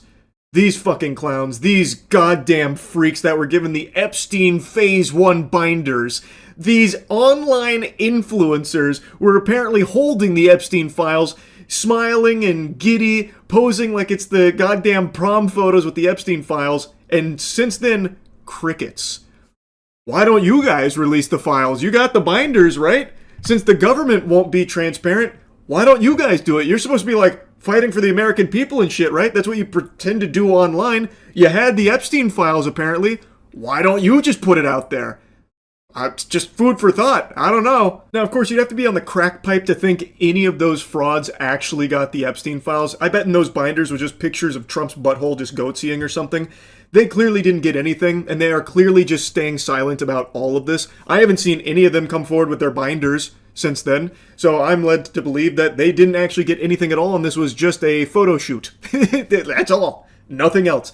Now, back to the main topic here with the most recent filing where the DOJ is outright taking a victory lap about how untouchable they are and how they're really just not able to be forced to release the Epstein files. Let's dive into what's happened here, the most recent news. Yesterday, the DOJ moved to block the appointment of an independent monitor or special master to oversee the release of Epstein-related records in the Maxwell case, arguing that no federal court has the authority to compel such disclosures. It's 6 pages, and you can look at it yourself if you want to really get into the nitty-gritty of it, which I honestly do recommend because there are some eyebrow-raising statements in there. In a nutshell, though, they are trying every trick in the book to weasel their way out of actually having to comply with the Epstein Files Transparency Act. They're basically arguing that the forced production of the so-called Epstein files amounts to an improper attempt to reopen a concluded criminal case and to create a form of judicial oversight that Congress itself did not authorize. There's a lot to digest in there in only 6 pages. They really give you a lot to fucking suck on, and they're not exactly subtle about it. There's even mentions of the representatives that have led for the passage of this Epstein Files Transparency Act, where they're calling into question, like, if they even had, like, the gusto to do so. At least that's how it reads to me, where they're questioning the standing that they have in order to even do something like this. In the actual filing, it really seems like they just started pissing on them as, like, saying they're not big enough to do this. Like, it felt like the actual filing was like, these guys are fucking nobodies and don't have the standing for it. But anyway, They asked the court to appoint a special master or independent monitor to compel DOJ compliance with the act, which the DOJ flatly opposes. To go a bit further, they argue that even if the court were inclined to entertain the request, it could not do so constitutionally. This is in regards to some of the things from the Epstein Transparency Act, and they assert that the representatives here they haven't suffered a concrete, particularized injury, and the Epstein Files Transparency Act does not create an individual right to obtain information, unlike the Freedom of Information Act, nor does the act authorize lawmakers or anyone else to sue the DOJ for alleged non-compliance. When I read that, I let out an involuntary noise of disgust, because that's just being very blatant and open about it. Like, yeah, if we don't comply, you can't do anything about it, dork, you fucking dweebs. Go kick rocks, pussy. If we don't comply, you can't sue us or anything. To harken back to Scam Bondi, it really does feel like there are some people above the law. I'm gonna be honest with you. Despite what your tweet is boldly stating, I do think there are some people above the law, Pam, and they might be right under your nose. Again, I'm kind of jumping around here. I recommend reading the whole thing, but in closing, prosecutors maintain that the act provides no cause of action at all where Congress has not explicitly authorized judicial enforcement. Federal courts are barred from inventing one. As the DOJ puts it, courts cannot reach out to award remedies where neither the Constitution nor a statute authorize them. In short, the government's filing makes clear that absent new legislation explicitly authorizing court enforcement, the DOJ believes no court can force it to produce the Epstein files, regardless of public pressure or congressional intent. Real quick, to briefly tie this back to good old Scam Bondi, since she wants to bring up Minnesota, there's this big thing, this big talking point about comply. Well, why does compliance only apply to American citizens? Why doesn't it apply to the DOJ as well, who is not complying with the law? They are also supposed to be governed by the law too. According to Pam, no one's above the law, so why aren't they complying with it? They have been routinely violating the protocol set in the law with the Epstein Files Transparency Act. They are not complying with it, and in this most recent filing, they are even openly saying, if we don't comply with it, you can't sue us or anything. They're even saying in their own statement about non-compliance. Why would they even be teasing that notion of non-compliance? Why won't they just comply? Why are the administrative authorities not talking about the DOJ's reluctance to comply with the law? I don't know, it just doesn't make a whole lot of sense to me. Pam, it feels like some people are above the law, doesn't it? I don't know, I'm just getting a whiff of that for some reason. Anyway, that's your most recent Epstein Files update. It's not looking like it's ever actually going to lead to anyone getting arrested in regards to the Epstein client list. Who would have seen that coming? Unthinkable that this administration wouldn't be pursuing action against those evil, fucking heinous villains in the Epstein client list. It's so odd that they wouldn't be transparent in releasing these files. One of the main things Trump ran on was about releasing these Epstein files. So many in his supporter base were very excited to see that happen, and now it's not happening, and they're fighting tooth and nail every step of the way over the last year to prevent this from happening. And now, even though there's an actual act, a law put into place that they're supposed to follow to release them, they're still not doing it, and are now even just saying, yeah, maybe we won't. No courts can really make us do that. And if we don't do that, you can't sue us for it either. I feel like anyone should have a big problem with that. I feel like any sane, sensible person should immediately view this as the biggest possible red fucking flag. And it seems to me that that Ford worker that called Trump a pedophile protector to his face, which elicited a finger and a fuck you from the big man in charge, it really seems like that pedophile protector nomenclature feels accurate for Trump in this administration, based on all available information here for how hard they don't want these Epstein files to come out. Feels like they're doing a lot of pedophile protecting. That's really about it. So yeah. Wow. Actually, huge wow. A massive batch of Epstein files just dropped in hot, fresh off the battle bus here from the top turnbuckle out of nowhere. I didn't think we'd even see any more with the DOJ putting up that huge stink even recently about like how courts can't force them to release it, this and that. It seemed like this was never going to happen because getting them to comply with the law was like pulling teeth. So they were a month late, but they actually released like millions of Epstein files. And there are huge, disgusting, evil things that have been uncovered in this latest batch of Epstein files. This time around, it's a little different than their previous release where there were hundreds of pages of blacked out redactions and that was basically it. This is what you saw with the Epstein files, except I thought that was going to make the camera go black. You get the idea. It was basically just staring into the fucking void. It was just pitch black because everything was redacted. It was just a lot of nothing. But even amidst that nothing, they were so fucking incompetent that they left in the ability to unredact the files yourself, where people were able to catch them breaking the law, where a lot of the redacted names were not names of victims. They were various other things, and a lot of the redactions were clearly not victims. Sometimes it even seemed like the redactions were there to protect the names of potential clients and perpetrators, which again is a complete violation of the Epstein Files Transparency Act that they were supposed to be following. But again, even with them farting out completely blacked out pages to protect these pedophiles in power, there were still a lot of huge revelations that came from this, such as co-conspirators that for some reason they never pursued. We don't know who they were because their names have been redacted conveniently, but we learned that there were co-conspirators they were investigating, and I guess they just let the leads dry up and then just said, fiddlesticks, they're gone. Now time to pretend they don't exist. Like Kash Patel under oath lying about it. Perjury Patel, by the way, still not punished for it. And speaking of unpunished, you know who else has been unpunished? Every fucking Epstein client, all of these rapists and pedophiles, all of them still just getting away with these unthinkable crimes. No one being handcuffed and thrown in the slammer. Doesn't even seem like they're pursuing any investigations or anything into it. Across 2 administrations now, no fucking arrests outside of Maxwell, who Trump has done everything in his power to ensure she is treated like a queen at a new summer camp that she now resides at. Barely even a fucking prison. This is lunacy of the highest caliber. Now anyway, I know I'm getting kind of sidetracked here with like the previously on Dragon Ball Z with this whole saga. The most recent batch of Epstein files came out a couple hours ago. Millions of files, so people are still combing through them, but what they are finding is alarming. Trump's name, of course, is all over these files. His name appears more in these Epstein files than Green Eggs and Ham appeared in the fucking Green Eggs and Ham Dr. Seuss book.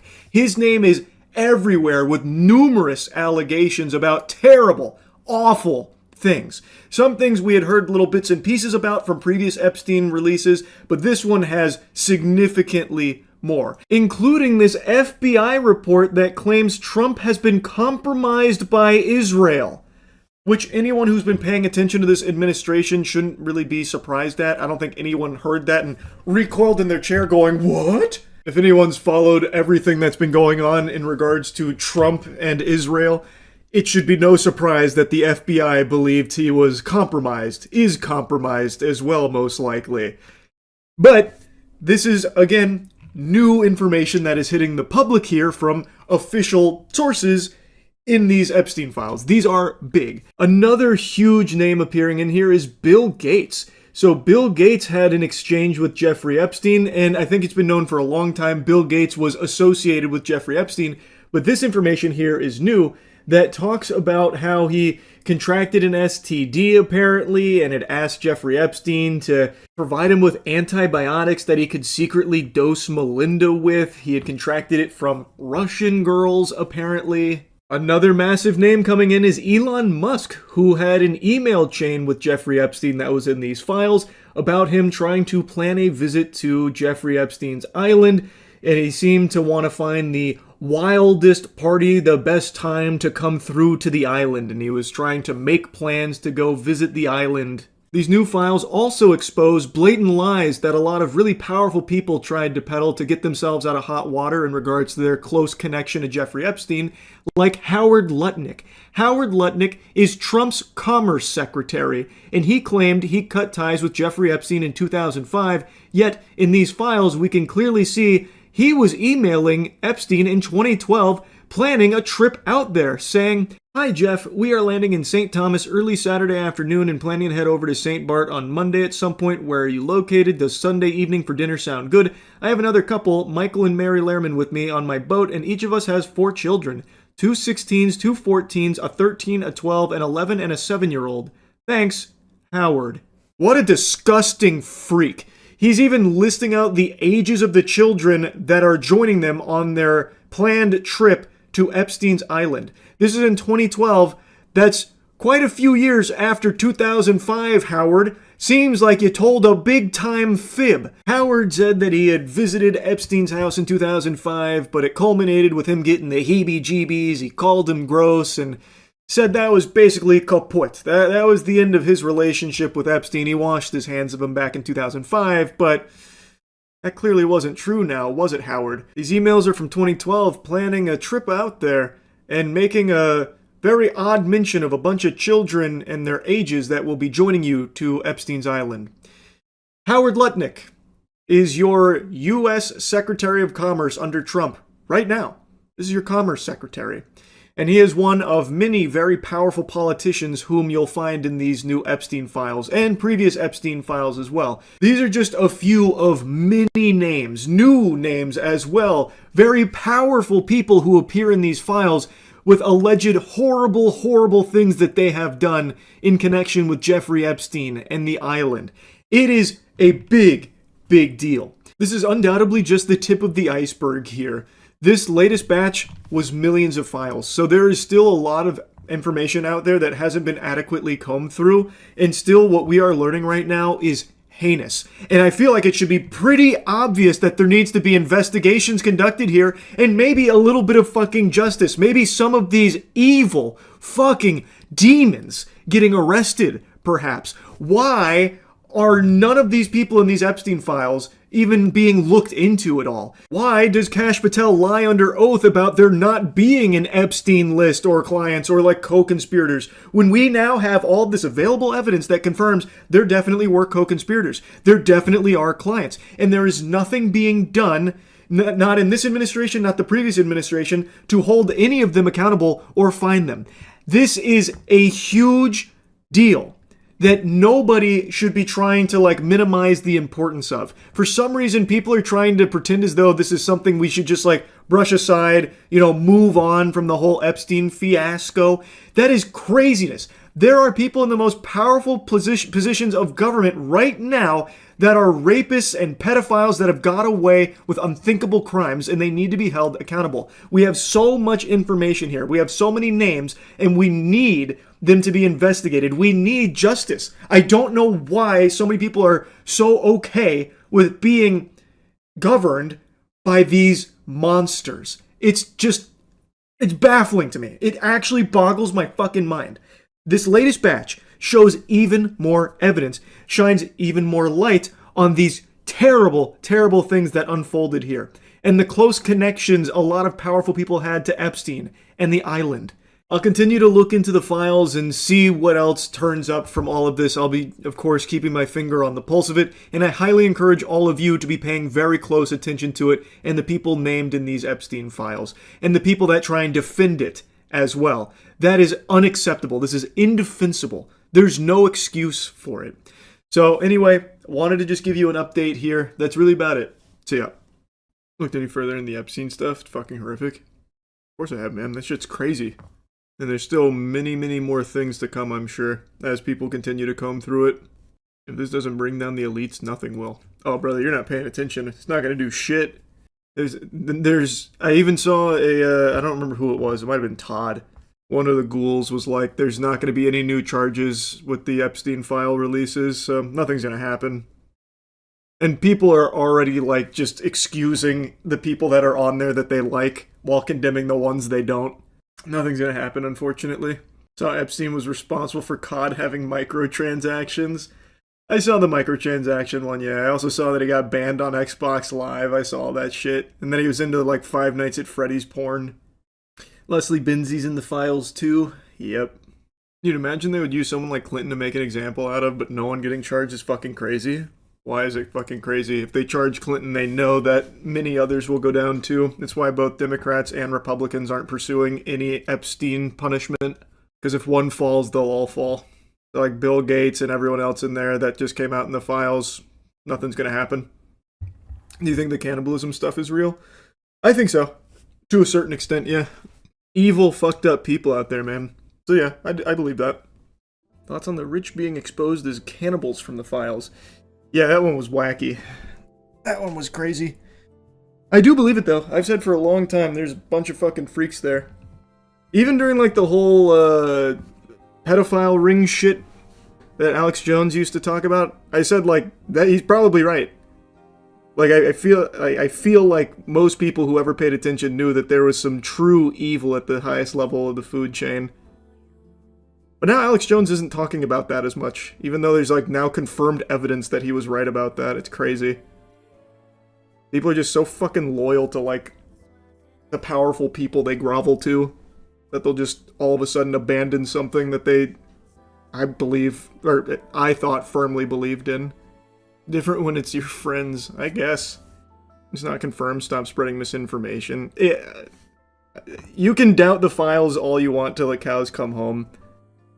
To me, I think that evidence is pretty fucking solid.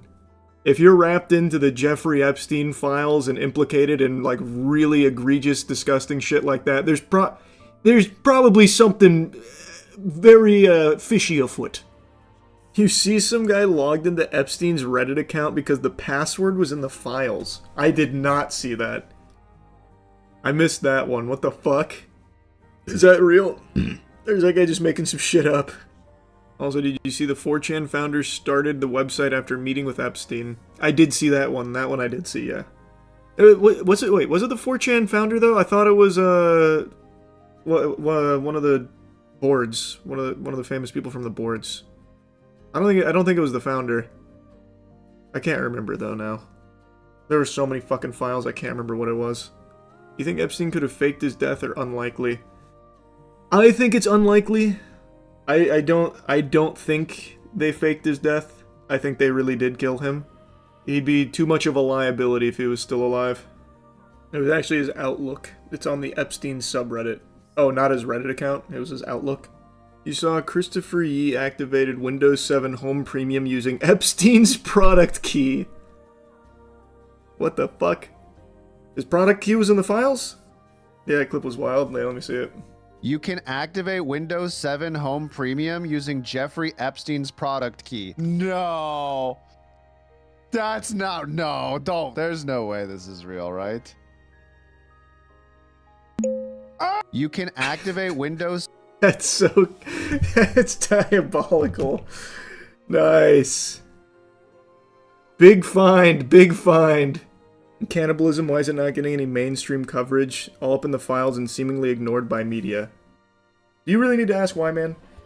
It is crazy, though. Like, the amount of stuff in there that just isn't being covered is nuts. Like, there was a time, like, with Bohemian Grove, right? Like, Bohemian Grove, a lot of people are like, oh, this is fucking stupid. This is craziness. This is not real. Turns out Bohemian Grove is, like, a real thing. That is, like, a pretty fucked up thing. And now, people are, like, more alert to, like, some really evil stuff. And you would think that we've learned, like, okay, we need to pay attention to this, like, evil shit.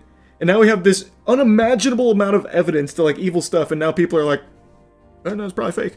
No, it can't be real. I don't believe it. I only believe the ones from people I don't like. It's so crazy. They're still withholding so many files. Well, yeah, there's apparently a ton more files that haven't been released yet.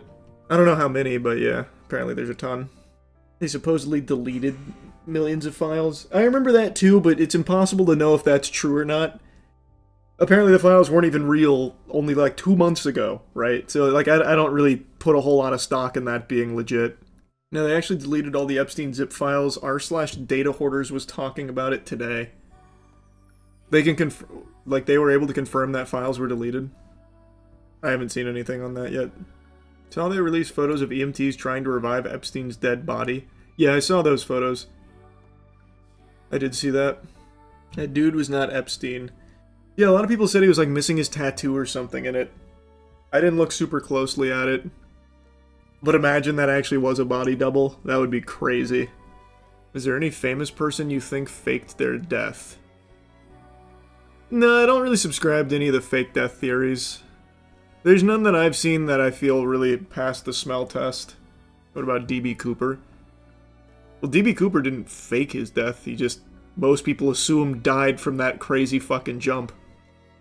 But then we have that new evidence from last year about like how they actually found D.B. Cooper's stuff and it looks like he survived the jump.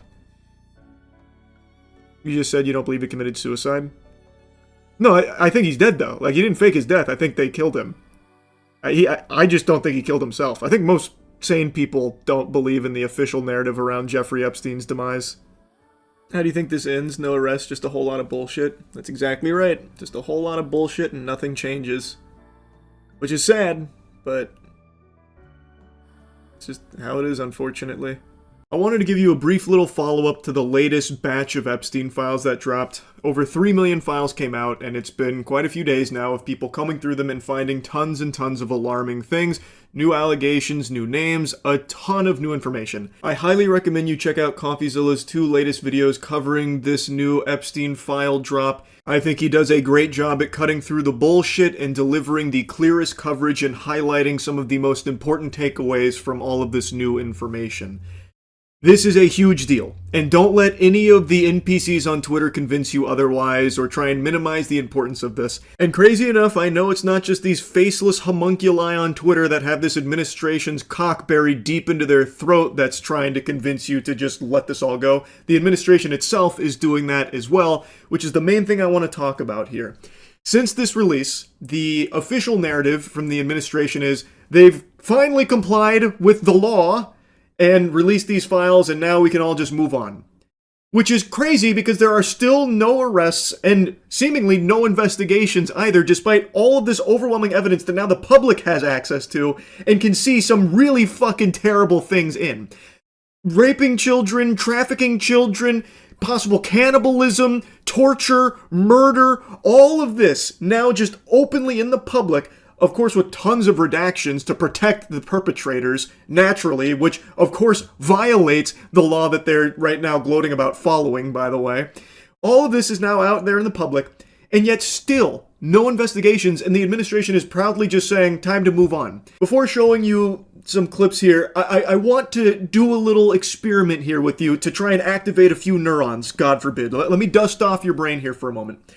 Let's say that you have drank the Kool-Aid to such an extreme degree that you believe all of these Epstein files are a bunch of hooey when it comes to the Republicans that are named in there, like Howard Lutnick or Donald Trump. Let's say that you think that all of those are make-believe, there's nothing in there that holds any water, it's a fucking, wild goose chase, it's all fake. But you believe that all of the information in regards to Democrats in there, like Bill Clinton, is legitimate, and Bill Gates. All of that's real, but all the stuff on the Republicans is fake. Let's play ball with that. Let's say you're right.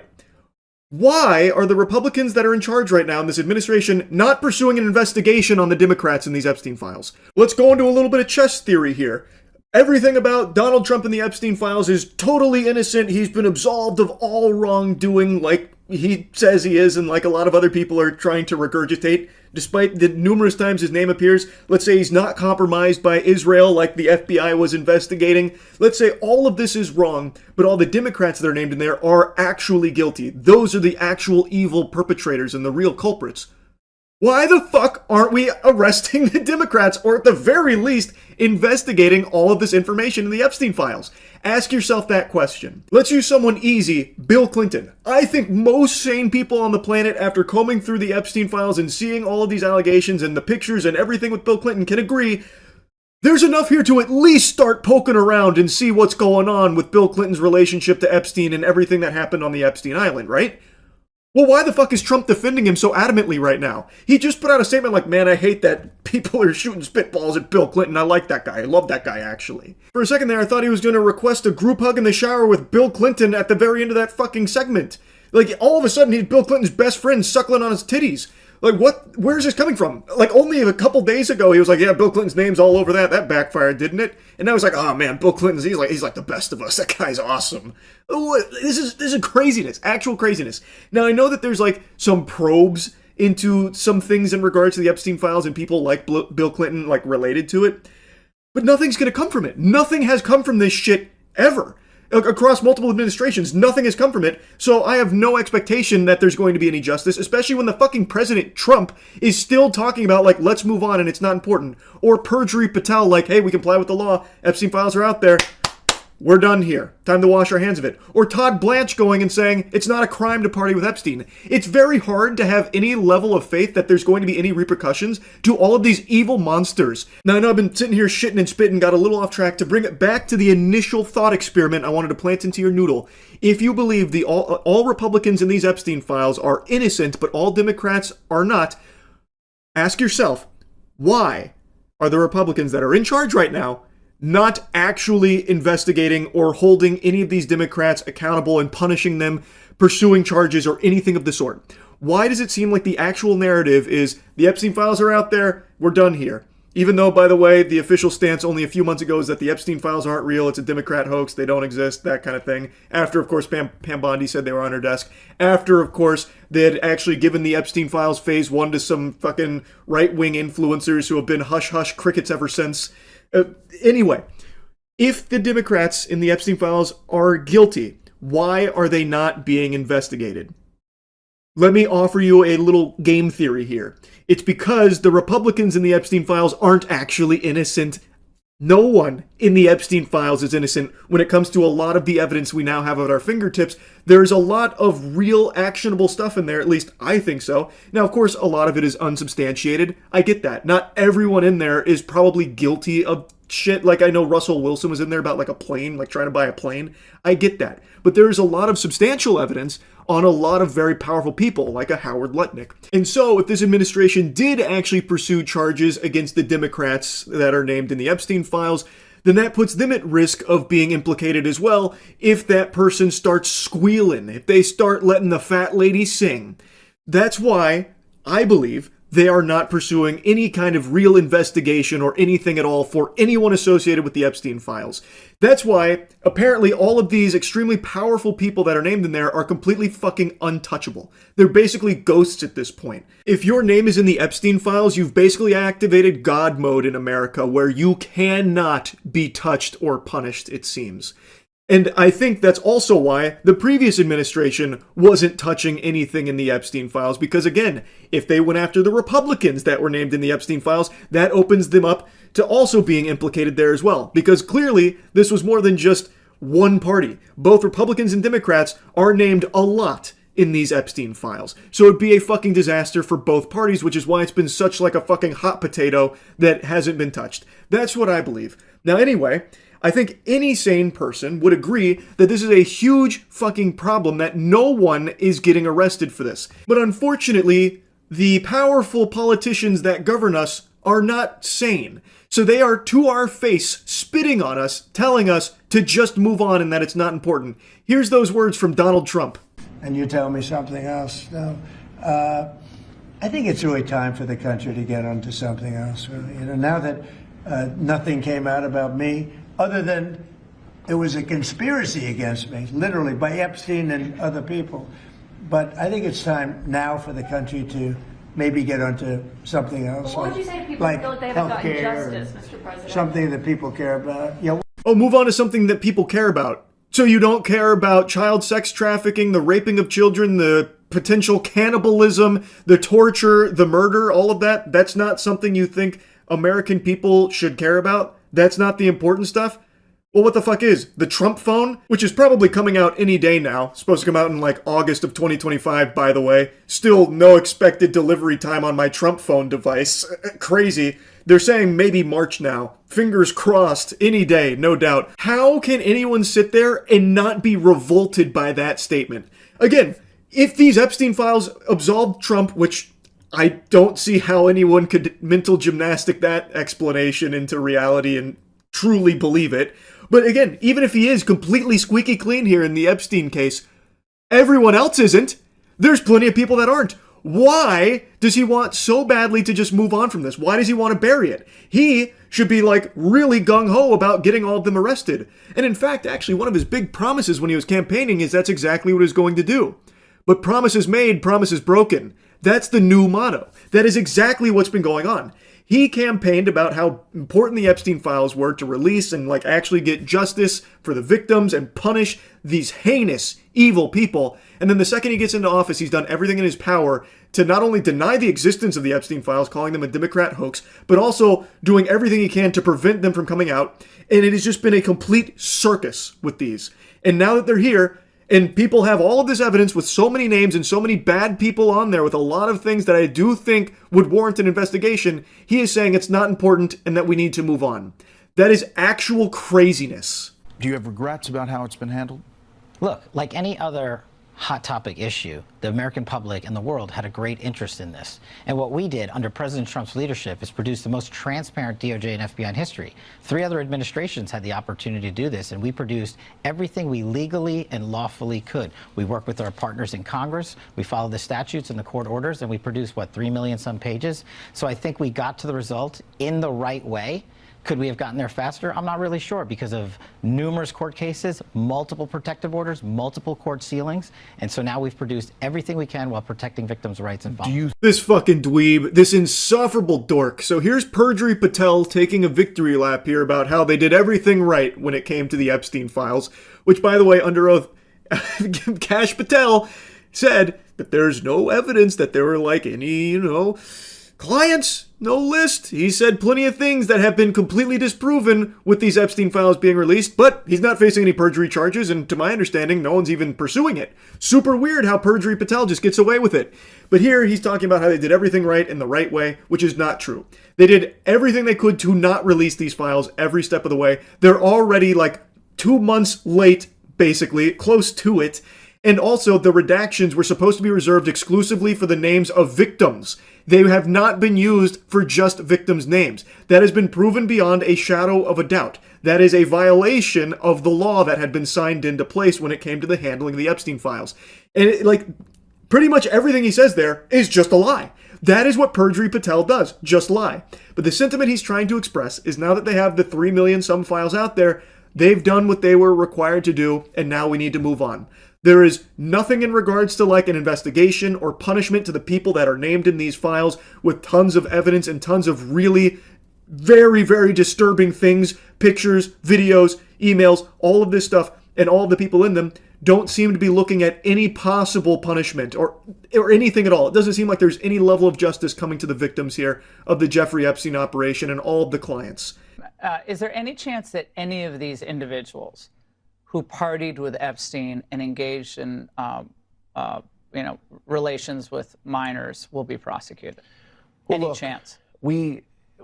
I'll never say no, and we will always investigate any evidence of misconduct. But as you know, it is not a crime to party with Mr. Epstein, and so as horrible as it's not a crime to email with Mr. Epstein. And some of these men may have done horrible things, and if we have evidence that allows us to prosecute them, you better believe we will. But it's also the kind of thing that the American people need to understand, that it isn't a crime to party with Mr. Epstein. It isn't a crime to have Didn't look like that's all that was going on some of those photos. I mean, if the photos could speak, some of them look pretty bad. That's right. And unfortunately, photos can't speak. And so we need witnesses and we need Are there evidence videotapes that you all have? Or? To answer that question, yeah, there's videotapes that they all have. In fact, Pam Bondi said that there's thousands of videos with children in them. Pam Bondi seems totally fine just letting this whole Epstein thing just kind of fall to the back rooms, by the way. Anyway, though, here's Deputy Attorney General Todd Blanche just outright saying with his whole chest, it's not a crime to party with Jeffrey Epstein. And he's being very open and honest here about how little he's actually caring about it. He's making it seem like, maybe there's a chance for an investigation, but he's being very blunt that it's probably not coming. There's probably not going to be an investigation. He's even saying, yeah, unfortunately, pictures can't speak. So all those horrible pictures and all of that evidence in there, probably not going to lead to an investigation. Everyone's going to get away with it. Oh, shucks. But it's not a crime to party with Jeffrey Epstein. The man behind the biggest child sex trafficking operation in this country's history. What a strong message to be sending, Todd. It's all just so blatantly in your face. They treat you like you are a mindless sheep. And plenty of people are proving them correct here with the shit that they're swallowing here with the smile on their face. Wake the fuck up, samurai. The president has just said that we need to move on from the Epstein files into something that people care about. Let that marinate for a second. Really think about that. Why is he trying to make it seem like the raping of children, the sex trafficking of children, the cannibalism, the torture, the murder is not something you should care about? And this is all perpetrated by potentially the most powerful people in this country.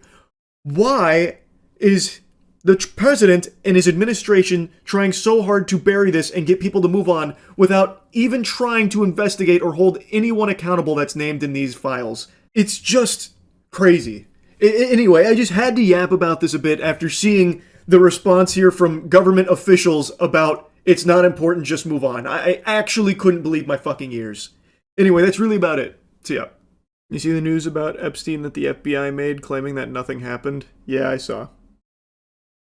It's such a fucking circus. Shit's despicable.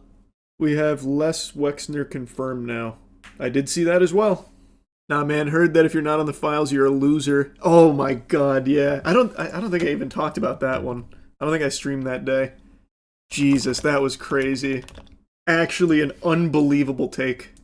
People can see from these, the thing is, what people can see from these Epstein files, he knew everybody that was very powerful. So, like, if you were on the scene and you were powerful, like, to be honest, like, if you're not in those files, it would be an insult. Because it just means that you were a bit of a loser. Lady Victoria. Isn't that fucking insane?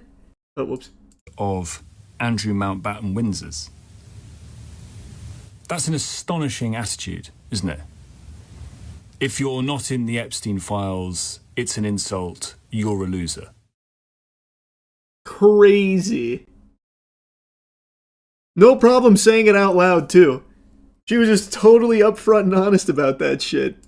She was dating Prince Andrew at one point, so it makes sense she would say that. Yeah, no, I know. It's pretty clear why she said that. Can't just cherry pick certain narratives. All in all, big things are happening. Only fair you discuss how Trump was like the first informant to the FBI in 06. Are you talking about that phone call that just got declassified? Yeah, I was reading about that. Apparently he put in a call about Epstein and Maxwell. And he said Maxwell's evil and they really need to keep their eyes on her. But then I would ask, if he knew this for so long, why now is he making Maxwell's life so easy? And why, when talking about Maxwell, does he always express sympathy? He just moved her to a much lower security prison. And why does he keep playing around with the idea of a potential pardon if he's known since 06? And again, if he did know all of this and now all of these Epstein files are here and he's innocent, why not just go after all the guilty people? Why does he just want to move on from it? It doesn't make sense. It doesn't make any sense. If he's completely innocent, which maybe he is, I'd be shocked given the scope of these files, but if he is, why wouldn't his course of action be, let's now punish everyone in the Epstein files? It doesn't pass the smell test. Why call it a hoax over and over and over again if he's known since 06 about how horrible all of this was? Same could be said for everyone else that knew, though. Oh, absolutely. 100%. It can, is, and should be said for everyone else, too. To play devil's advocate, perhaps it's so rooted in the system that even if he was innocent, it would fundamentally break the system. And that's what fucking Pam Bondi said, too. If they had, like, the full Epstein files disclosed and everyone was punished, it'd crumble the system. Well, then we got a big fucking problem with the system. How is that a defense? That's horrifying. Pretty sure that was a lie. She never said that. I don't know if, again, I don't know everything Pam Bondi said about it because she changes her story on the Epstein files every fucking day. So maybe I'm misremembering, but I thought I remembered her saying something to that effect. It's entirely possible she hasn't, but I've seen that sentiment from so many other powerful people as well. Alex Jones was calling this shit out years ago and I thought he was nuts. So many people did. I was in that camp too. Well, to a certain effect. I said for many years, there's absolutely like that pedophile fucking elite vampire type shit. Absolutely. I think anyone knew that there was definitely something to that effect. I had no idea it was this big, but Alex Jones now no longer calls it out. Alex Jones doesn't fucking yap about it anymore. So many people that have been proven right about this conspiracy, it's no longer a conspiracy, now just shut up about it. I don't get it. This should be like the easiest victory lap of all time, and yet now no one wants to fucking talk about it. You think they were paid off? Probably. I would guess. I mean, we have a ton of information about, like, influencers and shit being paid to peddle things, so, like, it's entirely possible. I don't know. You're not understanding that the all-powerful will have you killed for saying stuff? I see that a lot, and that is true. This is something I brought up a lot. Panama Papers. R.I.P. A lot of people don't even remember the Panama Papers now. But here's the thing. If they were going to kill people off for talking about the pedophile elites, they would have done that to Alex Jones years ago. Now it's been proven beyond a shadow of a doubt, and now everyone talks about it. This would be the safest time in the world for him to be talking about it. And he doesn't. Do they even have people killed anymore? People literally believe whatever they're told despite evidence? They definitely do. Again, I just referenced the Panama Papers. I genuinely think most people forgot about this. But they absolutely do still have people killed. No doubt. One car bomb and everyone shuts up about it. Yeah, that's exactly right. The Panama Papers were huge until they killed her with a car bomb. Alright, man. This new tactic that they're pulling out for the Epstein Files, that they're really digging in deep in the John Madden playbook for, is unbelievably ridiculous, even by the standards the circus has already set. This is like if I pissed on your head, but didn't even try and call it rain, I just called it piss. I just say, hey Buster, I'm urinating on you. And you're just supposed to, like, thank me for it. Last night, there was a big bombshell breaking. All Epstein files released. Pam Bondi announces DOJ has released all Epstein files under the Epstein Files Transparency Act, including justified redactions and a list of high-profile names appearing in these documents. When I saw that fresh little nugget drop there, I actually thought that there was a huge Epstein file dump where they actually did unredact everything. Maybe Pam Bondi getting biblically smacked down at that hearing the other day and embarrassing herself actually did lead to these files coming out, the remainder of them. But it turns out that's just a fucking lie. That's just a big-time, full-blown fib. And of course, it was a speed run to Community Note it as people went to check, only to learn there are no new files. What's being referred to here are the same files that came out a few weeks ago, the 3.5 million files from a couple weeks ago. And now the new thing here is, I guess after Pam Bondi got fucking farmed on Rust by anyone with even a single semblance of a brain at that hearing, she huffed and puffed and then farted out a giant list of names from anyone that was even mentioned anywhere, which includes people like Janis Joplin, who died when Epstein was 17. So this has naturally been called out by a lot of people saying, to have Janis Joplin, who died when Epstein was 17, in the same list as Larry Nassar, who went to prison for the sexual abuse of hundreds of young women and child pornography, with no clarification of how either was mentioned in the files, is absurd, which it is. It's done on purpose with the sole intent of confusing and muddying everything here. They combined the actual, real, evil child sex trafficking clients with just random people's names who appeared in emails like Janis Joplin. This is ridiculous, and it's just blatantly corrupt right in your face. There is no new files here. That is just a lie. Yet for some reason, it's being peddled by tons of people as if it's real. I guess they all got the call, so Alex Jones here preaching about how Pam Bondi just unleashed the full Epstein files. She dropped her trousers and took a shit on this whole narrative that the Epstein files implicate anyone in this administration. In fact, it backfired bigly on the left, on powerful Dems like Bill Clinton.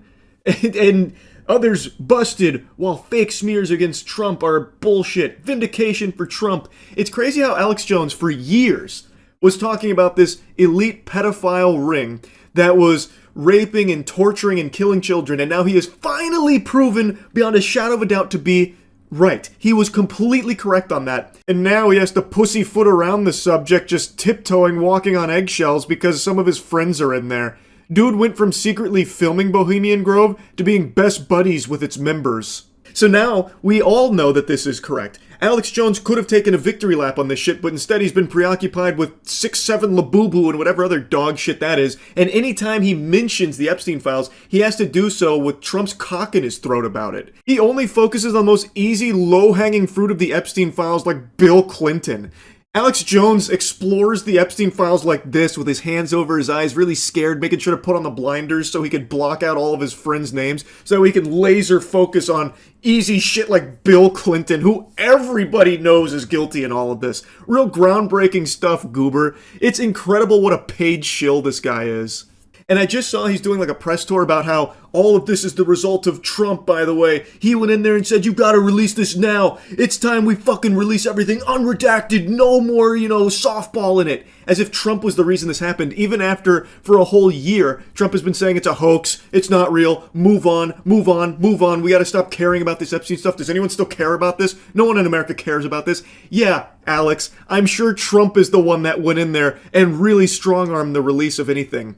And again, Alex Jones is saying all the files are released now. That is just provably false. That is not true. There are no new files that Pam Bondi just released, Alex. It should be obvious to anyone paying attention, or even just a smidgen of attention. You don't even have to, like, have your eyes glued to it or anything. Even just glancing should be pretty clear, painting an obvious picture that the powers that be are using Alex Jones as a very convenient mouthpiece to regurgitate their shit and defend them, and do a lot of sweeping for them. We are in an era where you have this information at your fingertips, and they are telling you, disregard what your eyes can see and listen to us and nothing else.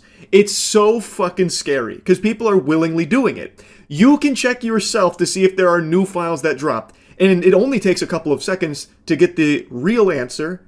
No new files have dropped. You can find the truth yourself, and it takes seconds. And they know that, so they're relying on you just being too lazy and too blind and too much of a sheep so they can just feed you things and have you believe them without bothering to check. So they can just lie and say that Pam Bondi just unleashed the nuke on Epstein. All of it's right there, and it's only Democrats. Look at that. Backfired bigly. And you won't bother to check it yourself.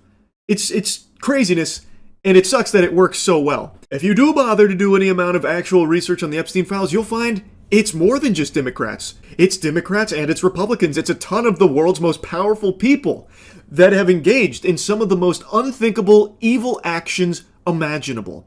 And these monsters, these fucking worms, treat it like a joke. CoffeeZilla just made a video on it. Howard Lutnick in particular, he's always busting a gut laughing anytime Epstein's even brought up. I am increasingly disgusted by the way this is all a big joke to liars like Howard Lutnick, who deceive the American public about the status of his relationship with Jeffrey Epstein. That guy was there. I wasn't going. Now he testifies under oath that he actually went to the island of the creep and brought his kids. We had lunch on the island. That is true, for an hour, and we left with all of my children. Nevertheless, every time Epstein is brought up, this guy can't stop chuckling. Here's Lutnick laughing again when Trump is addressing a question about Epstein. To talk about how to respond to the Epstein situation.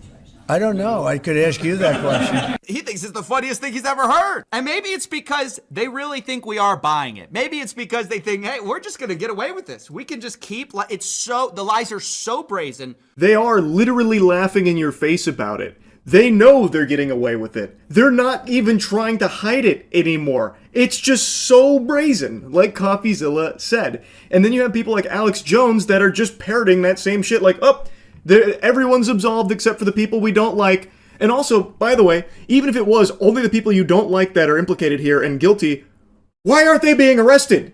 Ask yourself that question. Why aren't the people like Bill Clinton being arrested? Why is nobody getting arrested for the Epstein files? I know I've already said this, but even if the only people that were guilty in here are the people you personally don't like, why wouldn't Trump and this administration be going fucking full throttle, whole hog at them, trying to throw them in the slammer? Food for thought, I suppose. Perhaps it's because they know if they went down, it would put them at risk too, because it's not just the people you don't like. You are just so focused on the ones you don't like that you'll block out all of the other shit. You will not use your own fucking brain.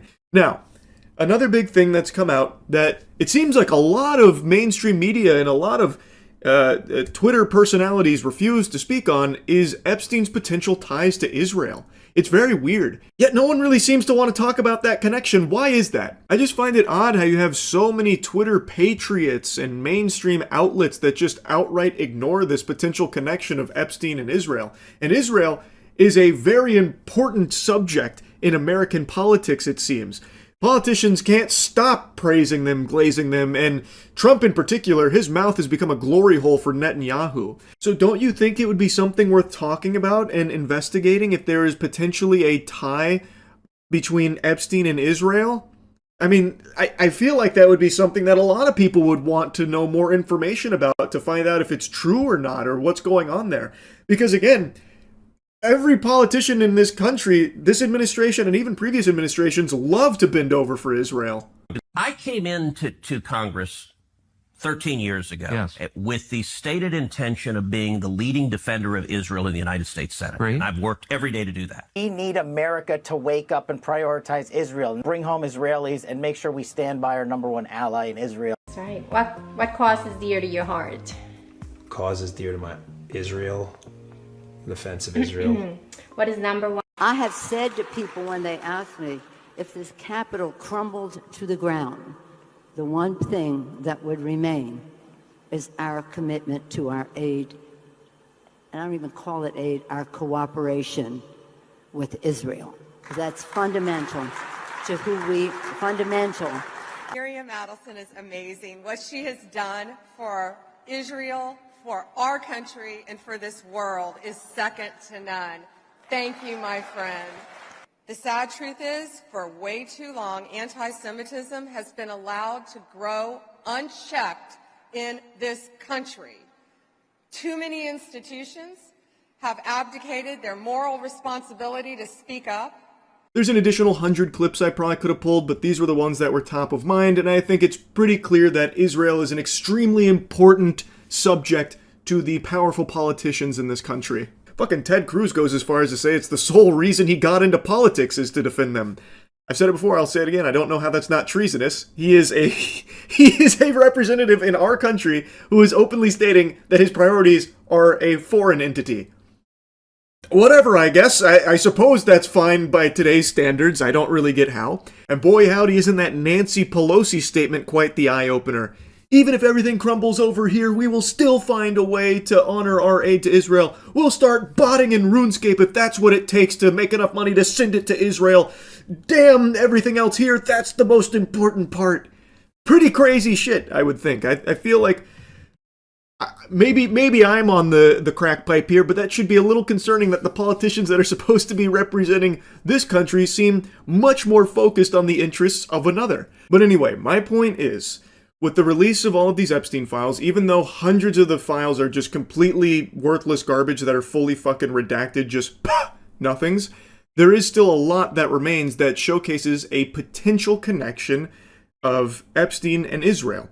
Now, of course, nothing's confirmed or anything, but shouldn't that at least warrant some kind of investigation, at least some kind of poking around? This administration is very blunt about how little they care about the Epstein files. They literally say that. Trump always talked about how no one should care about this and move on.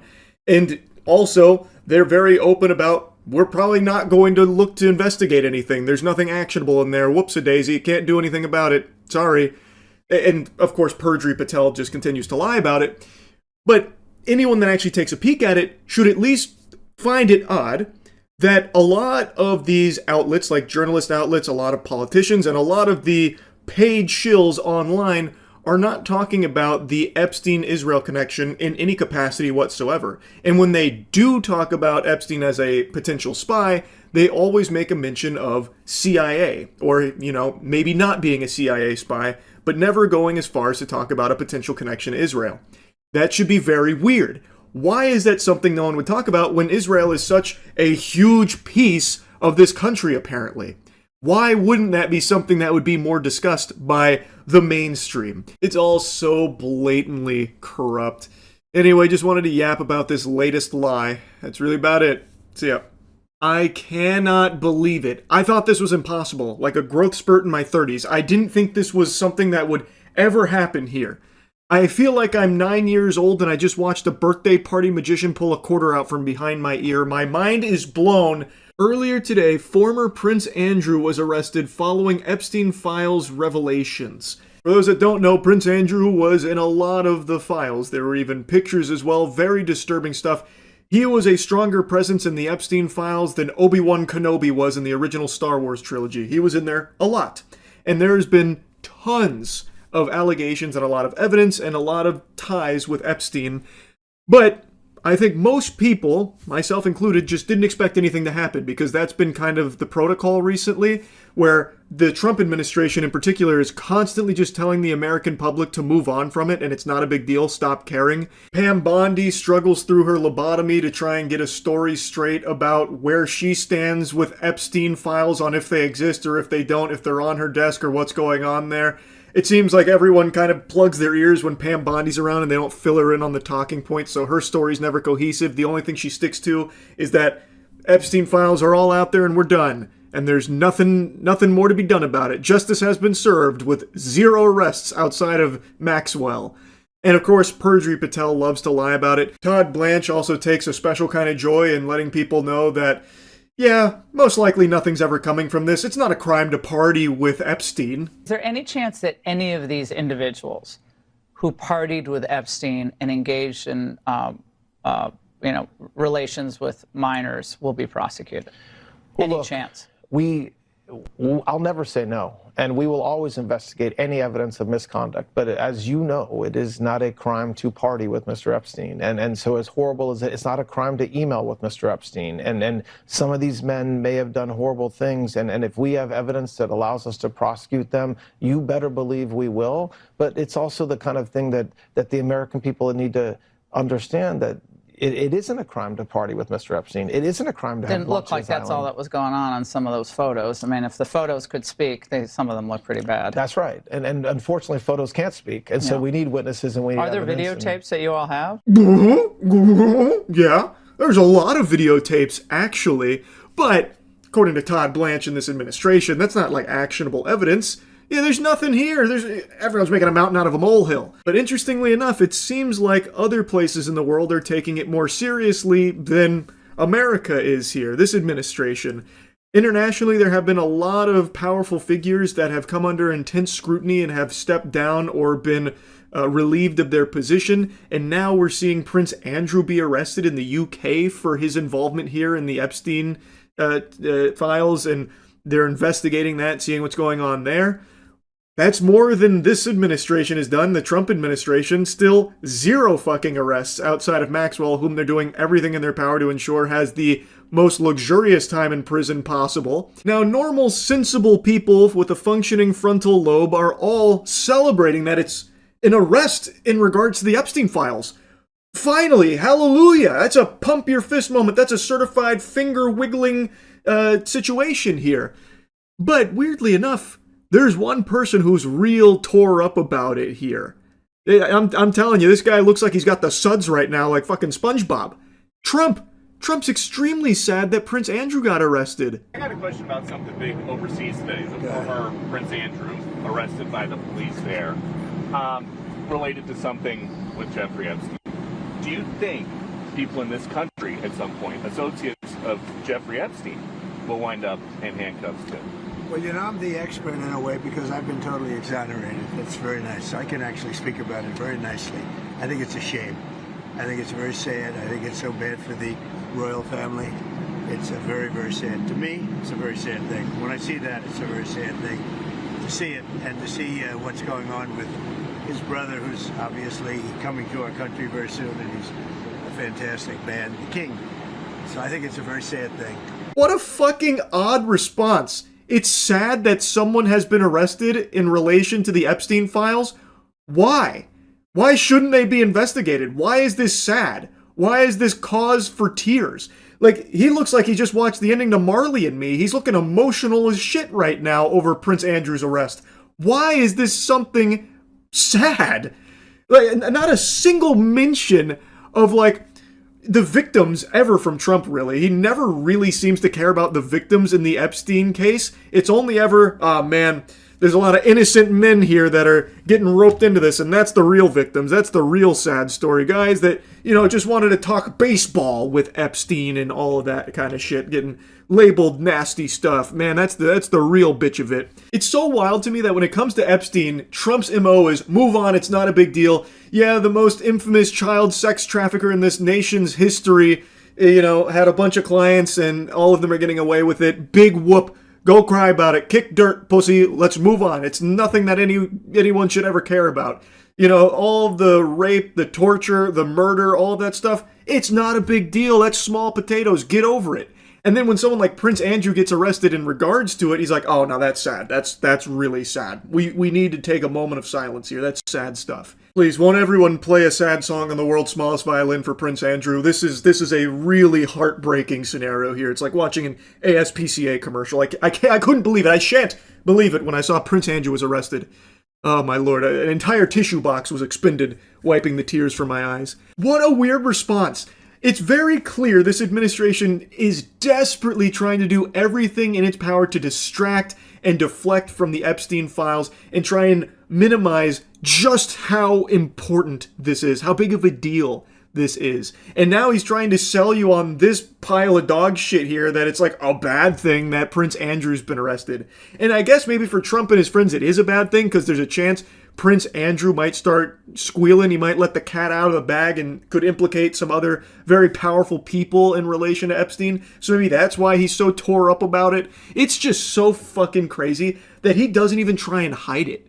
And he doesn't need to. His fan base will absolutely just swallow his whole cock at all times for anything at all. A stunning royal arrest. Former Prince Andrew taken into custody from his home in the English countryside. It follows growing revelations about the alleged connections between the late sex offender Jeffrey Epstein and Andrew, the former Duke of York and brother of King Charles. Thames Valley Police saying the arrest was on suspicion of misconduct in public office. This seems like they're pursuing it pretty seriously. I imagine an investigation is underway where I would, again, guess that they find a lot of evidence on Prince Andrew and Epstein's connections and some really fucking horrible, heinous shit. Now, I've got a little hunch there's a little someone special out there that's also starting to sweat profusely after seeing this news of Prince Andrew's arrest.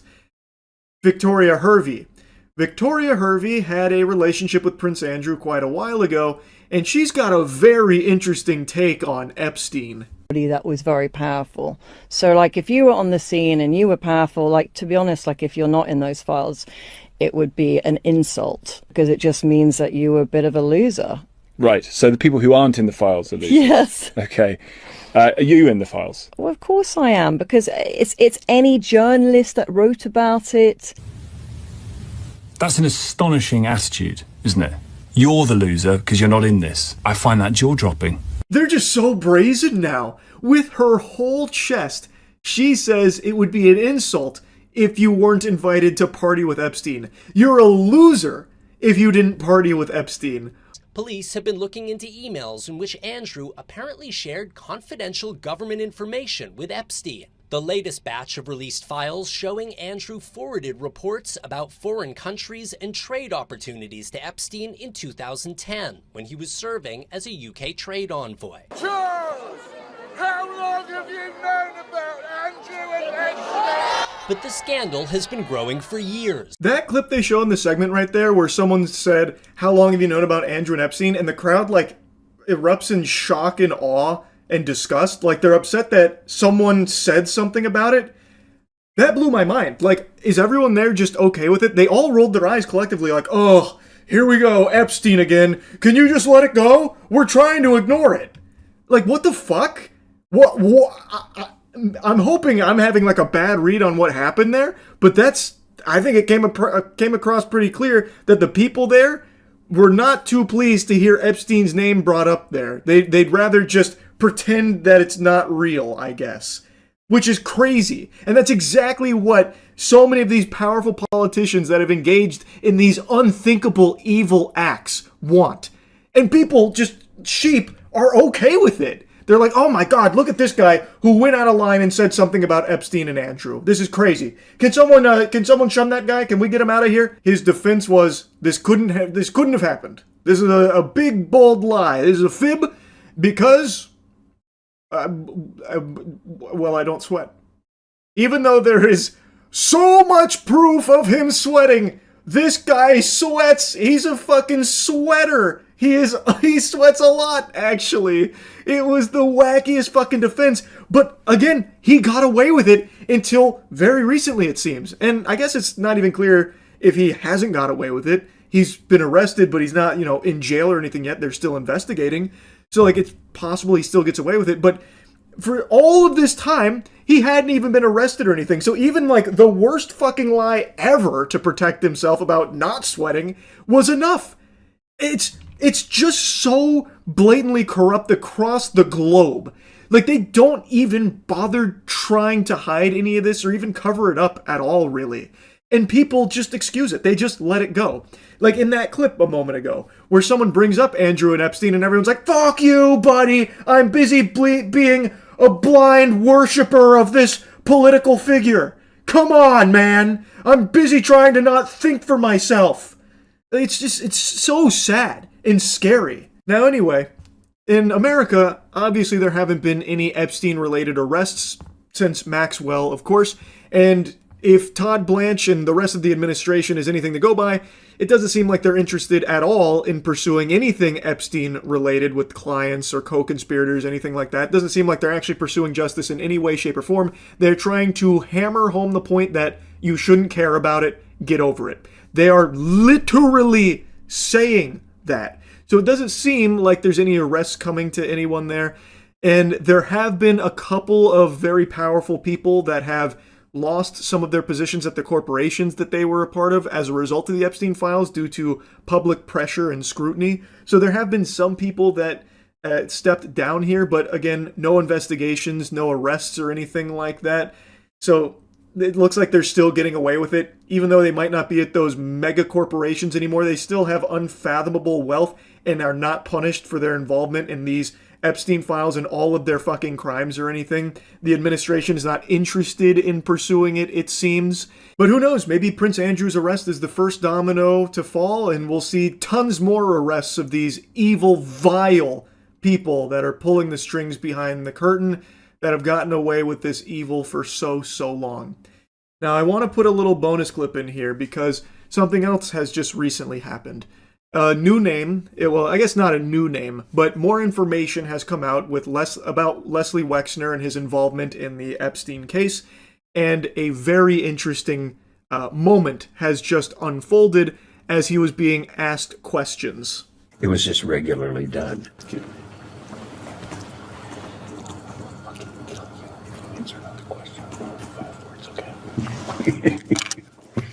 Answer the question. His lawyer there said, "I will fucking kill you if you answer another question with more than 5 words, okay?" And then Les Wexner starts giggling about it. Do they teach that in law school? Is that part of the bar? I don't know if I've ever seen that strategy there from a lawyer. That's pretty alarming, I would think, right? Maybe? Yeah? I mean, come on. That's peculiar, right? For his lawyer to be saying something like that? Now, this is in an Epstein deposition. He also said some very fascinating stuff about Rothschild. Like, this had quite a bit in it, but this moment right here was by far the most odd. I would think most people would see this, hear this, and immediately recognize, okay, this is fishy. Anyway, though, Prince Andrew being arrested is good news. Don't let Trump fool you into thinking that it's sad news. An arrest finally being made in regards to Epstein. Oh my goodness. Maybe we can actually start getting punishment for some of these fucking monsters out there and learn who else is a part of it. Like this, I think this is a good thing, the arrest of Prince Andrew. Well, I should have seen this coming. Prince Andrew has been released. That didn't last very long. They got him in there and then they said, okay, time's up. He's still under investigation, supposedly, but yeah, he's not being held or anything. He was arrested, but he's now released. The investigation, supposedly ongoing. I made this video, like everything you have watched up until this point, I made this afternoon, and now this news is just now breaking about him being released, so definitely need to include that in here. I'm hoping that they're taking the investigation seriously, though I'm now skeptical because, well, I mean, they already let him go. That was very quick. He was there for a couple hours, maybe. He went in there, took a nap, and then went home, I guess. Well, that's the latest update on the Prince Andrew arrest. All right, well, that's really about it. So yeah, talk about Bill Gates. Oh, I actually saw that. Yeah. Big Billy G out there confirmed the Epstein stuff here. I didn't get a chance to really look into it, but he, from what I saw, from like the little bits and pieces I read, basically just confirmed it with like an apology about it. Fucking Wall Street Journal, man, making you pay for things. Bill Gates admits affairs, says Epstein Association was huge mistake at Gates Foundation Town Hall. I did nothing illicit. I saw nothing illicit. Sure, man. Sure. He admits that he had 2 affairs and said it was a huge mistake to have spent time with Jeffrey Epstein. He apologized for his connection to Epstein following the release of emails from 2013 that Epstein sent to himself claiming he was Gates' right-hand man, or that he was Gates' right hand and had participated in things for him that were ethically unsound. He calls the claims absolutely absurd and completely false. Did nothing illicit, saw nothing illicit. He acknowledged he had 2 affairs with women that Epstein later discovered, but said they didn't involve Epstein's victims. To be clear, I never spent any time with victims, the women around him, he said. It was a huge mistake to spend time with Epstein, adding, I apologize to other people who were drawn into this because of the mistake that I made. The pair started meeting in 2011, Gates said, years after Epstein pleaded guilty in 2008 to soliciting a minor for prostitution. He told staffers that he wasn't fully aware of the charges and that he continued to meet with Epstein. Yeah, I'm sure, Bill. Knowing what I know makes it, 100 times worse in terms of not only his crimes in the past, but now it's clear there was ongoing bad behavior. Honestly surprised he said anything, not like anything would have happened if he was silent. I'm honestly pretty surprised too. But, to be fair, there have actually been a little bit of moves with people in the Epstein files losing some positions of power. Still, so far, to my knowledge, only the one arrest with Prince Andrew, but there is more movement than there has been ever, really. It's almost all overseas. Yeah, but that's still something. It's still something. We can't just say it doesn't count. Still something. A few days back, Big Bubba Bill Clinton, as well as Hillary Clinton, were talking with a panel about the Epstein files and their involvement in it and the photos and what they all mean, giving their perspective on things. While not being formally accused of wrongdoing, they were there to try and explain their side, so they'd, spaghetti out a bunch of lore here, and that was really it. And not a whole lot's come from it outside of, clips, of, Hillary Clinton getting upset during it, and Bill Clinton in particular, who I really want to yap about, because he was giddy. He was like Howard Lutnick anytime Epstein's name gets brought up. He couldn't stop laughing and smiling, throughout the whole thing. And there's one particular moment that we went over on stream that I have just got to show you, because it is certified wackiness. This is actual bozo clown level insanity here. He goes through the Epstein files and some of the photos there like he's scrapbooking. Now, apparently one of them was about a painting of him in a dress or something that he was giggling about. I don't know if that's confirmed or not, but that's the speculation based off of what you can kind of see when he's turning one of the pages. But it is weird. And to me, it showcases just how little they actually give a fuck about the Epstein files. They treat it like a joke. Bill Clinton treating it like a joke. The entire fucking administration, Howard Lutnick in particular, actually busts a gut every time Epstein's name gets brought up. The powerful people know they're going to get away with it. And I really think this whole hearing is just a farce. I think this is just a little song and dance for the plebeians to enjoy. Look, we're doing something about Epstein files. Look, here's the Clintons. No, we're not actually accusing them of doing anything wrong, but we're pretending that we might. Even though the administration has reiterated multiple times to just drop it, move on, and that there probably won't be any real investigations henceforth. And Perjury Patel likes to keep lying about it out the wazoo till his whole anus falls out, till he full-blown prolapses on his lies. So I don't have a whole lot of faith in this, a committee here that was asking the Clintons questions. I think it's just a sham. I would love if they really did investigate them and everyone in the Epstein files, but I don't think that's coming, and based off of Bill Clinton's attitude here, I think they're also pretty confident that nothing like that's on the horizon anytime soon. Did you see the Did you see the clip of Bill Clinton smiling while looking at old Epstein photos while his lawyer was trying to take them away? Oh my God, yeah. And for the record, what is happening in this photo? He's smiling at me. Looks like he's talking to me. Can you describe the circumstances surrounding this photo? Are you asking him if he recalls the... I do not. I have no idea. You appear to be comfortable with Mr. Epstein in this photo. What do you disagree with? I'm comfortable with a lot of people. I'm comfortable here. I'm not happy, but I'm comfortable. Let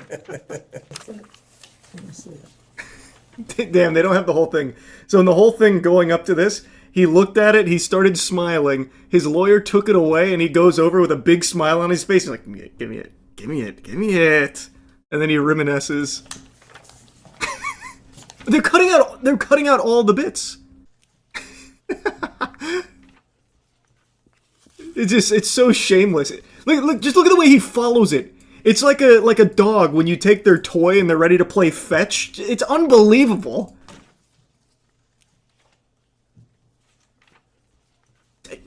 That's enough, Bill. No, wait. Stop. I was having fun.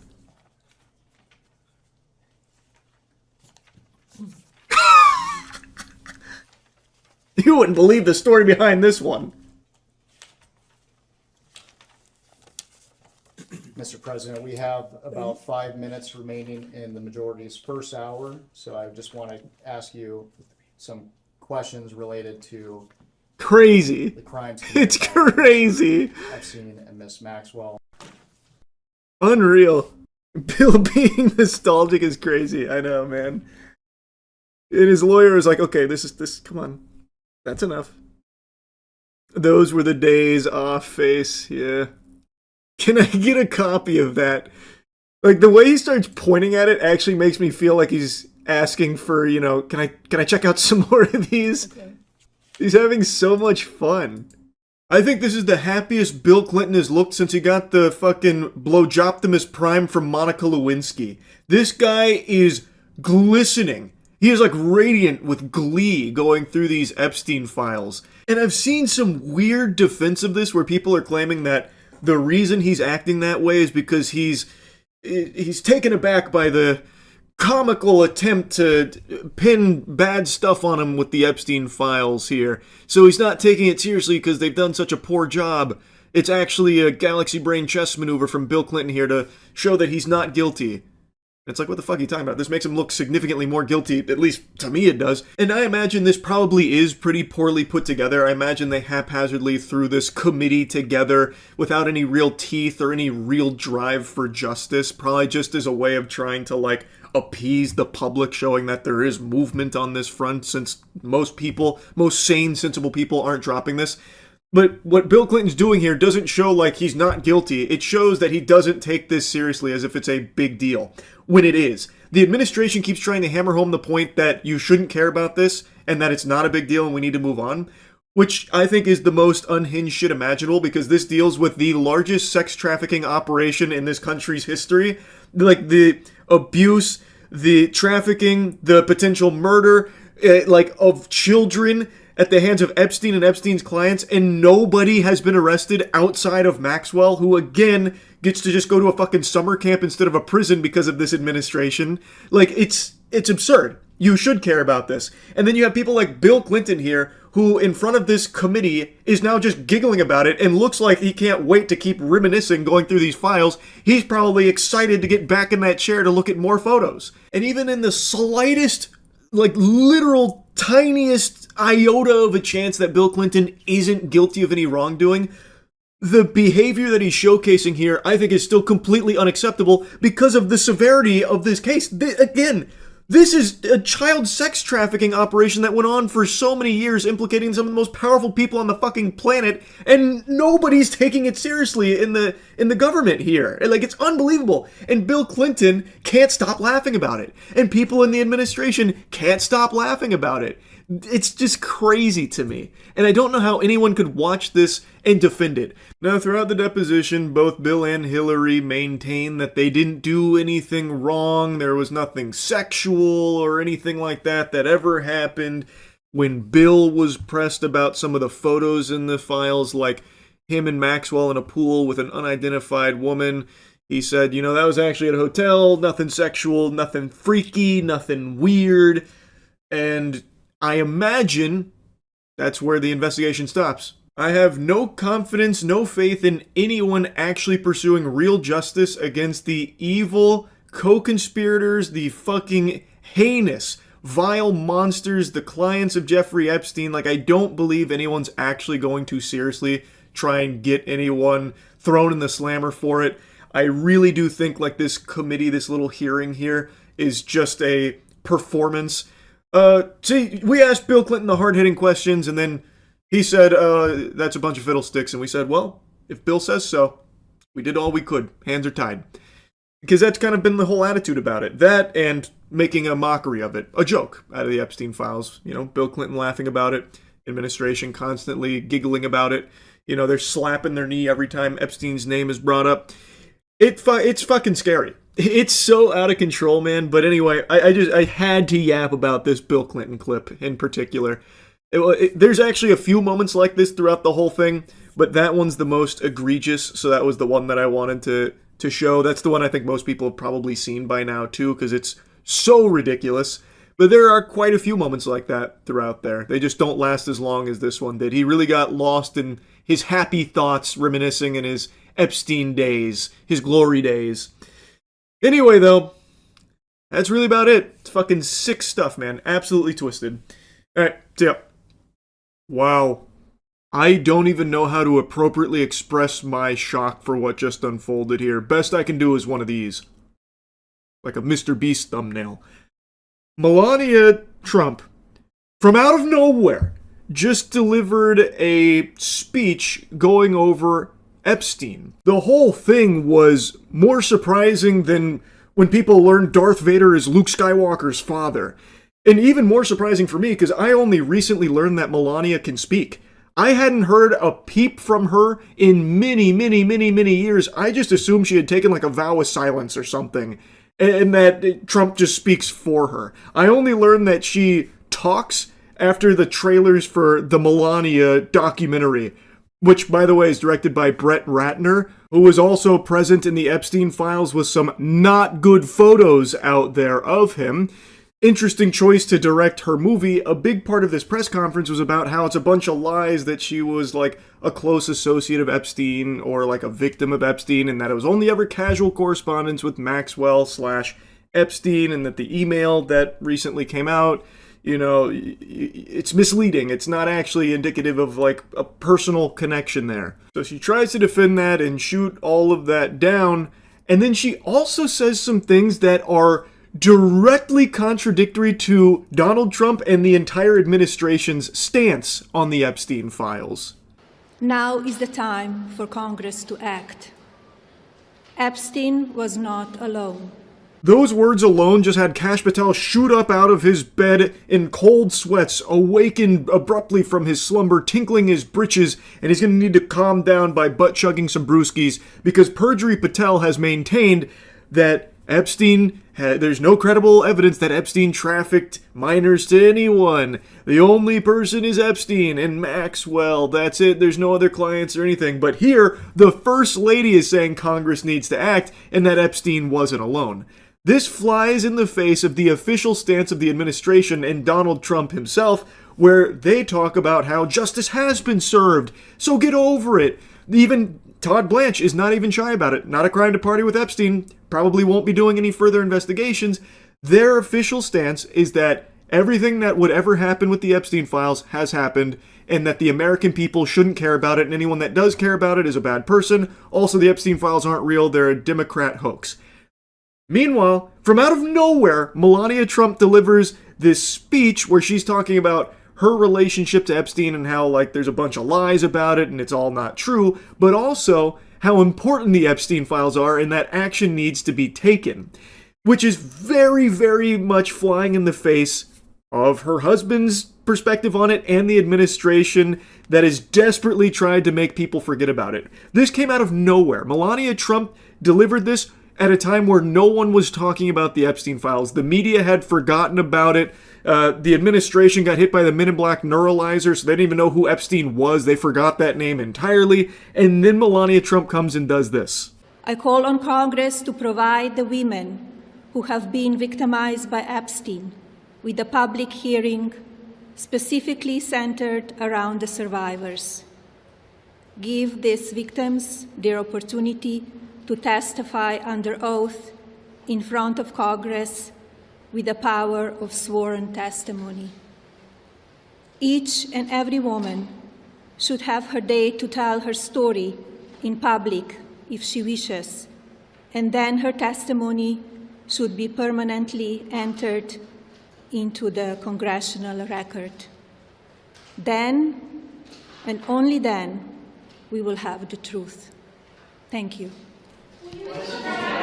This had to be a huge jump scare to most people in the administration because I don't think they signed off on that. And I read a couple reports that she went rogue and did this without like official approval through the channels of the Epstein administration and their attempts to cover it up at every possible angle imaginable. So if those reports are true, if that's accurate and she did this just willy-nilly, you know, on a whim, I bet the administration is fucking fuming over it.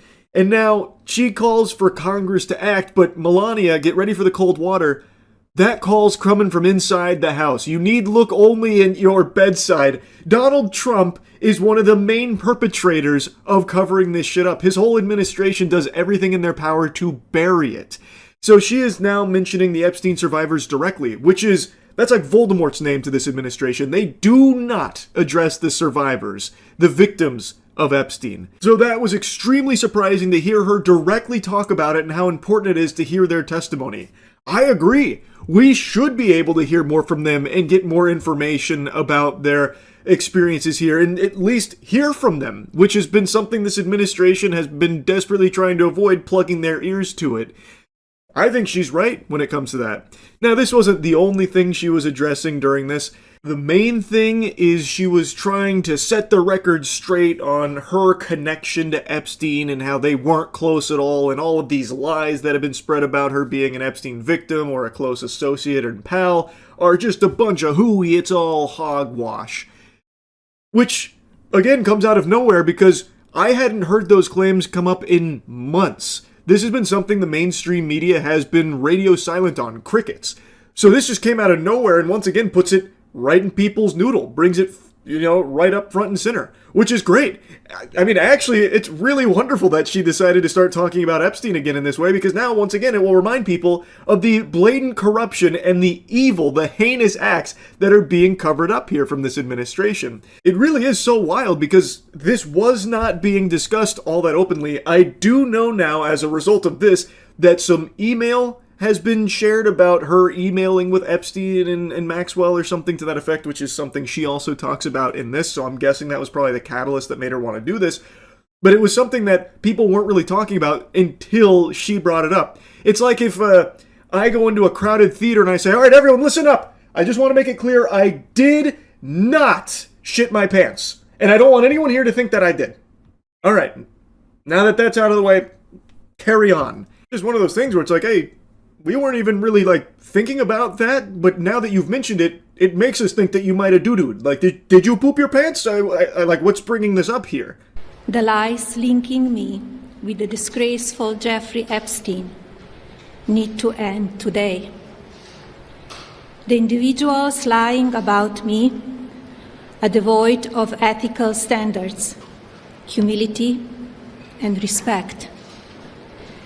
I do not object to their ignorance, but rather I reject their mean-spirited attempts to defame my reputation.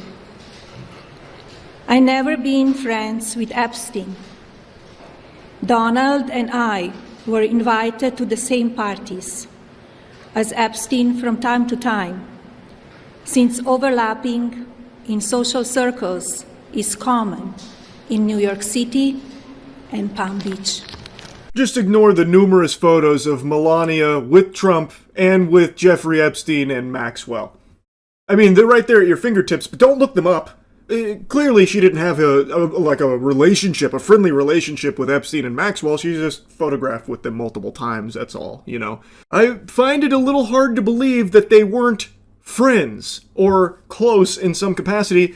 Jiminy Christmas, again, the director of her documentary that just came out is Brett Ratner, who is in the Epstein Files. I imagine they probably met through Epstein. I mean, that's just a hunch. I don't know that for sure, but that's quite a coinky-dink, don't you think?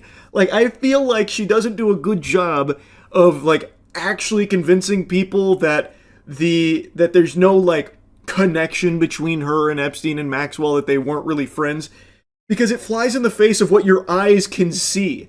The photos, the emails that just came out. There's plenty of things to suggest they were friendly at the very least. Maybe she wasn't an Epstein victim per se, but it does seem like she was a pal to Maxwell and Epstein. To be clear, I never had a relationship with Epstein or his accomplice, Maxwell. My email reply to Maxwell cannot be categorized as anything more than casual correspondence. My polite reply to her email doesn't amount to anything more than a trivial note. I am not Epstein's victim. Epstein did not introduce me to Donald Trump. I met my husband by chance at a New York City party in 1998. This initial encounter with my husband is documented in detail in my book, Melania. Nice, big shout out for her book, that's huge. I'm surprised she also didn't make a mention of the documentary or her cryptocurrency Melania coin. This was a great opportunity for her to shout out the shitcoin, what the fuck? She missed a huge marketing opportunity, but at least she got to name drop the book, so everyone can go pick that puppy up. I know everyone's really biting at their nails, just salivating, waiting to get their hands on more Melania content, and luckily she addresses that while talking about Epstein. And I like how she uses that as evidence, like, nope, this can't be true about meeting Trump through Epstein, because if you read my book, I actually documented the first time we met. And you know you can't lie when writing a book. Like, it's 100% truthful. It's gotta be. It's a book. You can't make shit up there. Like, what the fuck? That's not evidence. I have no idea if she actually met Trump through Epstein or the parties there or whatever. I don't know. But it's not like this shuts anything down. Again, this only makes people think that there is a more deep connection here between Melania and Epstein than previously thought. Like, before, it was just rumors and, like, potential explanations and theories, but her coming forward once again just adds more fuel to that fire, because she doesn't actually really prove anything at all. She just once again reminds people of it. And I imagine a lot of people that were watching this didn't even know that Melania had so many photographs and stuff with Epstein and Maxwell, or had like the emails with Maxwell. Like, I bet this actually put it on people's radar. And like I said, this really did come out of nowhere, because it's not like Epstein was a huge topic at the moment. With everything else going on, pretty much no one was talking about Epstein until she brought it up here. Which, I mean, again, I think it's great that people are reminded of it, because it's a huge fucking problem. It is extremely important, and there is still no justice even being pursued by this administration. So I am glad to see more people talking about it again. I am just really shocked to see how this happened. I would have never predicted something like this to go down here. And like I said at the beginning, she does have like a whole like minute and a half worth at the end of her press conference here dedicated to talking about how important it is, and how Epstein wasn't working alone, and how there still needs to be justice, and that the survivors need to be heard. We need to get more information. That's huge. And that is correct. We do need that. So hopefully we can start moving in that direction. I mean, the First Lady has now just made a big press conference, and it was brought up here. And it is very different than the official administration stance. So, what happens now, I wonder? I'm just very curious to see what comes next, because Donald Trump's wife has now just directly gone against what he says in regards to the Epstein files publicly. So, I guess we'll see how it all shakes out. That's really about it. See ya.